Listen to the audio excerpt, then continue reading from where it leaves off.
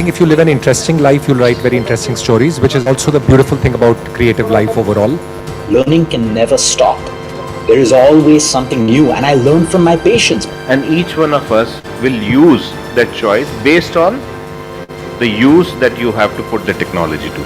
The first film that made me sort of see how a human story and the layers of politics beneath. Panipat का युद्ध पढ़कर आने वाले दरोगा लोग इन्वेस्टिगेशन कर रहे हैं, तो उसमें थोड़ा विज्ञान मिश्रित होना चाहिए, ऐसा मेरी अपनी सोच है. A person may have a very enviable lifestyle, externally appear very successful and happy, but no one really knows what's happening within. It is not going to kill the supply chain, it is to empower the supply chain. And I'm happy to announce that we are still very much in the pilot stage. The beta testing is going on. We are gradually building our presence little by little as people know our of the state office. We have no option to build smart and resilient. Digital India is more for the poor and privileged in the development.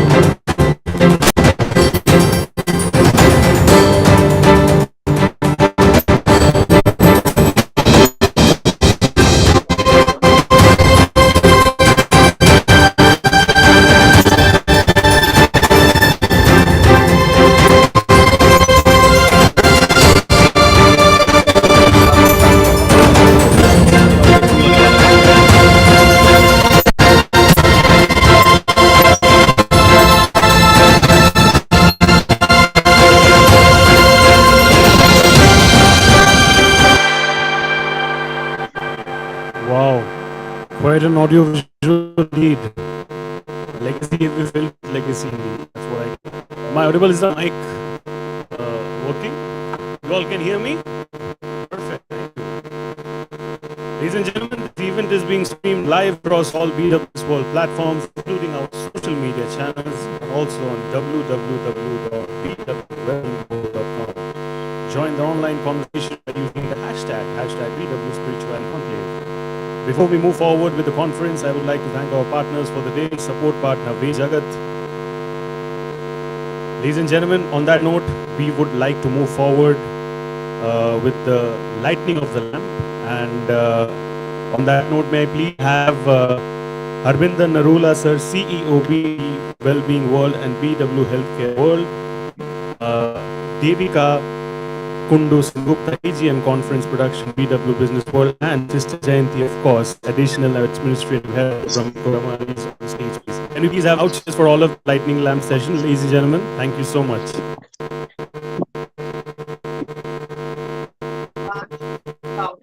Can we have the lamp ready?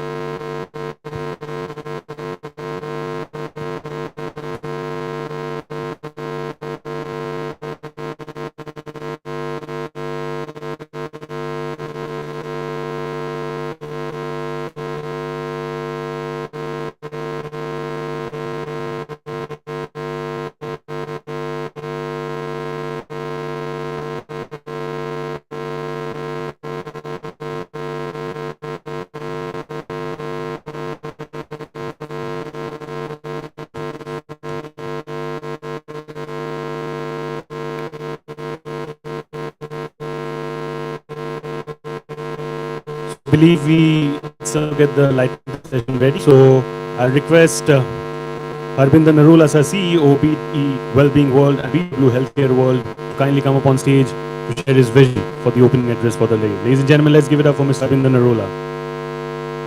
Let's clap louder. I believe we can do better. Yes, thank you.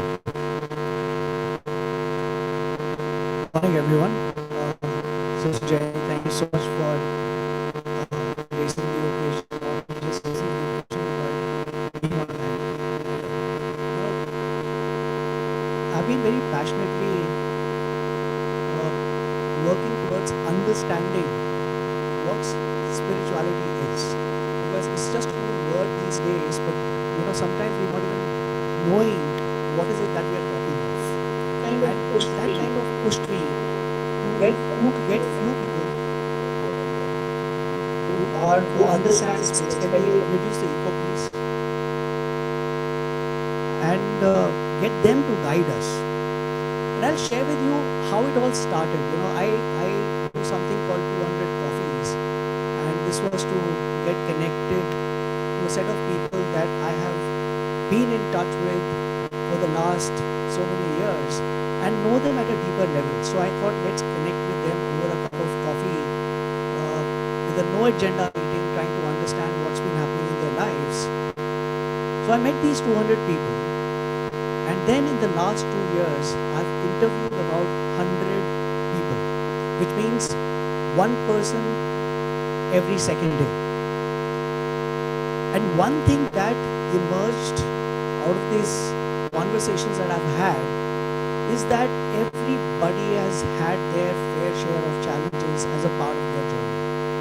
There is not even a single successful person that I have seen who has never had challenges in their life. But what was very beautiful was how they responded to these challenges. What is it that they did to overcome that speed bump and bounce back to do what they really enjoyed, something that they really loved doing. And when I went deeper into it, I realized that there were these 3 A's that came into my observation that had really worked with them. And these 3 A's was, first, they acknowledged that there was a challenge. Second was they accepted it. And it's only when you acknowledge and accept, that is when you act on. That is when you can do something about it. And the reason I took out this paper is because I made a list of about 6 things that I observed what characterized their coming, bouncing back and emerging stronger. And these 6 things were: one was acceptance. Acceptance of what the situation was, what the environment was, where they were in their life, their own understanding of themselves and the people around them. Second thing was unattachment. And I'm not talking of detachment, because you get attached to things and then you want to, but how can you remain unattached? So they started working on things without even thinking of what the outcome was. So their happiness was not linked to something that will happen at the end of what they were doing. They were just doing things that they were enjoying. And outcome, whether good or bad, was they were willing to accept. The third thing was there was a state of egolessness. They had no ego about who they were. And you'll listen to some stories in the afternoon today of very, very successful people who are joining the panel of how they emerge stronger. And one thing common is they left it beside. They were not about me or what I do, what I am. It was all about others. Fourth was they demonstrated courage. Courage to take that step to go beyond their fears. Fourth was, because of all these 4 things, was a faith that what in you, the faith was in themselves. Sometimes when we go to an astrologer or spiritual master, and when they guide us, what they actually do is they basically give you that faith in your own ability, so that you can act upon things and do what is needed to be done, and not just do it. Last but not least was self-love and the love for the values that we already have inside of you.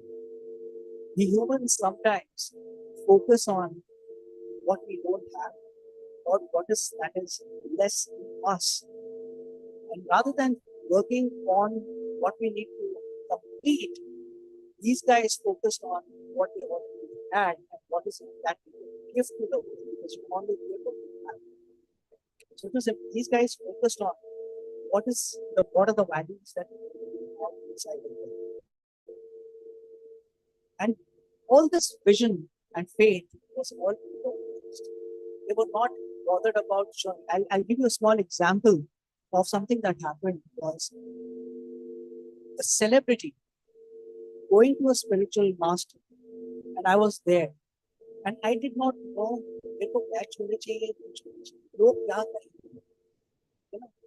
and I saw these celebrities, they coming and they showed respect. It is not that you are less than anyone, but you show respect to the people, to your masters, to your guides, to your mentors. And that's when I realized कि इंसान है जिसको सारे जानते हैं, पूरी दुनिया जानती है, इसको नहीं फर्क पड़ रहा कि वो क्या कहेंगे, ये तो जानता भी. And what triggered the state in me was the state of surrender.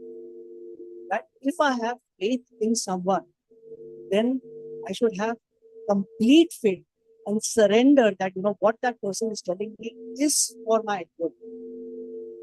It's like when you are stuck in a situation, you go to your father or a mother, your parent, your elder brother. When they tell you, you assume that they are talking about your good. Same thing happens when you have faith in your mentor, your guide. So that was a very beautiful learning that I had from this. The reason I wanted to basically host this conference, it was very tough, because the people that they have invited to grace the occasion, they have so much of commitment, and getting them on a single day at one place at the same time was really a big task for my team. So thank you to my team and gratitude to everyone who's agreed to raise their occasion and share their pearls of knowledge with us. Uh, One of the things that we really want as an outcome of this is that I was talking to Sister Jen when she had arrived this morning when you is that we start thinking of spirituality only when we have done everything else. घर बना लिया, बच्चों को support कर लिया, उनकी education कर ली, उसके बाद बिजनेस भी बना लिया, ब्रांड भी बना लिया, अपनी विजिबिलिटी भी क्रिएट कर ली, and we found love of our spouse, of our friends, of our children, and then we said, "यार, अब मैंने जिंदगी में सब कुछ कर लिया, now I'm going to focus on spirituality." In fact, that is what Maslow's need hierarchy also talks of. But why do you want to seek happiness when everything is already been done? So the question that came into my mind is, can I not begin with spirituality at the base rather than it being on the top of the pyramid and say that, then whatever I do, while I'm building the shelter for my family, while I'm trying to get my children to go to good education, academic institution, while I'm building up my business, while I'm doing what I enjoy doing, can I be in a spiritual state of mind? So that was the question that was there in my mind, which triggered me and my team to pull this conference that we're talking about today. I had this question, but I had no answer. So we have invited people like Sister Jayanti and everyone else to help us try and get this answer so that we can bring a state of joy and happiness in whatever we do and whatever phase in life that we are. And with that, I'd like to say thank you, gratitude for those who have come in. I know there are a lot of people on the way, but for those who have taken out time to be with us today, I'm super, super grateful to you. And immense gratitude to Sister Jayanti for joining us this morning. And with that, should be happy. Thank you so much, sir, for sharing your vision and pointers. I believe it's genuinely impactful in the best way possible. On that note, I'll request. Are you ready with this? Perfect. So, on that note, I'll request Sister Jayanti, additional administrative head of the Brahma Kumaris, alongside Mr. Harvinder Narula, CEO, BE, Wellbeing World, and BW Healthcare World, to come up on stage along with the BW team so that we can have the lamp lighting. We have the BW team as well, please. Vedika, Sanjana, please.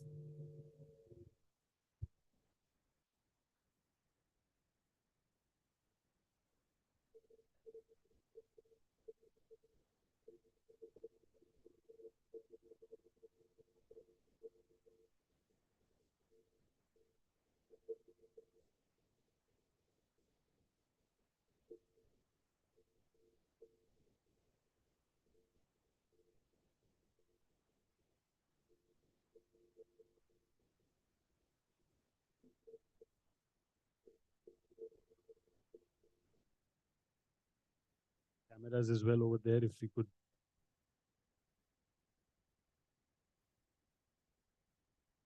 Thank you, ma'am. An honor and privilege to have you over here. Thank you so much. I'll request the team to be seated. Thank you so much.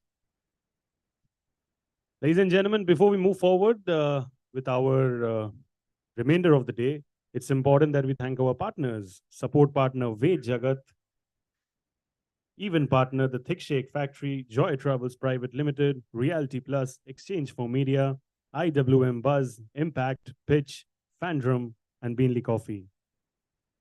Before we delve into the rich discussions and wisdom that awaits us, let's take a moment to acknowledge the diverse tapestry of beliefs and experiences that we have present in this room. On that note, may I please request my friends at the console to kindly play today's event AV, please, so that we can give all our guests a sneak peek into what's in store for us today. Thank you so much. Can we please have the event AV, please?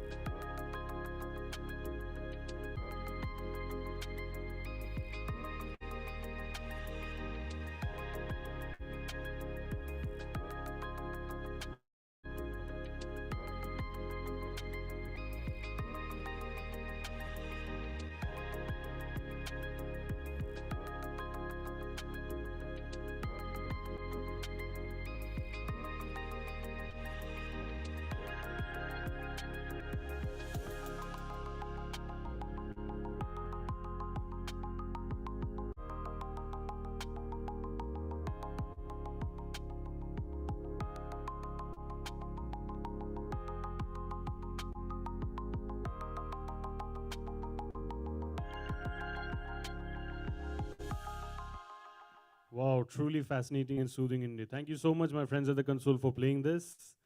On that note, ladies and gentlemen, we begin with our day officially. We have a special viewpoint session from Mr. Amit Sardana, founder of Ved Jagat. So, can we please have Mr. Amit Sardana? He'll be joining us virtually over here. So, are we ready with the setup? Do we have Mr. Amit joining us?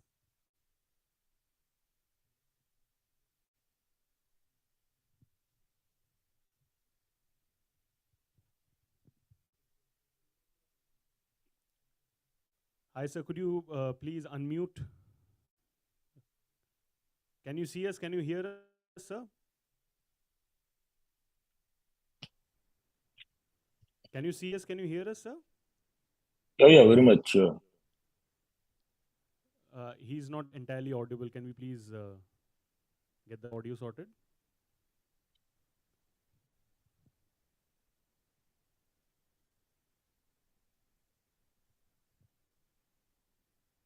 Sir, I'll request you to kindly unmute yourself. I'm.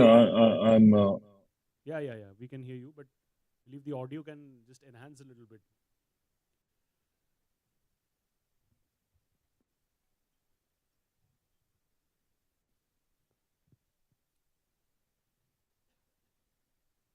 Also, a small request to everybody present in this room. This is about spirituality. This is about wellness. This is about actually going to a different zone altogether and peace of mind. So I'll request all of you to kindly keep your phones in silent mode whenever we have any speaker session to give them the utmost respect that they deserve, because we don't need any form of distraction. So can we please have our mobile phones in silent mode throughout the day? Thank you so much. Are we ready? Okay, thank you. Over to you, Amit sir. Okay. Good morning, everybody. Amit Sardana. Uh, Sharing my experience. Not so successful as all other speakers here. So this story is about repeated failures and still coming back again and again. And that's more important than hearing the success stories. So I'll start with a video which was I had given an live, sort of a address to my team of around 200 people when I just taken over a new business. So there were a lot of doubts at that time, and it was important for me to tell them everything. So we start with that. The original video is 43 minutes, but we've cut it short to 11 minutes. May not give all the answers, but I'll take another 5 minutes and explain what it is all about and where we are going forward. It is very relevant to this conference today. Please, can someone play the video?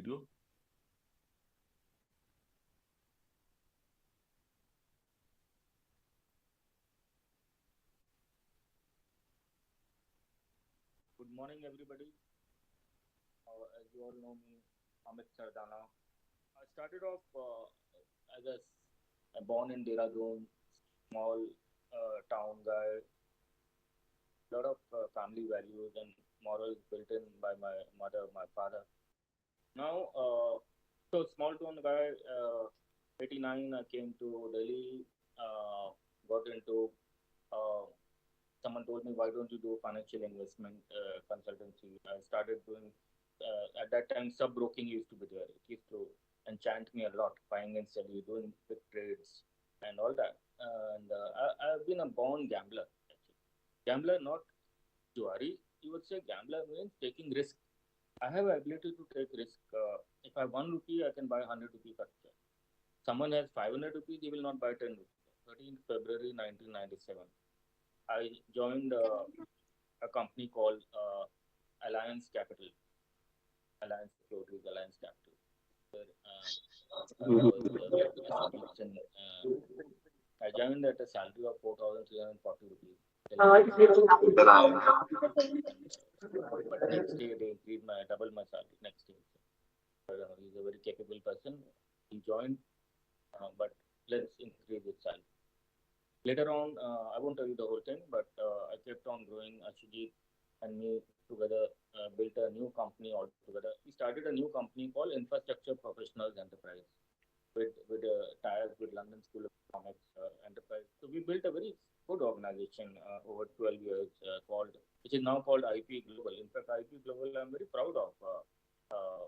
And I was a shareholder in that and a director for at least 7 8 years, and even beyond that when I left. It's one of the best consulting firms I would say in India in the development sector. So I had an itch at that time. My problem was I was leading a very large project in Patna, Bihar, a 50 million pound project. We had a 50-member team, if I remember, and I was the team leader of the DFID UK funded project and stationed in Patna. So 2010, when I left, I joined A to Z Group. It was a listed company. 20% was owned by Rakesh Jhunjhunwala, and I joined him as a group CEO. At that time, we had about 50,000 employees, 2,000 crore top line, 100 crore PAT, and I helped them with the IPO in the first 6 months, with listing on NSE, BSE at 400 rupees. I remember the share got listed. They were into a lot of businesses, facility management, infra, power sector, waste to energy, waste management. That's where I got into it. I was basically one of the pioneers in waste management in IP. And one of the reasons was also I had an itch to stop consulting, and I wanted to get into implementation of waste projects. In fact, I was instrumental in getting tenders, awarded in 30 cities in India. My first waste management project was with JICA, uh, which is Japanese agency. It was, I think, in 2000, 2001, where I got a first taste of working with the Japanese, how they work. Very system oriented, very system oriented.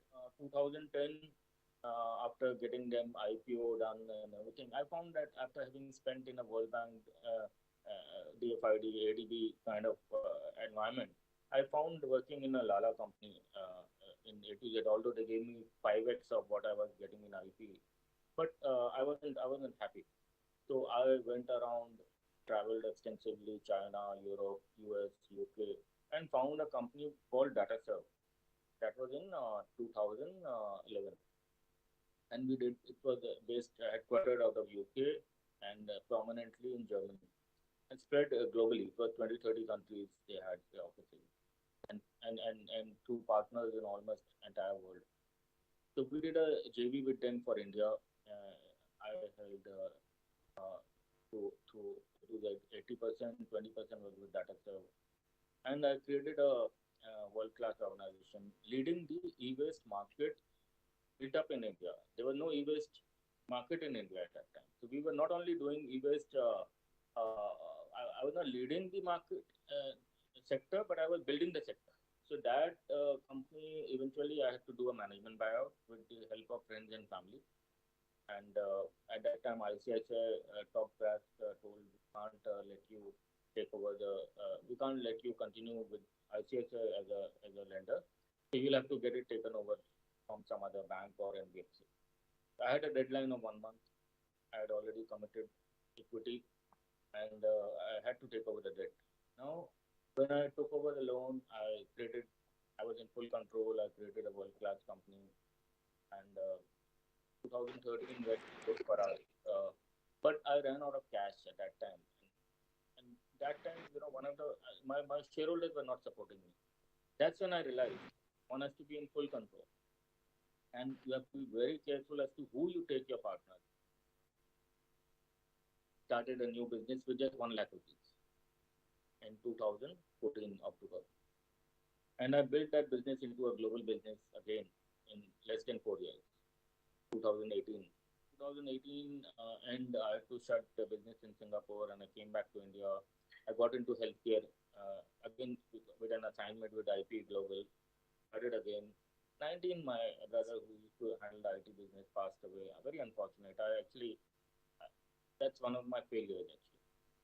and 20 pandemic started. 2021 was bad. In midst of pandemic, I came to Chandigarh. I met Gurtej for the first time, and set up through one of the good young fellow, Siddharth Kohli, and I tried to give a term sheet. I did sign a term sheet with him to acquire IV. I could not raise money.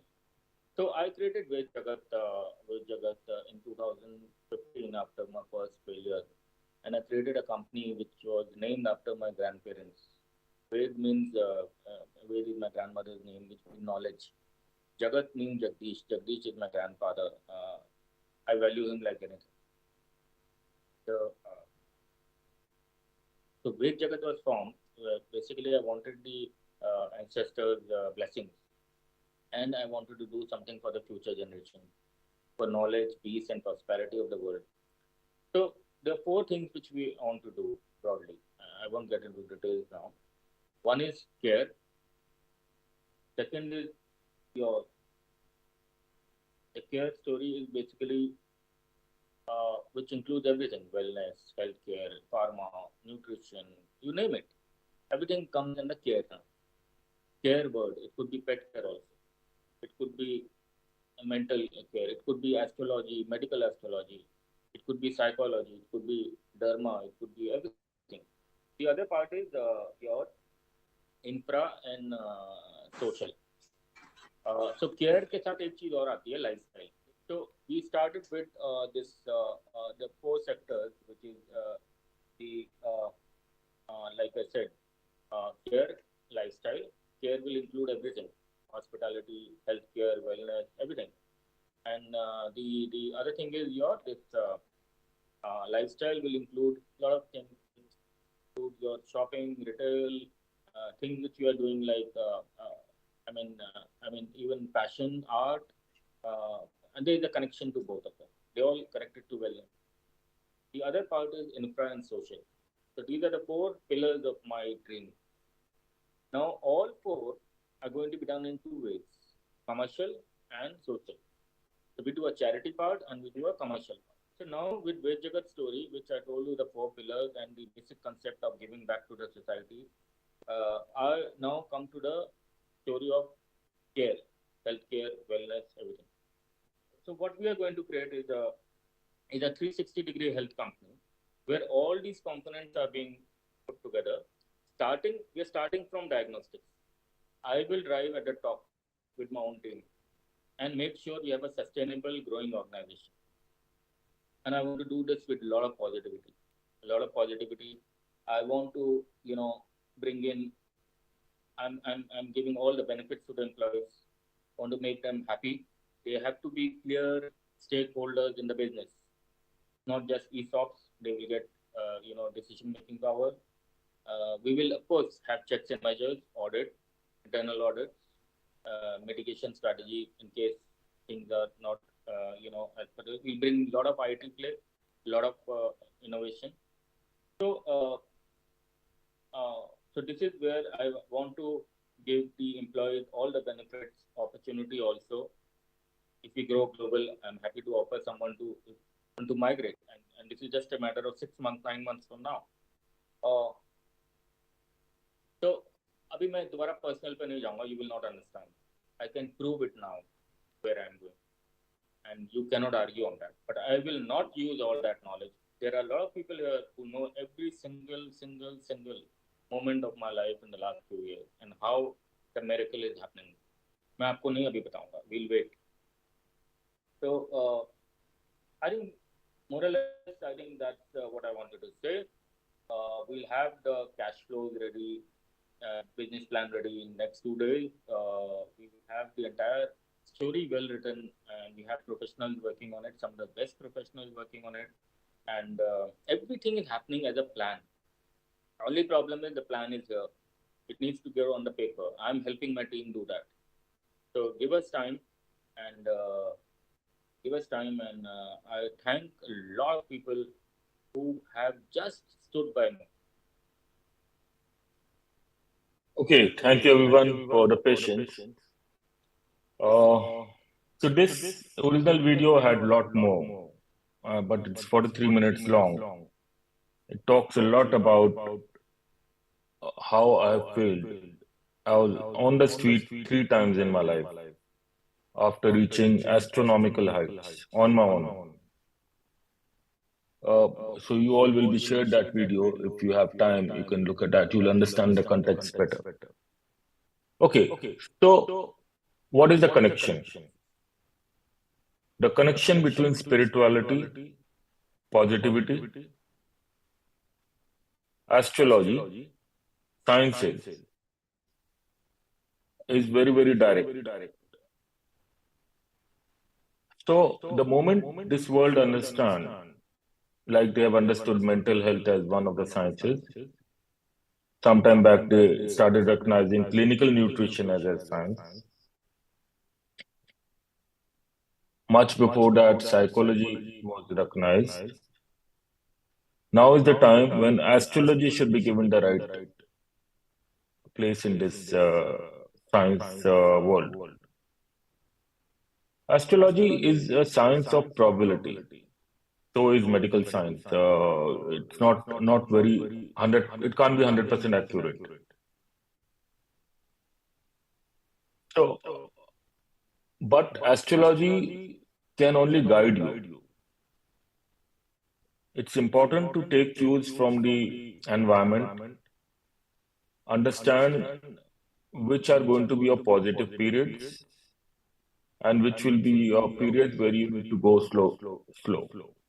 Now, positive periods actually are something which you need to understand is again science, where certain planets impact your body in a certain way.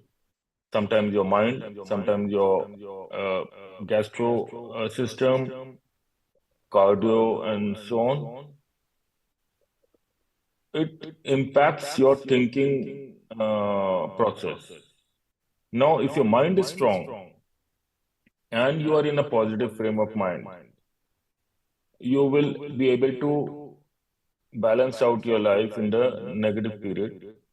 And in the positive period, if you go full speed, you are in a overall positive in your lifespan. That's the message.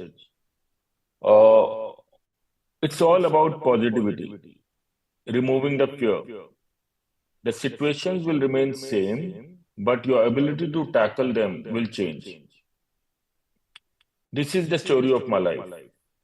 May 2023, I was bankrupt again, totally, but I fought back. I let go what was not mine. And then the magic happened. हर कोई मुझसे कहता है अब धीमे चलो धीमे चलो. I've been going at a crazy pace in the last 4 months. मैं उनको कहता हूँ मुझे धीमी गति से डर लगता है. I'm on a Formula One racetrack because I have to make up for the lost time. Because I have a feeling that the period next 10 years is very positive, guided by astrology.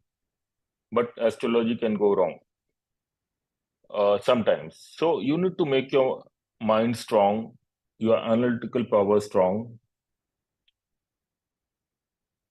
and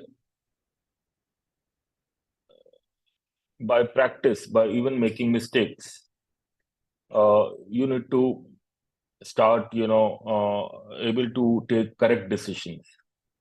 So it is about choices, not chance. Environment and the sciences can only guide you, but at every step, at every crossroad, you need to make the right choice. That is the game. Then I come to the important thing, which is the connection between mind, body, and soul.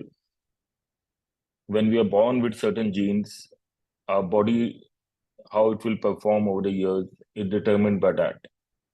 Similarly, our birth chart determines certain things, but they are again guiding forces. They are not definite. Someone who is with a bad body structure, bad genes, may eventually live a very healthy life and long life because he balanced it correctly. He ate right, he exercised right, he kept his stress away, and so on and on. And similarly, someone who had some deformities in the body or no deformities in the body could end up in a mess by the age of 40, 50. So similarly for your life, bad choices can lead you into problem even if you are born in a very wealthy and rich family, and vice versa. Someone can rise to the top of the ladder by just hard work and making right choices. So this is the parallel between our body and our life astrology. Now, what do we do? If the body is totally distorted at the age of 40, 50, which we see is happening case too often, we need to find a solution to completely, rejuvenate that. Rejuvenation needs a lot of things. It's not just that. It's not just the detox. It's just not the mental health. It's just not the spirituality part. It's important.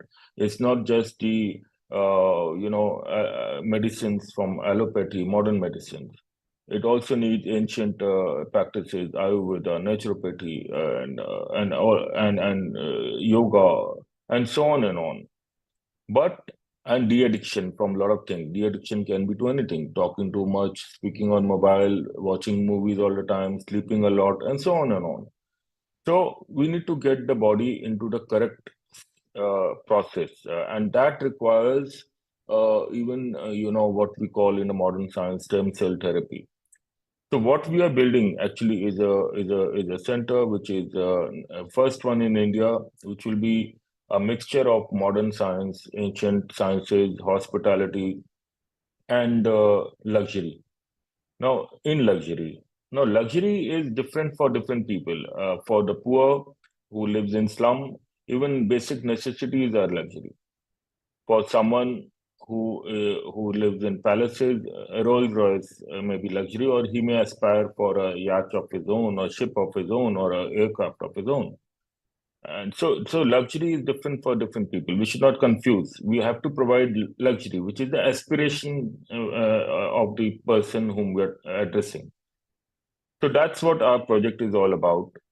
And there's a lot more, but I think I'm time constrained, and this is just since Anurag requested me, and we are helping and sponsoring to take his group to the next level. Uh, so that's I thought I could address this audience. There are 9 slides. I'll just brown through, although I've spoken most of it, but I would request. If you could display the slides.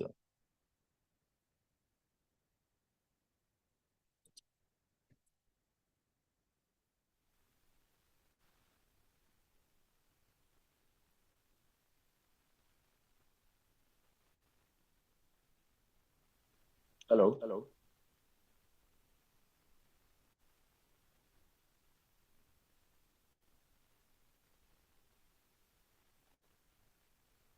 Am I audible? Yeah.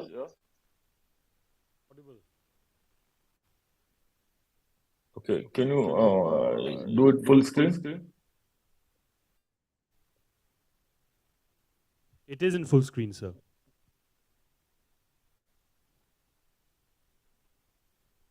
Okay. So about me, I think I've spoken enough. Let's move to the next slide. Please play the next So slide. yeah. I'm a fourth generation entrepreneur, and the risk taking ability comes from that. The forefathers were from Multan, the United Bharat. Next slide. Refa path, that's my far cry. That's my war cry, I would say. Sorry. Refa is prosperity in Turkish. Et at is and in French. Paz means sukoon. Paz is Spanish, world largest spoken language. And sukoon तो हम सब सुकून के लिए जी रहे हैं. So Refa Paz, That's the underlying principle of my dream and the journey. It's a fusion of four languages to make it global. Next slide. So, what we all spoke about, what I spoke about, is about life care and lifestyle. When we say wellness, it's not just about taking care on the life care side or the healthcare side or the care side. It also includes your aspiration, your happiness, and give you in the right setting. The whole idea is to make you happy. दवा और दारू दोनों तब अच्छे होते हैं when you are happy. Otherwise, they नुकसान देते हैं. Next slide. So we are launching this in Goa in January 2024. It will be unparalleled, possibly amongst the top 5 in the world, 3 to 5 in the world. A fusion of Indian hospitality. We are the best in hospitality. Atiti Devo Bhava. The buildings are now becoming as impressive as anywhere in the world, and they can't match our human resources in hospitality. I mean, our hotel chains are the best. So, Indian hospitality, ancient science, modern medicine, and futuristic life sciences. That's the project we have. And we will be having the first one in Goa, and we calling it Dakara in luxury. Dakara means happiness in African. So what I've done, I'm creating something which the half the world can ever recognize. Rafai Pass, Sukuni Pass, and Dakara. So these unite the world towards the mission that we have. Next. And of course, the buzzwords, anti-aging and longevity in the true sense. So we all start with diagnostics. सबसे पहले तो आपके body के blood markers check करने पड़ेंगे before we can do anything. Holistic health approach, all the aspects have to be taken. खाना क्या है, खाता क्या है, आपकी बॉडी को क्या सूट करता है, ग्लूटेन करता नहीं करता. आज से 20 साल तक तो हम वेजिटेबल ऑयल हमको बेचते रहे सब. अब हमारे को कहते हैं अब दोबारा घी खाना शुरू करो.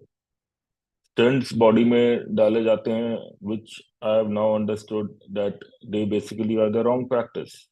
Body has a self-healing process. बुखार भी होता है तो इसीलिए होता है, body tries to fight on its own. आपकी arteries block हो रही हैं तो they are good, they're not bad. Of course, it can't go beyond a point. You'll have to control your lifestyle. But आप अगर देखेंगे जिस आर्टरी में स्टेंट डला है, जहां भी ब्लॉकेज थी, अगर कल को कुछ होता है, वही वाली आपकी you will find was the cause of that. So these are there. We need to basically start the remission in the true sense, apply stem cell therapy where possible. Of course, that's the crux of the whole vision, 360-degree healthcare. And when I said luxury, it is to start with, we want to take from the rich and then provide the same to the lesser, privileged. So that's the whole idea of giving first to the ultra HNIs, the best of the world in the Indian setting. Next slide. So that's when I spoke about May, I was bankrupt. 4th October was the address you saw in the video. As on today, my company has a 500 crore top line. We have almost 5,000 people, and we are growing as we speak. I'm looking at 10x growth in the next 4 or 5 years, and even much more than that. So what I actually want to, and if anyone comes and I'll explain to them as to why the magic happened. The magic happened because you could take the cues from all the sciences, make yourself positive, remove the fear, and take the right decision. Sir, As just simple a as quick that. request. We are a little Happy short to on put time. all this into a book, and of course the process is on. And I think that's it. I won't take much time. And thank you so much for all of you to hear me. Any questions can be sent to the team, and I will be happy to address them. Thank you so much, Thank you sir. so And much. apologies to you for interrupting in between. It's just that we are dealing with a bit of time constraint. But thank you so much for sharing your insights and vision. Really inspiring story. Going down and then reviving again. Thank you so much, and I hope and wish you well for all the vision that you have going forward. Thank you so much, Amit sir. Let's give it up for Amit sir, please, ladies and gentlemen. Thank you so much. On that note, we quickly move forward to a very, very special session. We'll be talking about the topic nurturing compassion, building stronger connections in a chaotic world. To tell you all about her, she's not just an administrator; she's a beacon of serenity and wisdom. Her life is a complete tapestry of spirituality and leadership. From the serene halls of the Brahma Kumaris, she brings us insights that transcend the mundane.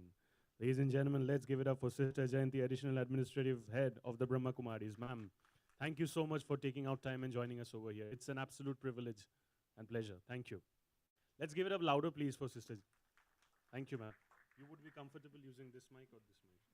Okay, thank you. The stage is all yours.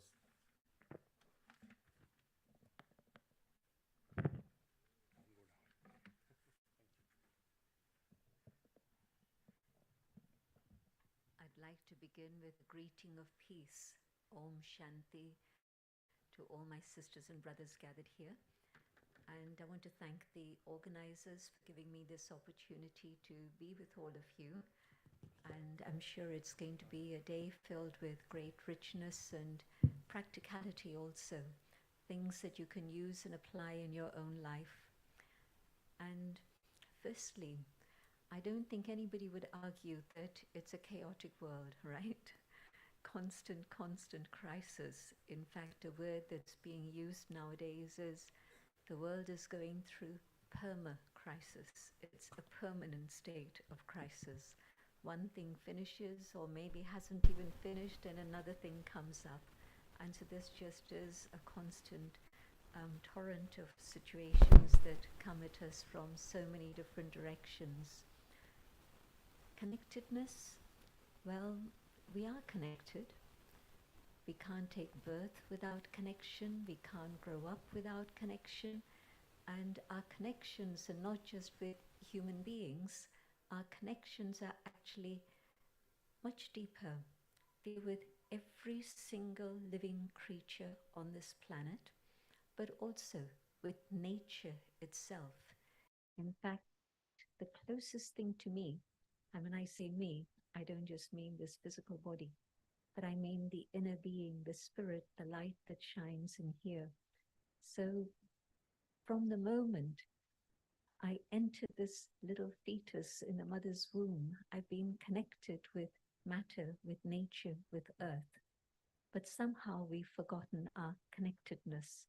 And so today is a lovely reminder that connectedness is natural and eternal. It always has been and always will be. And then this word compassion. I'd like to choose one particular sentence that maybe you're all familiar with. Daya dharam amul, pap dharam abhiman. So when there's compassion, that is actually the foundation of a life of righteousness. It is the root of righteousness, but also the opposite. When there's arrogance, when there's ego, then this is the cause of all evil, all sin that we see happening in the world today. And so 3 very important words. And how do you deal with all the chaos that's happening? It is when we remember the compassion and the connectedness.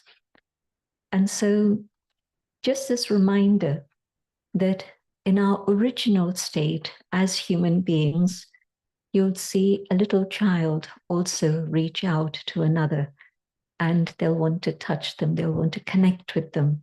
And if they see that another one has something missing, they'll offer it to them and they'll share it with them. And so compassion is not something to learn. It's actually there within us, but we've forgotten. And that's because we've forgotten our own inner identity. We focus so much on the external that the inner being gets left behind. And like my brother said at the start, we think that maybe when I'm 60 years old, 70 years old, then I can begin my journey of spirituality. Will I get there? Maybe I will, maybe I won't. Who knows? But certainly I've forgotten that I am a spiritual being. And if I remember that I'm a spiritual being, my life today is filled with a greater richness, is filled with greater joy, and every aspect of my life is enhanced with spirituality. I speak from experience because when I was very young, born in India, and then traveling, moving abroad with my family, my parents and brother, India was a spiritual place. I remember having very deep spiritual experiences even as a child, moving abroad. And then at that point, I lost touch with spirituality because the external world was so attractive. I got engaged with that. Even science was very attractive because it answered questions. Religion wasn't answering my questions. And so as a result of all of that, I thought, well, I don't need spirituality. I think I'll wait till I'm 60 years old. I was very, very fortunate that there came a moment very early on when I was 18, when I had an namaste, welcome. When I had an out-of-body experience, and this is while sitting in a university theatre, looking at formulae that were being written on the whiteboard and thinking, why am I doing this? What is all this about? That out-of-body experience was a trigger to bring me back to India and start me on my journey. And I've been on the journey ever since I was 19, and it continues. And what has happened since then, of course, is that I've understood so many, many different aspects. But one of the things that tells me that we need something more than we have already, generally mainstream, is that spirituality actually reminds us of compassion and connectedness and helps us deal with all the current problems that we're facing currently. A couple of days ago, I was with Peter Senge on Zoom. We were on a panel that was looking at the subject of compassion in terms of the environment and climate change. As you know, in a few days, there's going to be the 28th Climate Change Conference happening in Dubai. And I've been attending these conferences every year since 2009. But this is the first time that there's been a subject of compassion taken up in preparation for this event. And he said something that actually is at the heart of everything. He said that at the root of all the problems, all the crises of the world, is the fact that we are disconnected. We're disconnected with ourselves, disconnected with each other, even our closest, nearest and dearest ones, our family. We feel disconnected with them, and definitely we're disconnected with nature and other creatures of the earth. And this is the cause of not just the one crisis of climate change, but in fact, all the crises that we see. And so he summed it up in just one sentence. If I think about the economic breakdown, India seems to be booming, but London, where I live, we have food banks for people who used to be middle-class citizens. You wouldn't expect them to be in a food bank. We have beggars on the street, which I never saw until the last 5 or 7 years or so. And so if that's a state of one of the countries that people have a very deep connection with, especially from India, and now we see India moving ahead of the UK in terms of economic prosperity and GDP, well, that's brilliant. But I think it's because India still has the roots of spirituality. And in Britain, they're struggling, they're trying. And it's wonderful that we have a prime minister who's deeply connected with India, but yet the country itself is going through a very hard time. And I mention one country, but I look around Europe and I travel across Europe continually. And I look at the US and Australia, all these countries that we would have said were first world countries. And everywhere we see the volatile markets, the difficulties of dealing with diversity.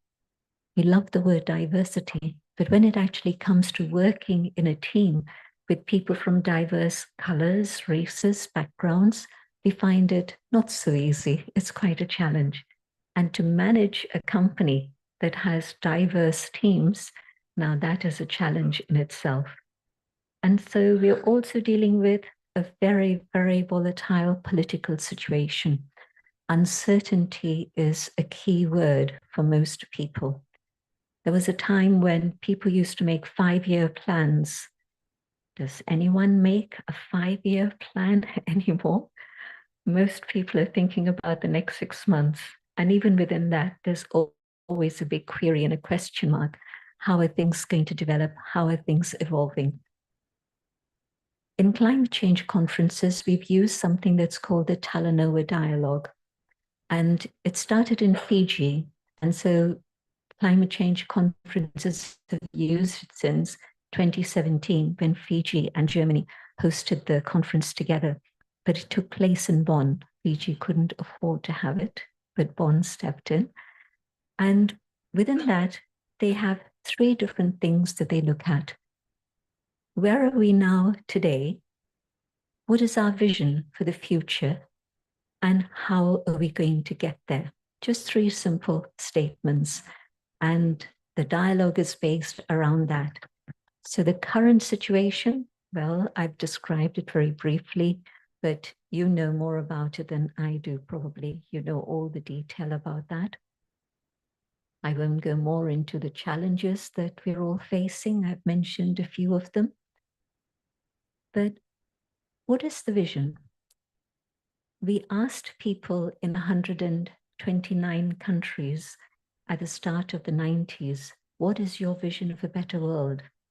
And I think if we were to repeat that same exercise today, that was probably the largest survey done by an NGO across the world.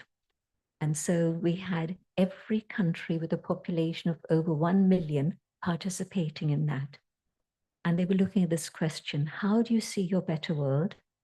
How do you see relationships in your better world? How do you see yourself in that better world? And I can tell you the summary of that question. And the project went on for 3 years, and it took us 6 months to compile the results. And they were then published in a book, which is available, Visions for a Better World. And I can summarize it in 5 words. The vision of a better world was a world of peace, a world of love, a world of truth, a world of joy, and a world of purity. Purity in the sense of cleanliness of heart, cleanliness of spirit, cleanliness of environment. And so purity, not just pure water and pure food, but inside and outside. And so that is the vision. And I'd like to share a very simple image that tells us how all of these things can come about. If you think about a boat on dry land isn't fulfilling its purpose. But when the boat is in the water and is moving in a specific direction of choice, then yes, it is. But what happens when the water starts coming into the boat? Bad news. It's not going to get to its destination. And another aspect of this, when the water starts leaking in, it starts at one end of the boat. Is it going to stay there forever? Unlikely. It's going to move across, and within a very short space of time, the whole boat is going to be filled with that water and will sink. So this one image actually comprises of a few lessons for all of us. The first lesson is of spirituality, inside, out. Whatever is within me, I have to be able to access that and share it with the world outside. But if I let the world outside enter inside, I have a problem. And what is inside, we're not in touch with. And we're constantly absorbing the things that are outside and they're coming in. And so what is inside her, these 5 qualities that I mentioned, they are the essence of the spirit, the human soul. The 5 qualities that I listed earlier, these are at the heart of every human being, every spirit. But why is it that we're trying to buy love? Why is it that we're looking for peace and thinking that having a treaty is going to make a difference? Why is it that we think it's going to be spending a huge amount that's going to buy me happiness? And then we discover that none of these things happen. I don't find the love I want. I don't find the peace that I want. I don't have the happiness that I would like to have. And that's because we're looking in the wrong place. We're looking outside. But they are actually the qualities of the inner being. But I don't make time to be able to connect with myself and go inside and feel these. And so it's beautiful that we were talking about meditation, silence at the start, and how to be able to access the treasures that I carry within. Those treasures are within every human being, but we've forgotten how to connect with those and to be able to express them. So what's inside going out is perfect. But what's outside? At the current time, we would use the word Kali Yuga, the Iron Age. And I think everyone here is very familiar with that term. In Kali Yuga, it's characterized by the negativity, the negative forces at work. And negative forces are heavy. And when something is heavy, it pulls you down. But what's been happening is that we've allowed the things of Kali Yuga to enter us, rather than I, the inner being the master of the self and sharing these outside. I'm allowing the negativity and the pressure of the world to go inside of me. And then once it's in one part of the boat, it's going to impact the whole boat. We've forgotten that nothing in the world is isolated. It cannot be. You know, many years ago, I was at a conference at the European Parliament, and within that, they were talking about what is the chemical impact of pollutants within water, atmosphere, etc. The World Wildlife Fund people shared a very interesting statement. They said that the pollutants are not just in one place, but they've reached the birds, the fishes across the world. So you find the fishes in the polar areas, and they carry the same 400 plus extra chemicals. The birds that fly above the ground, they carry the same number of unwanted chemicals. Now, just imagine what's happening to the physical body. I don't need to spell it out any further. So there are no boundaries except what human beings have created out of selfishness. That's it.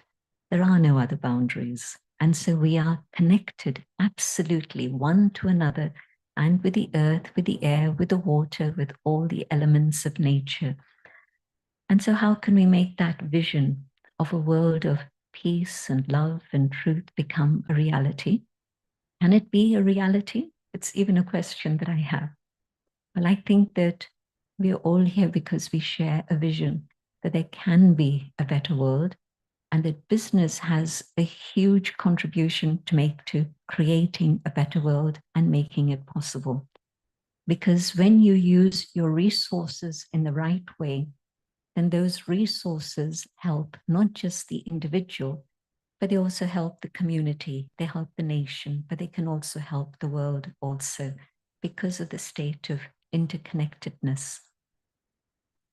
When I think about compassion, then maybe some people think that, well, compassion and kindness are not part of life today because everybody's focused on the material aspects of life. But there's one particular thing that's happened in India, but also across the world, and that is the whole subject of CSR. And corporations have understood that there's not just the concern for the bottom line, the pound, the rupee, the dollar, but also for community, for social development, but also business has a huge responsibility for what's happening within the environment. And I don't know if there's anyone here from the oil and fuel industry, probably not. But you know, they were the largest number of people, 500 plus in Glasgow at the COP 2 years ago. And again, it was the largest delegation in terms of Egypt last year. And this year in Dubai, I'm sure it's going to be represented very well. But in fact, we have other factors that we can use for energies. And Brahma Kumaris have been very involved in that concern. Solar energy, for instance, India has abundant sunshine. And in fact, compassion is like the sun. The sun can radiate its light everywhere from one location. In the same way, every human soul has within itself compassion, and that compassion can radiate out everywhere. But what's happened is that, like the sun sometimes gets hidden away behind the clouds, the negativity and the selfishness and ego of Kali Yuga have very often hidden away the compassion. And so all we need to do is to make sure that we make the time for ourselves to connect with the compassion that lies within. Another thing that happened through COVID times, we saw two things. We saw a huge amount of wellspring of compassion coming up to the point where, in fact, I'll just mention India, but it was a worldwide phenomenon. In India, you had people like Tata Sons, Reliance and Infosys, companies like this, who contributed greatly to the well-being, not just of their employees, but their community, but also to the medical infrastructure here in India. And that went a long way. And so when something removes that cloud for even a short space of time, and COVID removed that cloud of negativity for a little while. And of course, now we've come back to the usual story and business carries on as usual.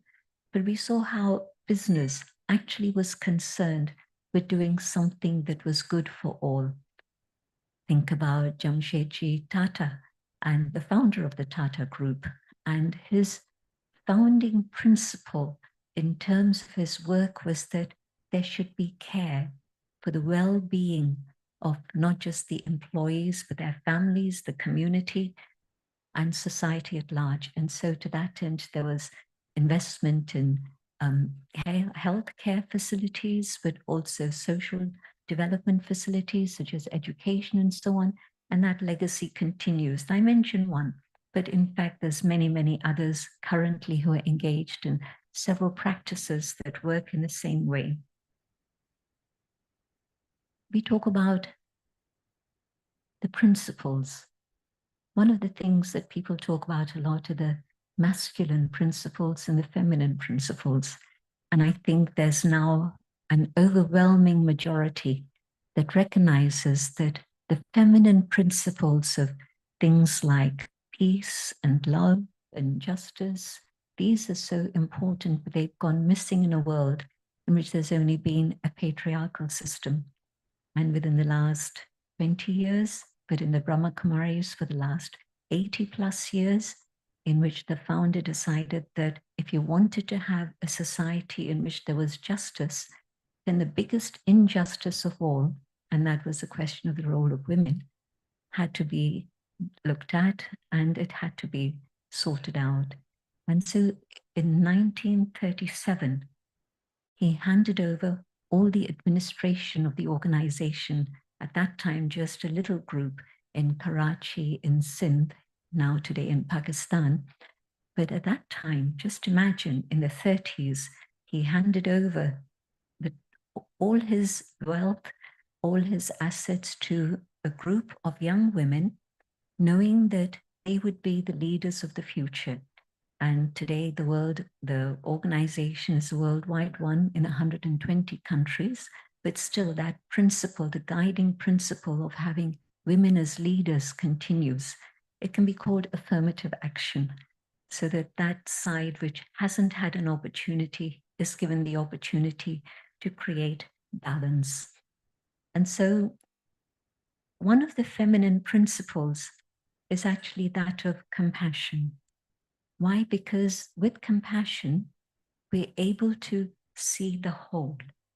Compassion gives us the power to go deep inside ourselves and connect with the inner wisdom and the deeper truth, in which we are not just seeing parts, but we're seeing the whole. You can see how in medicine, we thought that it was very important to look at specialization. And I agree, it's absolutely correct. But it's only when a team of specialists come together that they're actually able to give us the proper diagnosis. Mr. Patra was very focused on talking about diagnosis. And I think that the feminine principle of looking at the whole rather than looking at parts is very much part of the same in terms of society. And when on a personal level, I go deeper and deeper within myself, it's only through that consciousness and awareness that I'm actually going to be able to see what it is that I need to do in terms of bringing together and connecting with others. I spoke about one of the challenges of diversity and team building. How do you do that? How do you create respect in which you give dignity to each and every individual? It's only by going on an inner spiritual journey personally. It doesn't happen otherwise. You can have lots of laws against discrimination, and that's happened in many countries, certainly in the UK, the USA, and in India. But discrimination isn't dissolved by laws.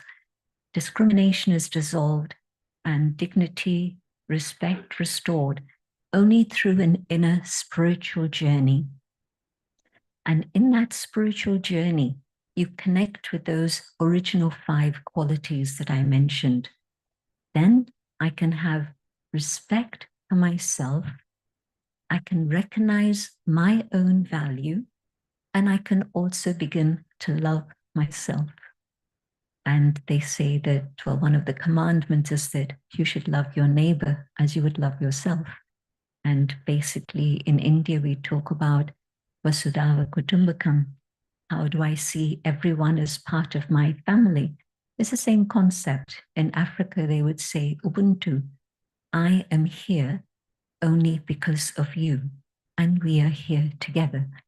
And so the idea of the one family within our Indian philosophy, again, very much that same idea. And so when I learn to value myself as the inner being, nothing to do with my bank account, nothing to do with my property or the position that I hold, all these things can disappear very quickly. We heard this from the story. But my value lies within the qualities that I have within myself. And through my own spiritual journey, connecting with those qualities, I value myself, love myself, but then it extends out so that I'm able to love each one, I'm able to value each one, and have respect for each one. Working in 120 countries, you can imagine, it could have been challenging. Cultural, religious, color, all of these factors could have created huge divisions.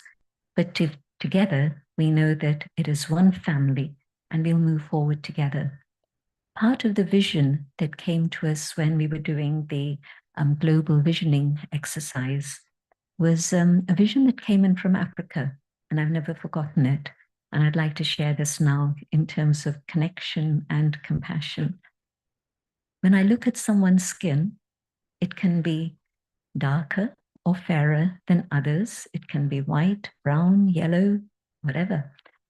But when I go beyond the skin, deeper inside, then the color of our sweat, our blood, our tears is identical. There is no difference in any of these. We are one family, one species. And so definitely the feminine principle in every soul carries masculine and feminine principles. But through that inner journey, we're awakening the highest within the self so that then we can actually practice these in our life. What I'd like to do now for the next few minutes, and I know that we're short of time, but I want us to have this experiment. You've all been sitting here for a while, very patiently. Just sit comfortably, both feet on the ground so that the body is balanced. I'll share a few thoughts and invite you to follow these ideas.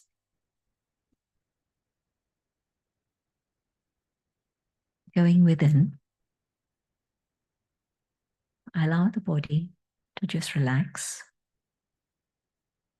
My shoulders, my face, and I focus on the center of the forehead, the location of the inner being, the soul. In this awareness, my thoughts slow down. And as I watch my thoughts,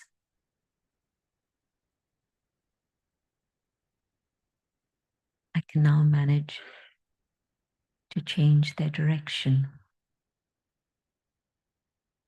They no longer come to me from outside, but I create them according to my choice.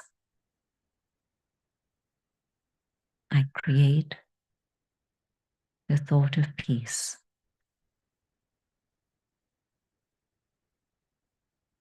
And in this awareness of peace,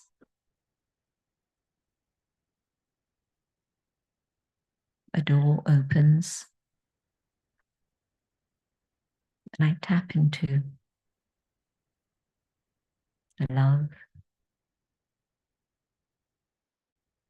the truth, the joy, and the purity that lies within. In this awareness, I can connect with the divine, the source of light, of love, of peace.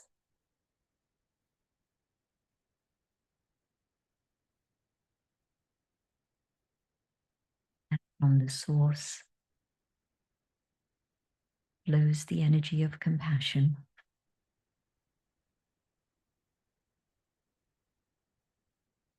I allow myself to receive this.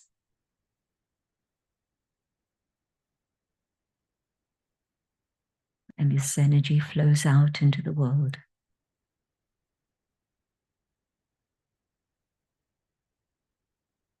And the power of compassion creates a new culture.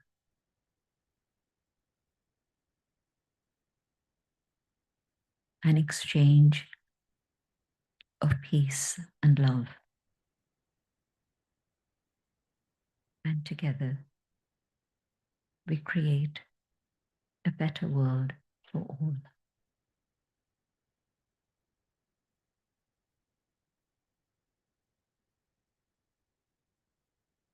connecting with the self,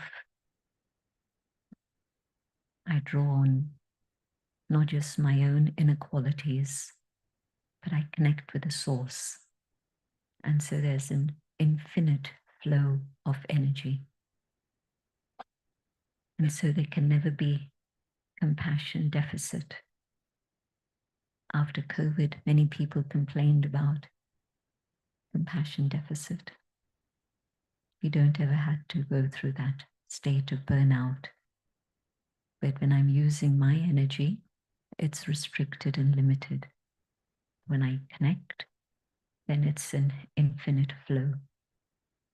And so if I wish to enhance compassion in my life, let me make time for myself, have compassion for myself, and then I can have compassion for all others. So I would recommend that the most is to make time for silence, meditation, prayer, reflection, call it what you will, but also time for spiritual study. So I'm feeding my mind good food, just as we're concerned about good food for the body, but now good food for the mind, nourishing ideas of spirituality and truth that can give me the strength to go beyond the challenges and actually come to a state of awareness, of togetherness, connectedness, and compassion. Thank you for making time in your schedule for spirituality. Om Shanti. Pleasure to hear you. Can you please clap loudly for her? Thank you so much for taking time out of your schedule and coming with us over here. I'll request you to kindly be over here. And on that note, I'll request Mr. Harbindan Narola, CEO, BE Wellbeing World of BW Healthcare World, to kindly come up on stage, please, to conduct a special Q&A session with ma'am. Can we please have the chairs ready? Thank you.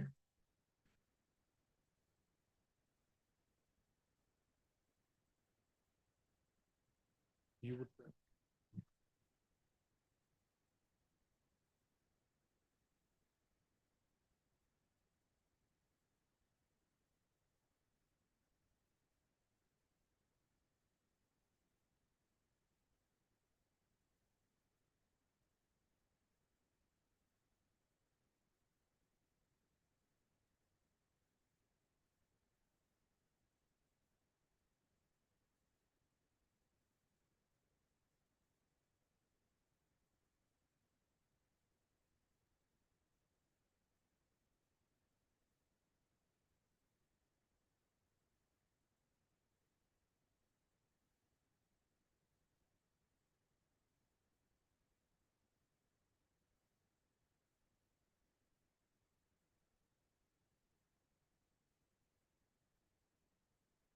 Mr. Jayanti, thank you so much for not just being here, but this apart from the knowledge that you were sharing and the wisdom that you were sharing with all of us, the last few minutes actually for sitting here with my eyes closed, it took me to a different world.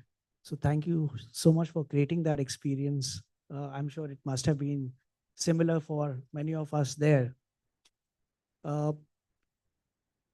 Like I mentioned in the morning, the purpose of this, of all of us getting here together today, is to understand how we can bring in the spiritual thinking, the spiritual mindset in everything that we do. So my next 2 or 3 questions are going to be related to the material world and how we can bring in spirituality in that.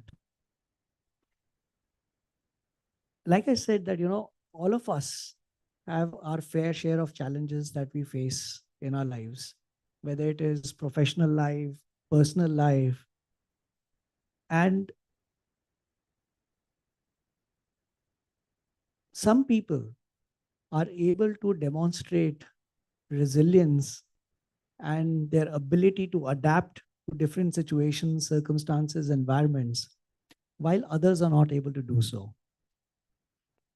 How can spirituality or having a spiritual mindset help us build this resilience so that we can understand what is going on, understand our own, uh, abilities, and with full faith, work towards overcoming that speed bump that we are experiencing in our life. One of the things that I mentioned was this connection with the divine. So at a time when I'm down, it's difficult to rise up again just on my own. But we were talking about faith earlier. And I think that faith in the divine actually inspires me to have faith in myself also. And so making time every day for some time for silence, for communication with my own self, but also communication with the divine, means that I'm able to draw that power and strength with which I can say it's going to be okay. Because today there are clouds, the clouds are not going to be there forever. They're going to go. The sunshine is going to come again. But to have that connection means that I'm reminded that there's always, always help available, and I'm not here on my own, but I have a very loving, compassionate parent who's going to help me through all the rocky parts of the life. And Sister Jayanti, I remember you talking about that children have that innate ability to connect with someone else and be a giver. They have that inner thing to share. If somebody else has less of it, they tend to share what they have more of. But like, life happens, and there are experiences that we uh, collect during passage of time based on whatever happens to us or with us. And we as human are very judgmental about what things happen, and we start turning these judgments into our beliefs. And then next time that similar thing happens to us, we are looking through that lens, and somewhere that compassion that a child has gets drawn little backwards, doesn't come to the surface. What do you think we as humans can do to ensure that that inner compassion comes to the surface every time we have to make choices? I was taught a very, very simple tip, and I'd like to share it with all of you here today and those who have joined us online. And that is, when I look at things through two eyes, I see things in a very limited perspective. But when I look at things through the third eye of wisdom, and each one of us has the third eye of wisdom, because the third eye of wisdom is another term for Atma, soul, the inner being. And so when I try looking at the world through these eyes, the third eye, then the world looks very different. If I see you just with the two eyes, you and I are on different ends of the spectrum, in appearance, in background, in experience, and probably culture, probably diet even. But when I see you with my third eye, then you're exactly as I am, a being of light with the same qualities. And so all the differences dissolve very quickly. And so compassion lies in wisdom, in the third eye, in the awareness of soul. And it's not a question of studying for years and years. It's not even a question of meditating for hours and hours. It's literally pushing the button and the light comes on. And so just remember to push this button and come back to the awareness of who you are. And the light will shine and you'll look at the other with compassion, because you'll feel that inner connection of the one with the other. There won't be all the differences and barriers that come in the way otherwise. Sister Jayanti, also when we are to follow rules, when we go out when we're driving, following traffic, uh, and we keep giving examples that, India is somewhere we need to be a little cleaner physical environment, and we compare it to Singapore and other places where we start giving examples. And then there is this thing whether we follow the rules because we really want to follow the rules, or are we doing it because we are fearful of the punishment of not doing what is expected of us to do. Now, when I look at Brahma Kumaris, there are two things that I have understood, and I could, you have to correct me if I go wrong somewhere. One is that whatever we do creates our destiny, and I understand there's a science behind it that every action has a reaction or response. And the second aspect that I've understood is that our soul is transient. It moves from one body to another, and when it moves to the other body, it also carries the experience of the past, right? We would use the word Atma. Atma. Sukun would be one of the qualities of Atma. Right. So, like we were hearing earlier, Sukun, Yes. the Urdu word peace, well-being, it encompasses that. So it's the Atma, the soul, that moves from one body to another. And as you rightly said, it carries those experiences with itself. Yes. Now, when I take this to the material way of thinking, I sometimes feel that, there's a fear of hopefully I don't do anything bad that is going to create a bad karma for me, or, my next life will not be good. There's a lot of fear that I feel that creates in us, which stops us to do a lot of things, right? How can we turn the same experience and understanding, but with love and affection and not fear? Very simple thing. If I can give something to another and I see them smile and make them happy, it brings comfort to me. Whatever's going to happen in my next birth will happen. But the immediate act of giving, and even if it's not something physical, if it's just a smile, or it's a moment of my time, a moment of my attention, there'll be an immediate response that really makes you feel very good inside. And so it's the immediate result. If I'm doing something that's right, something that's good, it brings me joy and adds to my sukun, my peace. But if I've done something wrong, it's knocking away in my head and it'll disturb my sleep, because the human conscience is there in every human being. And so it's alive, it's real. And so when the button gets pushed there and my own conscience tells me something that's wrong, then I can't sleep peacefully. I can't have a comfortable awareness or a state of well-being. Tell you a very simple thing. You talked about cleanliness in Singapore. I was in Indore some weeks ago. I've been traveling a lot in India recently. And the mayor of Indore came to our program, and he spoke about his experience of he's been mayor for a long time, and Indore is now gained its prize as the cleanest city in India for the 7th year running. And he said, when I had this idea, I was told it's crazy, it's never going to happen. But I realized that education changes awareness, awareness changes attitude. And if people can become aware of what the beauty of a clean city is all about, and it's not just beauty to see, but also it's good for health and hygiene and 1,000 other things. We started a campaign of education, of raising awareness. And yes, we were able to in first time, and it's continued for 7 years. And so it's a very simple external example that we can learn from.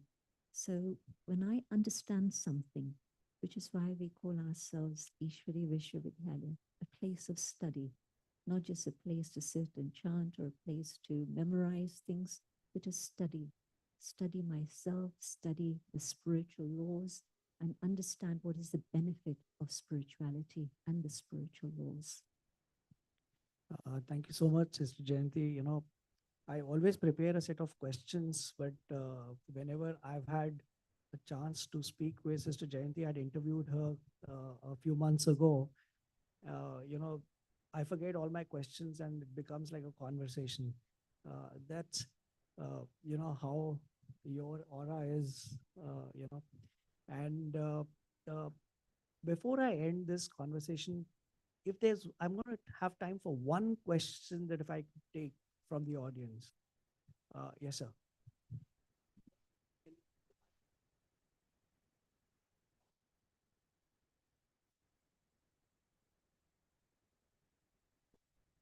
When it's winter, you know it's winter. It's not just a label, but you feel the cold, you feel the darkness. I've been surprised. I've been in India since September this time, quite a long stay. And when I arrived in September, the sunset used to be around 7 o'clock, and it's gradually changed. And now it's already dark by about 6 o'clock. And so you know winter is coming. There's a difference. And so the same thing, when it's Satyug, it's the reign of truth, Satyata. It's a time when truth is what holds. Today, we're in an era of post-truth. Now, this isn't my invention. In 2016, Oxford University, in its Dictionary of New Words for the year, told us that the word that had been most used that year, which was new, is post-truth. We're in an era of falsehood, fake news. You see something come on your video on your phone and you ask, is this for real? And you investigate and you discover it's not real. And so you tell your friends about it, don't believe this. So it's definitely an era of fake news and of falsehood on all levels of darkness. The word Kal, death, darkness, machine. We become mechanistic. It's a rat race. We're talking this language. And it's not spiritual people who are saying it's a rat race. It's people out there saying it. We talk about mechanistic approaches to life, which are very limited and restricted. Today, even physics isn't mechanistic. Physics is also in quantum leaps. So when Mr. Bhatra was talking about the next step as a science of astrology, well, that's interesting because it's the realm of possibilities. So we've moved on, but we're now at that age of transition when we're going from Kali Yuga to Satyug. This is why a business group is able to organize a spirituality conclave. Normally you'd say the opposite ends of the spectrum. It's business world, media is organizing spirituality conclave. So we are in a period of transition, which is the good news. I'm glad that you asked the question because I should have mentioned it earlier. It's very good news. We're moving from Kali Yuga to the next era of humanity, the golden age, Satyug. Thank you so much, Sister Jayanti. It's been such a pleasure, as always, to have a conversation with you. Ladies and gentlemen, let's give a huge round of applause for Sister Jayanti, please. Thank you so much, ma'am. I request you to kindly be on stage. Can we please have the token of appreciation for ma'am?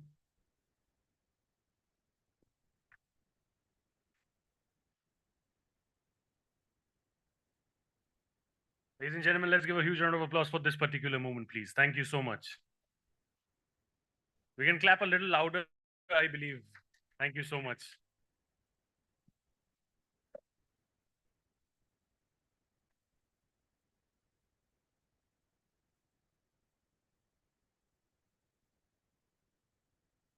Thank you, ma'am. It's been a pleasure to have you. On that note, ladies and gentlemen, we move forward to our next special speaker session. We're going to be talking about the subject, living with purpose, exploring the ethics and morality of a spiritual living. For this, just to tell you a little bit about our speaker right now, we have someone very special, and it's actually an honor to have him over here. Can we please have the loudest cheers for Acharya Dr. Lokesh Muni, founder, president, Ahimsa Vishwa Bharati. Can we please have him on stage, please? Sir, can we please have you on stage? Ladies and gentlemen, let's give a huge round of applause for him, please. Thank you so much, sir, for taking time out of your schedule to join us. You would want a hand mic or this mic? Okay, cool. Stage is all yours, sir. Thank you.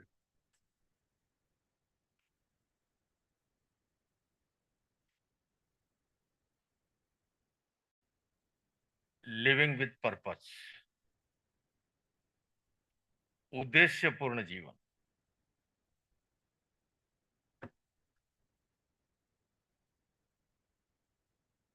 सर्वप्रथम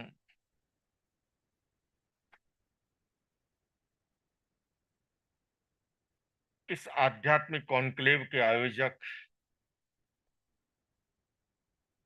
business world को मैं इस बात के लिए साधुवाद देना चाहूंगा। माया नगरी मुंबई में जियो वर्ल्ड कन्वेंशन सेंटर की इस चकाचौंध में एक आध्यात्मिक कॉन्क्लेव का आयोजन हुआ है और उस कॉन्क्लेव में हम लिविंग विद पर्पज की चर्चा कर रहे हैं। सभी धर्मों, ग्रंथों में, दर्शनों में मानव जीवन को सर्वश्रेष्ठ माना गया, देव दुर्लभ बताया गया। हमारा जन्म खादान से निकलने वाले पत्थर के समान, जन्म एक नियति है, किंतु कैसा जीवन जीना यह हमारे पुरुषार्थ के अधीन है। और इसलिए मानव जीवन, मनुष्य जिसको सक्षम नर्वस सिस्टम मिला है, विकसित मस्तिष्क मिला है, और उस सक्षम नर्वस सिस्टम और विकसित मस्तिष्क की बदौलत वो उत्तराखंड में फंसे 41 मजदूरों को चट्टान को तोड़ करके उन्हें सकुशल वापस ला रहा है। और केवल इतना ही नहीं, इस मस्तिष्क की बदौलत एक सेकंड में करोड़ों, अरबों, खरबों बार की गणना कर सके ऐसे सुपर कंप्यूटर का निर्माण भी इस मानव मस्तिष्क ने किया। तो ऐसे के अंदर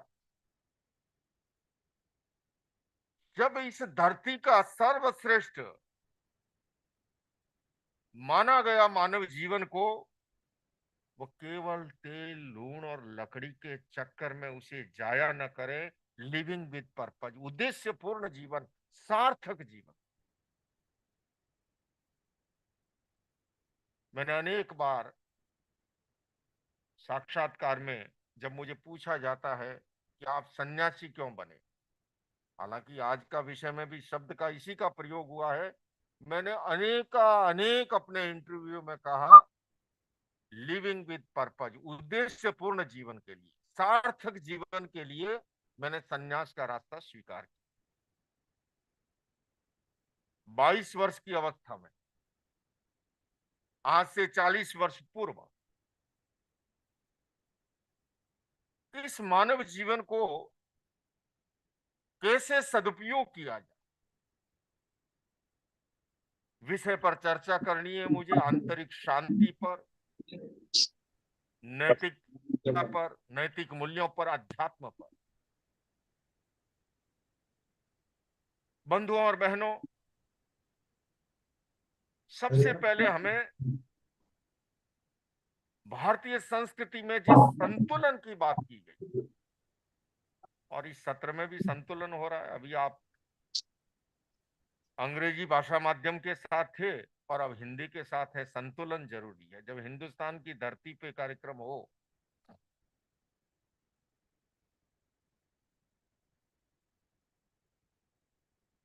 और ये संतुलन की बात आज नहीं, शताब्दियों, सहस्राब्दियों पूर्व भी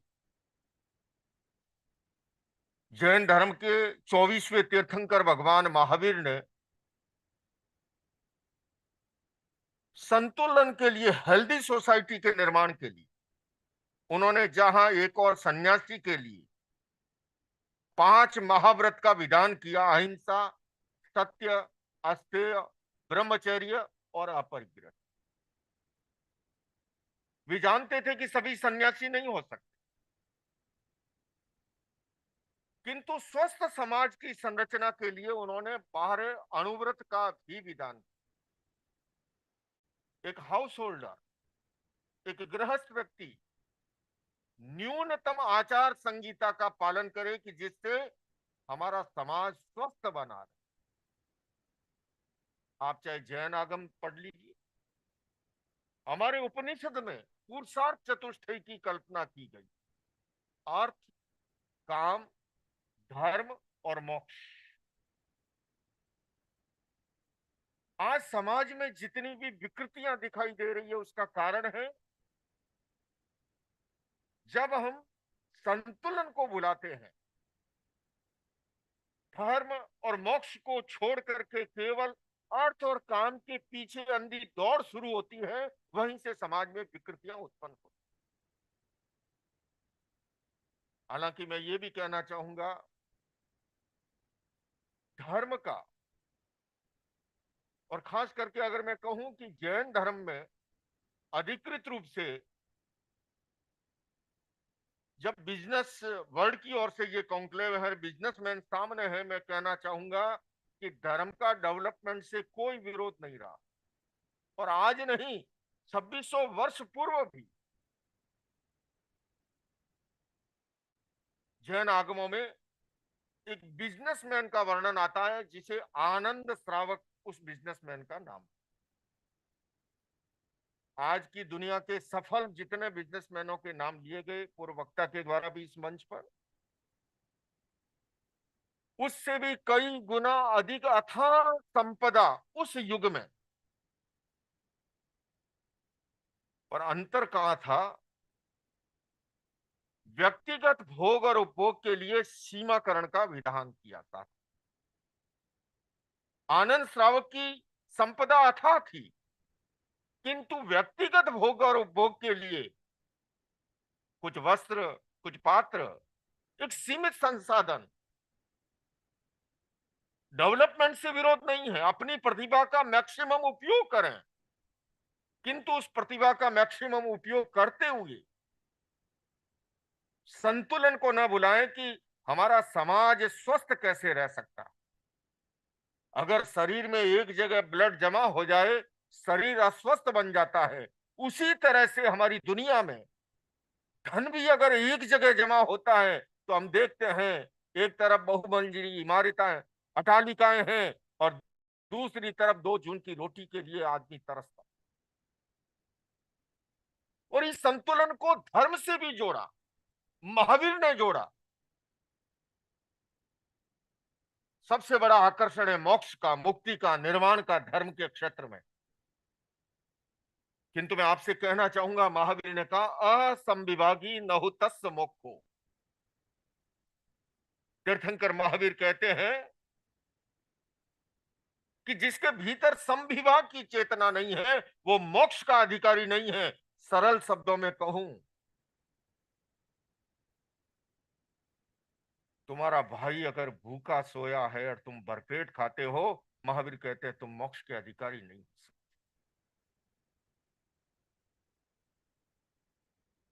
क्योंकि उन्होंने आय तुले पयासु का सिद्धांत दिया।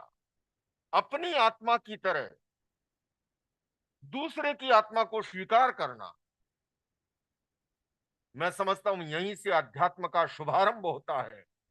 हम अपने अस्तित्व की तरह दूसरों के अस्तित्व को स्वीकार करना सीखें। मनुष्य मशीन का प्रोडक्शन नहीं है। विचार भेद, रुचि भेद, चिंतन भेद, ये सब स्वाभाविक है, किंतु मतभेद को बल्कि लोकतंत्र में विकास का माध्यम माना गया है। किंतु मतभेद जब मनभेद का रूप धारण करते हैं तब समस्या उत्पन्न होती है। और इसलिए कहा कि अपने अस्तित्व की तरह दूसरों के अस्तित्व को स्वीकार करना, अपने विचारों की तरह दूसरों के विचारों का आदर और सम्मान करना, यहीं से अध्यात्म का शुभारंभ होता। बंधुओं और बहनों, इस संतुलन की चर्चा जैन आगम में है। अभी मैं पिछले 2 वीक पूर्व COP28 ग्लोबल इंटरफेथ कॉन्फ्रेंस को संबोधित करने के लिए यूएई में था और क्लाइमेट चेंज पर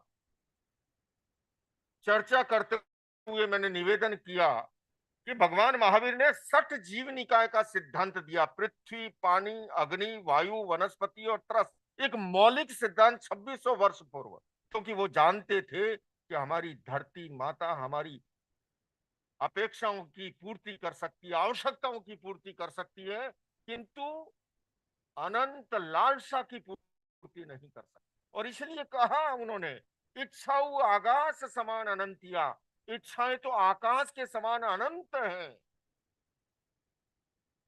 पदार्थ सीमित है, इच्छाएं असीम है। सीमित पदार्थ असीम इच्छाओं की पूर्ति नहीं कर सकते, इसलिए भोग और उपभोग का सीमाकरण का सिद्धांत दिया। हम सभी शांति चाहते हैं, सुख चाहते हैं, आनंद चाहते हैं, लेकिन कठिनाई क्या है कि हम खोज रहे हैं बड़ी बड़ी अटालिकाओं में, महलों में। बंधुओं और बहनों, सुख और शांति का संबंध पदार्थ और परिस्थिति से नहीं, हमारी मनस्थिति से। एक व्यक्ति ने बड़ा अच्छा सा मकान बनाया, मुनि महाराज से कहा कि चरण स्पर्श हो जाए मेरे नए मकान में। भारतीय संस्कृति में लोग शुभ मानते हैं। महात्मा जी का जाना हुआ, बाहर से ही दिखाना शुरू किया कि आप देख रहे हैं, ग्रेनाइट तो मैंने सारा बाहर से मंगाया, और ये मार्बल जो है ये तो प्योर मकराने का है। और फिर कहा ये मेरा डिनर सेट है, ये मेरा सोफा सेट है, ये मेरा टीवी सेट है। संतों ने पूछा, अरे ये बता दिमाग सेट है कि नहीं? बोले बस गुरुजी प्रॉब्लम यही है कि दिमाग हर समय अपसेट है। घर में 10, 20, 50 सेट है, किंतु दिमाग अपसेट है, क्योंकि हम शांति को वहां खोज रहे हैं जहां है नहीं। हम चाहते हैं मंजिल शांति की प्राप्त करें, किंतु उन पगडंडियों पे चलते हैं जो अहिंसा अशांति के मुकाम तक पहुंचाती है। ये बहुत बड़ा विरोधाभास है हमारी दुनिया का। और इसलिए भारतीय संस्कृति में संतुलन की बात, चाहे आप जैन आगम पढ़ लीजिए, आप उपनिषद पढ़ लीजिए, आप भगवत गीता पढ़ लीजिए। गीता जी का आखिरी श्लोक है, यत्र योगेश्वर कृष्ण यत्र पार्थो धनुर्धर, तत्र श्री विजयो भूति दुर्वा नीति मतिर्मम। मैं महाराष्ट्र की धरती पर मुंबई में खड़ा होकर के जब चर्चा कर रहा हूं, मैं यहाँ के इस महापुरुष को याद कर रहा हूं, लोकमान्य बाल गंगाधर तिलक जी। उन्होंने गीता जी की टीका लिखी, और टीका लिखते हुए उन्होंने इस आखिरी श्लोक का एक लीक से हटकर के अर्थ किया। उन्होंने योगीराज कृष्ण को अध्यात्म का प्रतीक माना और अर्जुन को भौतिकता का प्रतीक मानते हुए कहा कि जहां पर अध्यात्म और भौतिकता के बीच में संतुलन है, वहीं पर विजय है, वहीं पर भूति है, वहीं पर स्त्री है और वहीं पर लक्ष्मी। बंधुओं और बहनों, सुख शांति और आनंद के लिए संतुलन की जरूरत होती है जीवन में। और जब जब संतुलन को भुलाया जाता है, तब तब समस्या उत्पन्न होती है। मैं समझता हूं मौजूदा समय में, मैं फिर से कहना चाहूंगा बिजनेस वर्ल्ड को साधुवाद इस बात के लिए कि आज इस समय जिस संतुलन की जरूरत है, कुछ चीजें हम भुला बैठे हैं। आज अपेक्षा है धर्म को अध्यात्म से जोड़ने की।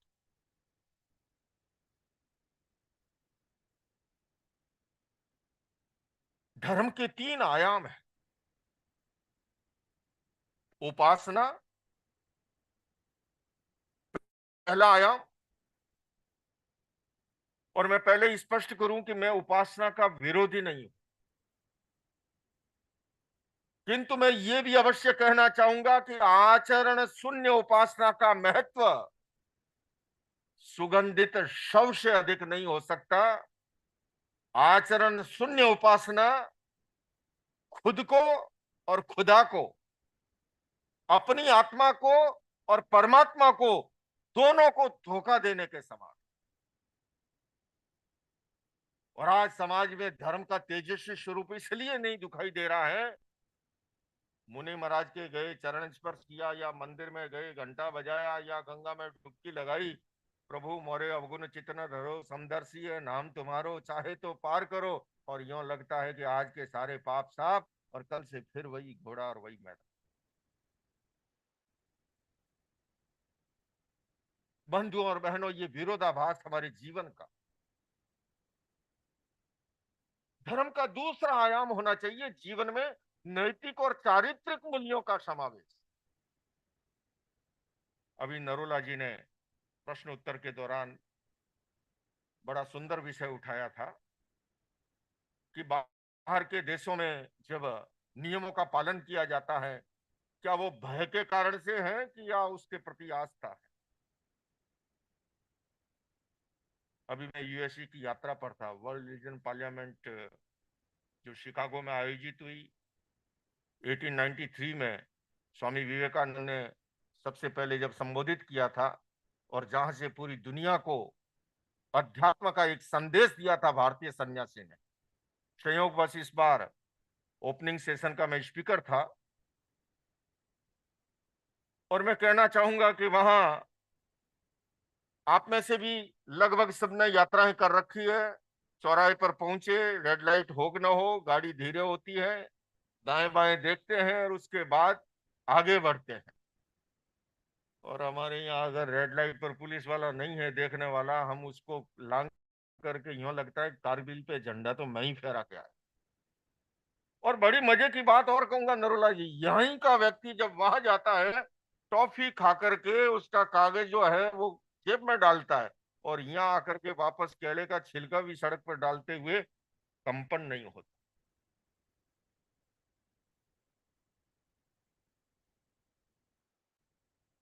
चाहे इसे आप पनिशमेंट कह दो या एक परिस्थिति और पर्यावरण, एक माहौल का, वातावरण का। पनिशमेंट तो यहाँ भी है, पर यहाँ फिर भी ले दे के छुटकारा भी हो जाता है, जुगाड़बाजी है। चालान आ तो गया, लेकिन ऐसे ऐसे जुगाड़ है, एक फोन किया और चालान जो है आया गया हो। तो उपासना के बाद दूसरा आयाम होना चाहिए जीवन में नैतिक और चारित्रिक मूल्यों का समावेश। और हमारी ये महापुरुषों ने, मैंने जिस अणुव्रत की चर्चा की, ये अणुव्रत क्या है? अणु का मतलब छोटा, व्रत का मतलब नियम। इस प्रकार के नियम कि जिन नियमों से हमारा समाज स्वस्थ बना रहे। लेकिन उससे भी महत्वपूर्ण है तीसरा, जीवन में अध्यात्म का अवतरण। जब जीवन में अध्यात्म का अवतरण होता है, भेद विज्ञान की अनुभूति होती है, आत्मा भिन्न, शरीर भिन्न है, एक नहीं संजोना, है मिट्टी से बना हुआ, पर आखिर सोना सोना।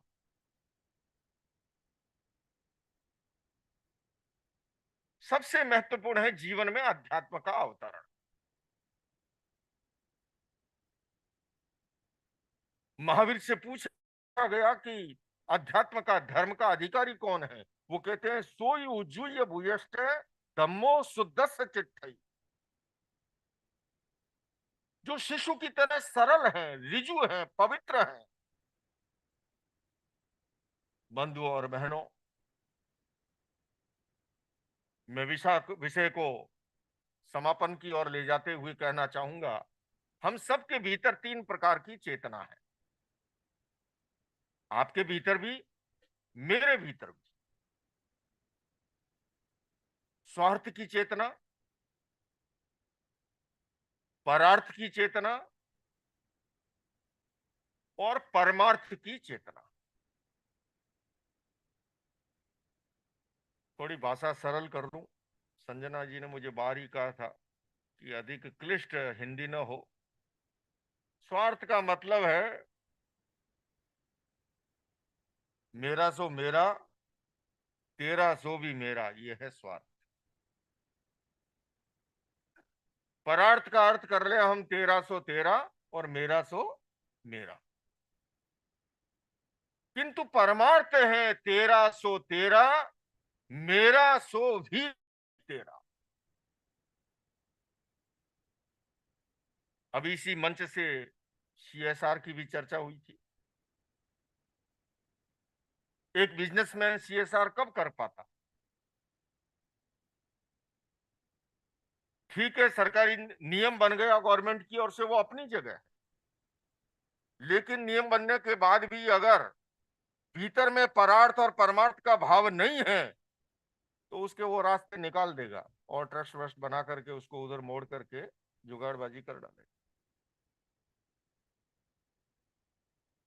भीतर का जब स्वार्थ विगलित होता है तब परार्थ और परमार्थ की बातें दिखाई देती है, सुनाई देती है। और भीतर में अगर स्वार्थ प्रबल हो तो परार्थ और परमार्थ की बात न दिखाई देती है न सुनाई देती है। एक मित्र ने दूसरे के मित्र को फोन किया कि लो, मैं वो राजेश भाई को भेज रहा हूँ, 10 लाख रुपए दे देना।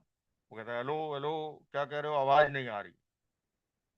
और उसने कहा अरे हेलो, अरे अलिया मैं जी 10 लाख रुपया आप आता ना, राजेश ने मोकड़ो आप ही दीजिए। बोले हेलो हेलो, आवाज नहीं आ रही। अब जमाना मोबाइल का नहीं था, बीच में ऑपरेटर था, उसने कहा जी आवाज तो बड़ी साफ आ रही है, 10 लाख रुपए मांग रहा है। बोले तेरे को सुनाई देता हो तुम दे दे, मेरे को सुनाई दे नहीं।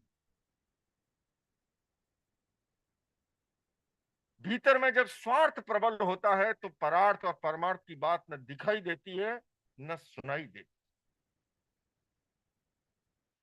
बंधुओं और बहनों, अगर वास्तव में हम आंतरिक शांति को चाहते हैं, सुख को चाहते हैं, आनंद को चाहते हैं, तो जीवन के अंदर संतुलन पैदा करना।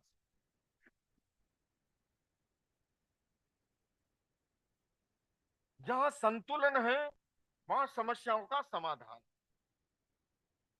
और जहां पर संतुलन नहीं है, मेरी पिछली यात्रा के दौरान अमेरिकी राष्ट्रपति जो बाइडेन से गन वायलेंस अमेरिका की एक बड़ी समस्या है। और इन वर्षों में स्कूली बच्चों में वहां पर, और खास करके आफ्टर कोविड, कोविड काल के बाद में बहुत तेजी से मानसिक विकृतियां, मनोकायिक, बल्कि मैं कह सकता हूं कि मौजूदा समय में शारीरिक बीमारी से ज्यादा साइकोसोमेटिक डिजीज, मनोकायिक बीमारियां अधिक हो, तनाव है, डिप्रेशन है, एंजाइटी है, वहां गन वायलेंस बड़ी समस्या हो गई। मैंने उनसे निवेदन किया कि देखिए गन तो एक इंस्ट्रूमेंट है, असली समस्या है वो है इस मस्तिष्क की, इस खोपड़ी की। गन पर आप एक पर प्रतिबंध लगाएंगे वो दूसरी उठा लेगा, दूसरी पे लगाओगे तीसरी उठा लेगा। जब तक मस्तिष्कीय प्रशिक्षण की विधा नहीं जुड़ेगी, मॉडर्न एजुकेशन सिस्टम जितना भी है, न केवल भारत में बल्कि पूरी दुनिया में, मॉडर्न एजुकेशन सिस्टम हमारे लेफ्ट हेमिस्फीयर को जगाने का काम कर रहा है, जो कि बुद्धि के लिए, गणित के लिए, तर्क के लिए रिस्पॉन्सिबल। किंतु हमारा राइट हेमिस्फीयर जो इंट्यूशन पावर के लिए, जो स्पिरिचुअल डेवलपमेंट के लिए रिस्पॉन्सिबल है, वो बिल्कुल सोया पड़ा। मौजूदा शिक्षा प्रणाली शारीरिक शिक्षा पे ध्यान दे, बौद्धिक शिक्षा पर बहुत कुछ ध्यान दे रही, किंतु साथ ही साथ जब तक mental development and emotional development का उपक्रम नहीं होता, हमारा प्राचीन एजुकेशन सिस्टम, गुरुकुल प्रणाली, आप में से बहुतों ने एक छोटी सी कथा सुनी होगी, सत्यम वद धर्मम चर क्रोधम मा कुरु, ये युधिष्ठिर जी और द्रोणाचार्य जी के बीच का संवाद। छोटा सा पाठ दिया याद करने के लिए बच्चों को, सबने याद किया। अगले दिन पूछा तो छोटा सा पाठ था, बच्चों ने तपाक से दोहरा दिया, सत्यम वद धर्मम चर क्रोधम माकु। एक विद्यार्थी ने कहा मुझे याद नहीं। द्रोणाचार्य जी ने कहा कि अगले दिन याद करके लाना। नेक्स्ट डे अगले दिन भी पूछा तो बोले याद नहीं हुआ। बोले ये क्या बदतमीजी है, छोटा सा पाठ अभी तक याद नहीं हुआ। थोड़ा तलकी के साथ कहा। तीसरे दिन पूछा, याद नहीं हुआ। जमाना अलग था, एक लापा जड़ दिया। ज्यों ही चांटा पड़ा, युधिष्ठिर जी कहते हैं कि गुरुदेव मुझे पाठ याद हो गया। बोले ये क्या बात है? बोले गुरुदेव आपने ही तो कहा था कि शिक्षा वो शिक्षा है जो जीवन में उतर जाए। अभी तक मुझे गुस्सा आता था, आज चांटा झड़ार जब गुस्सा नहीं आया, मैं कह सकता हूं कि मुझे पाठ याद है।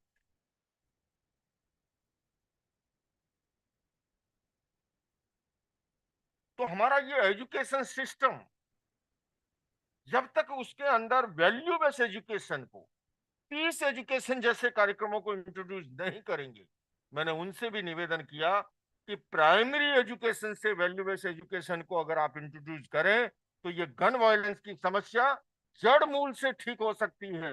वरना तात्कालिक रूप से कोई सुधार आ सकता है कुछ कारणों से और प्रतिबंधों से, लेकिन स्थायी समाधान नहीं।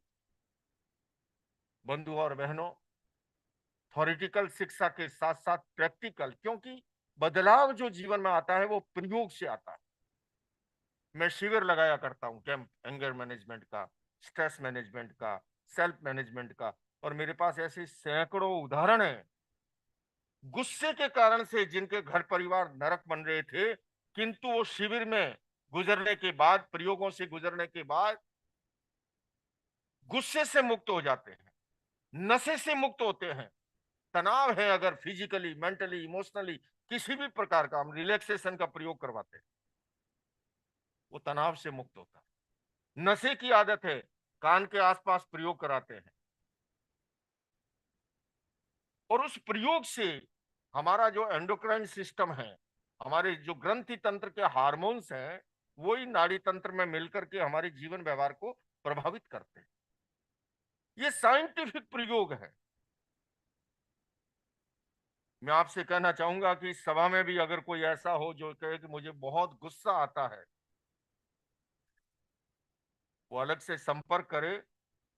मैं पूरे विश्वास के साथ कह सकता हूं कि प्रयोग से गुजरने के बाद वो अपनी उस समस्या से मुक्त हो सकता। जिनकी समस्या हो कि मन एकाग्र नहीं रहता है, हर समय भटकता रहता है, उसका भी समाधान है।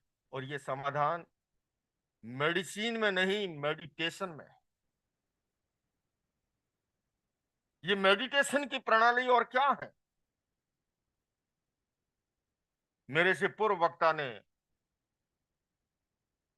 आंतरिक बल की चर्चा की थी, शारीरिक बल की भी की। मैं आपसे पूछना चाहूंगा समय सीमा के अंदर कि ये बताइए, शरीर का बल ज्यादा महत्वपूर्ण है या मनोबल, आत्मबल, संकल्प बल, विल पावर, ये ज्यादा महत्वपूर्ण है? आप में से कोई जवाब। विल पावर, मनोबल, सब सौ सयाने एक मत, लेफ्ट और राइट सब एक हो गए हैं।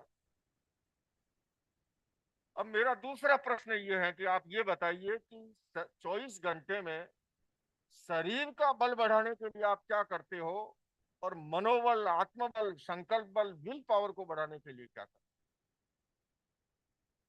शरीर बल के लिए तो बेड टी से शुरू होते हैं। यहाँ आते ही हमें संजना जी ने पूछा कि गुरुजी टी वगैरह कुछ लेंगे, ब्रेकफास्ट भी करते हैं, लंच लेते हैं, दिन में स्नैक्स वगैरह और भी कुछ ले लिया। सर्दी के दिन आ गए, कोई हरिद्वार जा रहा है, अरे पतंजलि का च्यवनप्राश लेते आना हमारे लिए, है ना। घरों में जो है कभी गोंद के लड्डू, मेथी के लड्डू शुरू हो जाएगी। शरीर का बल बढ़ाने के लिए तो ये बताइए, मनोबल, विल पावर बढ़ाने के लिए क्या करते?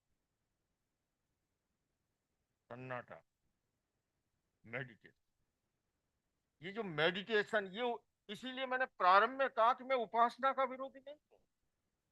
हमारे यहाँ पर ये जितने भी प्रकार हैं, मेडिटेशन है, स्वाध्याय है, जप है, मौन है, ध्यान है, ये सारे के सारे उपक्रम हमें उस संतुलन को सिखाते हैं।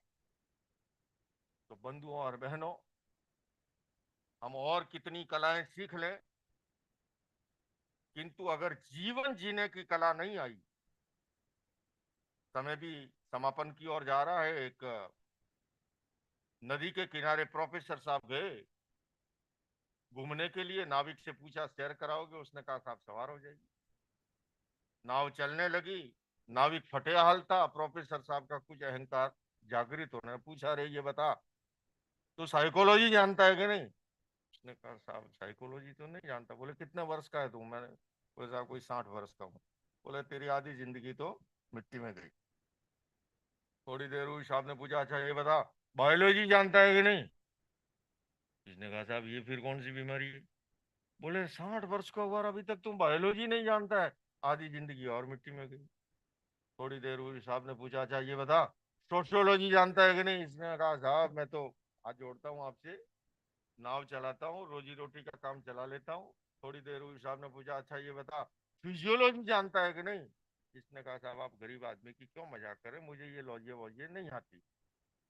अब हवा चलने लगी और बातों बातों में ध्यान रही नहीं, सामने एक चट्टान से नाव टकराई, पट टूट गया, पानी अंदर भरने लगा। इस बार नाविक ने पूछा रे कि साहब तैरना जानते हो कि नहीं? बोले तैरना तो नहीं जानता। बोले मेरी 4 बार में गई थी, आपकी एक ही बार में जा रही। और बोले मेरी तो भारत माता की मिट्टी में गई, पर आपकी तो ठंडे पानी में जा रही। बंधुओं और बहनों, प्रोफेसर साहब एक टेरियोलॉजी नहीं जानते थे, सारी लॉजियां बेकार। बिजनेस वर्ल्ड कॉन्क्लेव ने हमें एक अवसर दिया है कि हम इस आत्मचिंतन को करें और जीवन में कैसे संतुलन हो। और अगर संतुलन आएगा, निश्चित रूप से हम सुख शांति और आनंद को प्राप्त होंगे। इन्हीं शब्दों के साथ मैं अपनी बात संपन्न कर रहा हूँ और आपको प्रश्नों के लिए सादर आमंत्रित कर रहा हूँ। यथासंभव मेरी कोशिश रहेगी कि आपके प्रश्नों को समाहित कर सकूं। इन्हीं शब्दों के साथ ओम। बहुत बहुत शुक्रिया सर जुड़ने के लिए। एंड हम लोग जो यहाँ पे है, हम लोग को काफी लॉजी पता होगा, बट यहाँ पे हम लोग ने एक लॉजी जरूर सीखा होगा आज, वो है लोकेश मुनि लॉजी। आप लोग एग्री करते हो तो जोर से ताली बजाओ सर के लिए। That is exactly the vibe that he has given. Thank you so much sir, बहुत बहुत शुक्रिया। आपको रिक्वेस्ट करूंगा आप वहाँ प्लीज बैठ जाइए। एंड क्वेश्चन आंसर सेशन के लिए मैं बुलाना चाहूंगा स्टेज पे Devika Kundu Sengupta, AGM conference production, BW business world. Devika के लिए भी जोर से तालियां लीजिए जेंटलमैन प्लीज।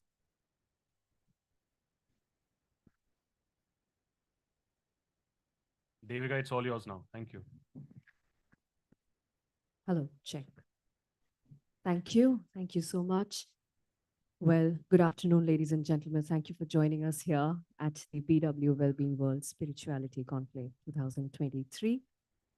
बहुत अच्छा लग रहा है आप सबको यहाँ देख के कि आज हम सब एकत्रित हुए हैं एक ऐसे कॉन्सेप्ट के बारे में बात करने के लिए जो हम सब मन ही मन फॉलो तो करते हैं और सोचते हैं हम हर रोज अपनी जिंदगी में उसे अप्लाई कर रहे हैं, बट शायद कहीं ना कहीं कमी रह जाती है। स्वामी जी, अगर मैं आपसे पूछूं कि इतनी भागती दौड़ती जिंदगी है हम सबकी, इसके बीच में जैसे आपने बोला हम बॉडी के लिए बहुत कुछ करते हैं, बट अपने स्पिरिचुअल, अपने सोल, अपने मेंटल बैलेंस के लिए बहुत कम कर पाते हैं।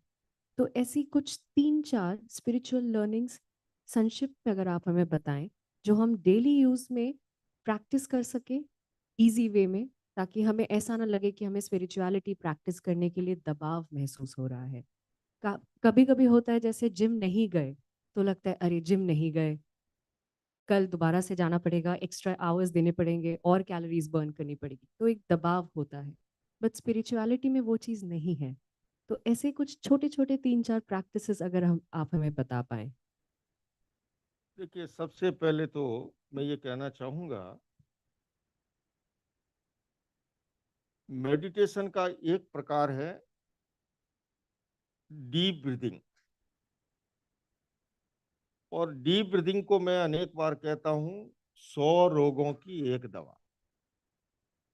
जैसे मैंने अभी चर्चा की, जिनको गुस्सा अधिक आता हो उसके नियंत्रण के लिए डीप ब्रीदिंग का प्रयोग कलर मेडिटेशन के साथ हम करवाते हैं। रामबाण अवस्थी है, जिनकी ये शिकायत हो कि मन अधिक भटकता ही भटकता रहता है, एक जगह केंद्रित नहीं होता है। और आप और हम सभी जानते हैं कि कंसंट्रेट माइंड, एकाग्रता सफलता की कुंजी है। और तीसरी अगर मैं बात कहूँ तो शारीरिक स्वास्थ्य के लिए जब हम छोटा श्वास लेते हैं और छोटा छोड़ते हैं तो ऐसे के अंदर जहरीले तत्व जमा होते जाते हैं और कालांतर में बीमारी के रूप में प्रकट होते हैं। डीप ब्रीदिंग का और कोई लंबा समय नहीं, अधिक मैं नहीं कहूंगा, हमारे यहाँ तो प्रारंभ में ही कहा गया, एक घड़ी आदि घड़ी राधि मैं पुनाद तुलसी संगत साधु की कठे कोटि अपराध। 24 घंटे का समय है हम सबके पास। अगर आप केवल 24-48 मिनट का एक ऐसा समय अपनी बैटरी को चार्ज करने, आजकल किसी के घर भी जाए ना तो सबसे पहले कहते हैं अरे यार चार्जर है क्या, मेरा मोबाइल चार्ज पे लगा। मोबाइल के चार्ज का पूरा ध्यान है, बैटरी बैकअप साथ लिए घूमते हैं, है ना। लेकिन इसकी बैटरी के चार्ज के लिए मैं कहूंगा डीप ब्रीदिंग का एक छोटा सा प्रयोग अगर आप करना चाहें तो 1-1 मिनट के 2 प्रयोग है।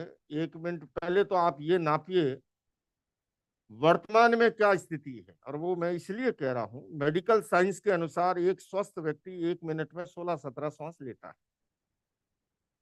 और जब हम आवेश और आवेग की स्थिति में होते हैं तो जितना उसका टेम्परेचर अधिक होगा, किसी भी प्रकार का आवेश हो, चाहे वो गुस्से का है चाहे अन्य प्रकार का है, आपकी श्वास की गति बढ़ जाए। और गुस्से का भी एक वाइकल है, वो जब भी आपके भीतर प्रवेश करेगा वो छोटे श्वास की सवारी करके आता। अगर आपने डीप ब्रीदिंग को साध लिया, दरवाजे तक आए हुए गुस्से को वापस लौटना पड़ेगा, ये दरवाजा बंद है, भीतर कोई आ नहीं सकता। उसी तरह से अगर डीप ब्रीदिंग है, दरवाजे तक आए हुए गुस्से को वापस लौटना पड़ेगा, आपके भीतर एंटर नहीं हो पाएगा। वो एंटर तभी हो पाएगा जब आपका श्वास छोटा हो जाए। तो डीप ब्रीदिंग के प्रयोग को मेडिटेशन से आप शुभारंभ कीजिए, और मैं ये दावे से कहता हूँ केवल 3 महीने 10-20 मिनट के लिए इस प्रयोग को आप कर लें, आपके जीवन में नई क्रांति घटित हो सकती। दूसरा प्रयोग मैं कहना चाहूंगा, सद साहित्य। आजकल ये अब कम हो गया है, ये जब से ये व्हाट्सएप का आया है ना मामला, अब तो मेट्रो में क्या सड़क पार करते वक्त भी जो है आदमी लगा हुआ होता। क्योंकि जीवन में पॉजिटिव थिंकिंग, सकारात्मक सोच, विधायक भाव, इसका हमारे जीवन में बहुत बड़ा असर होता है। एक तरीका बताया मैंने मेडिटेशन का, दूसरा है सकारात्मक पॉजिटिव थिंकिंग के लिए। और पॉजिटिव थिंकिंग क्यों जरूरी है? पति पत्नी में झगड़ा हो गया, पत्नी ने कहा कि तुम तो जानवर हो एकदम, पति मुस्कुराने लगा, पत्नी को फिर गुस्सा और अधिक आया, बोले पता भी है मैंने क्या कहा है, जानवर हो जानवर। पति फिर मुस्कुराता है, पत्नी ने जला के पूछा पता है किसको कहते हैं जानवर? उसने कहा अपनी शादी को 25 साल हो गए, पिछले साल हमने सिल्वर जुबिली भी मना ली जियो वर्ल्ड कन्वेंशन सेंटर में, पर पहली बार जिस शब्द के लिए मैं तरस रहा था, तू मेरी जान है और मैं तेरा वर हूं। ये कब संभव है? जब पॉजिटिव अप्रोच हो। वरना कोई किसी को जानवर करे कह दे, थोपड़ा चेंज करके कांग्रेस पार्टी के चुनाव चिन्ह उकेर दे, है ना।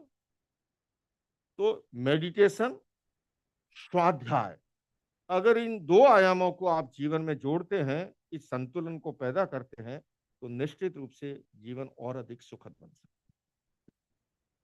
है। Thank you. वो 2 टिप्स हम लोग कोशिश करेंगे अपनी ज़िंदगी में रोज़ाना अप्लाई करने की। बहुत सरलता से समझाई है स्वामी जी ने। आई थिंक हम सबको इससे अग्री करना भी पड़ेगा कि deep breathing and positive thinking.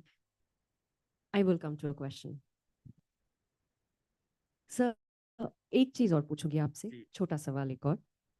ज़िंदगी में बहुत बारी ऐसा होता है कि हमें बहुत टफ डिसीजंस लेने पड़ते हैं। सिचुएशंस ऐसे होते हैं जहाँ पे मोरालिटी काम नहीं आ पाती है, काफ़ी टाइम होता है ऐसे सिचुएशन में फंस गए जहाँ पे आपके मोरल वैल्यूज़, मोरल एथिक्स आपके क्वेश्चन हो जाते हैं उन पे। उस वक्त हमको एज अ ह्यूमन, जब इतनी डिस्टर्बेंस माइंड में चल रही होती है, कौन सी ऐसी चीज़ों को दिमाग में रखना चाहिए, ध्यान में रखना चाहिए उस सिचुएशन का डिसीजन लेने के लिए कि क्या सही है और क्या हमें करना चाहिए? बहुत ही अच्छा प्रश्न किया संजना जी ने। मैं कहना चाहूंगा पीस ऑफ माइंड, ये जितने भी तरीके हैं ना मेडिटेशन के, स्वाध्याय के, ये अलग अलग प्रकार जो है, मूलतः हम अच्छा डिसीजन भी कब ले पाते हैं जब हमारा मन संतुलित होता है, हमारा मन शांत होता है। एक बिजनेसमैन भी गुड डिसीजन कब ले पाएगा, जब अगर उसका मन केंद्रित है, शांत है, पीसफुल है। तो इसलिए ये जो प्रकार है, जितने भी साधना का कह दो आप, ये एक्चुअल में तो वे ऑफ लाइफ है, जीवन जीने की कला है, स्वस्थमय, सुखी और आनंदमय जीवन के मूल मंत्र है।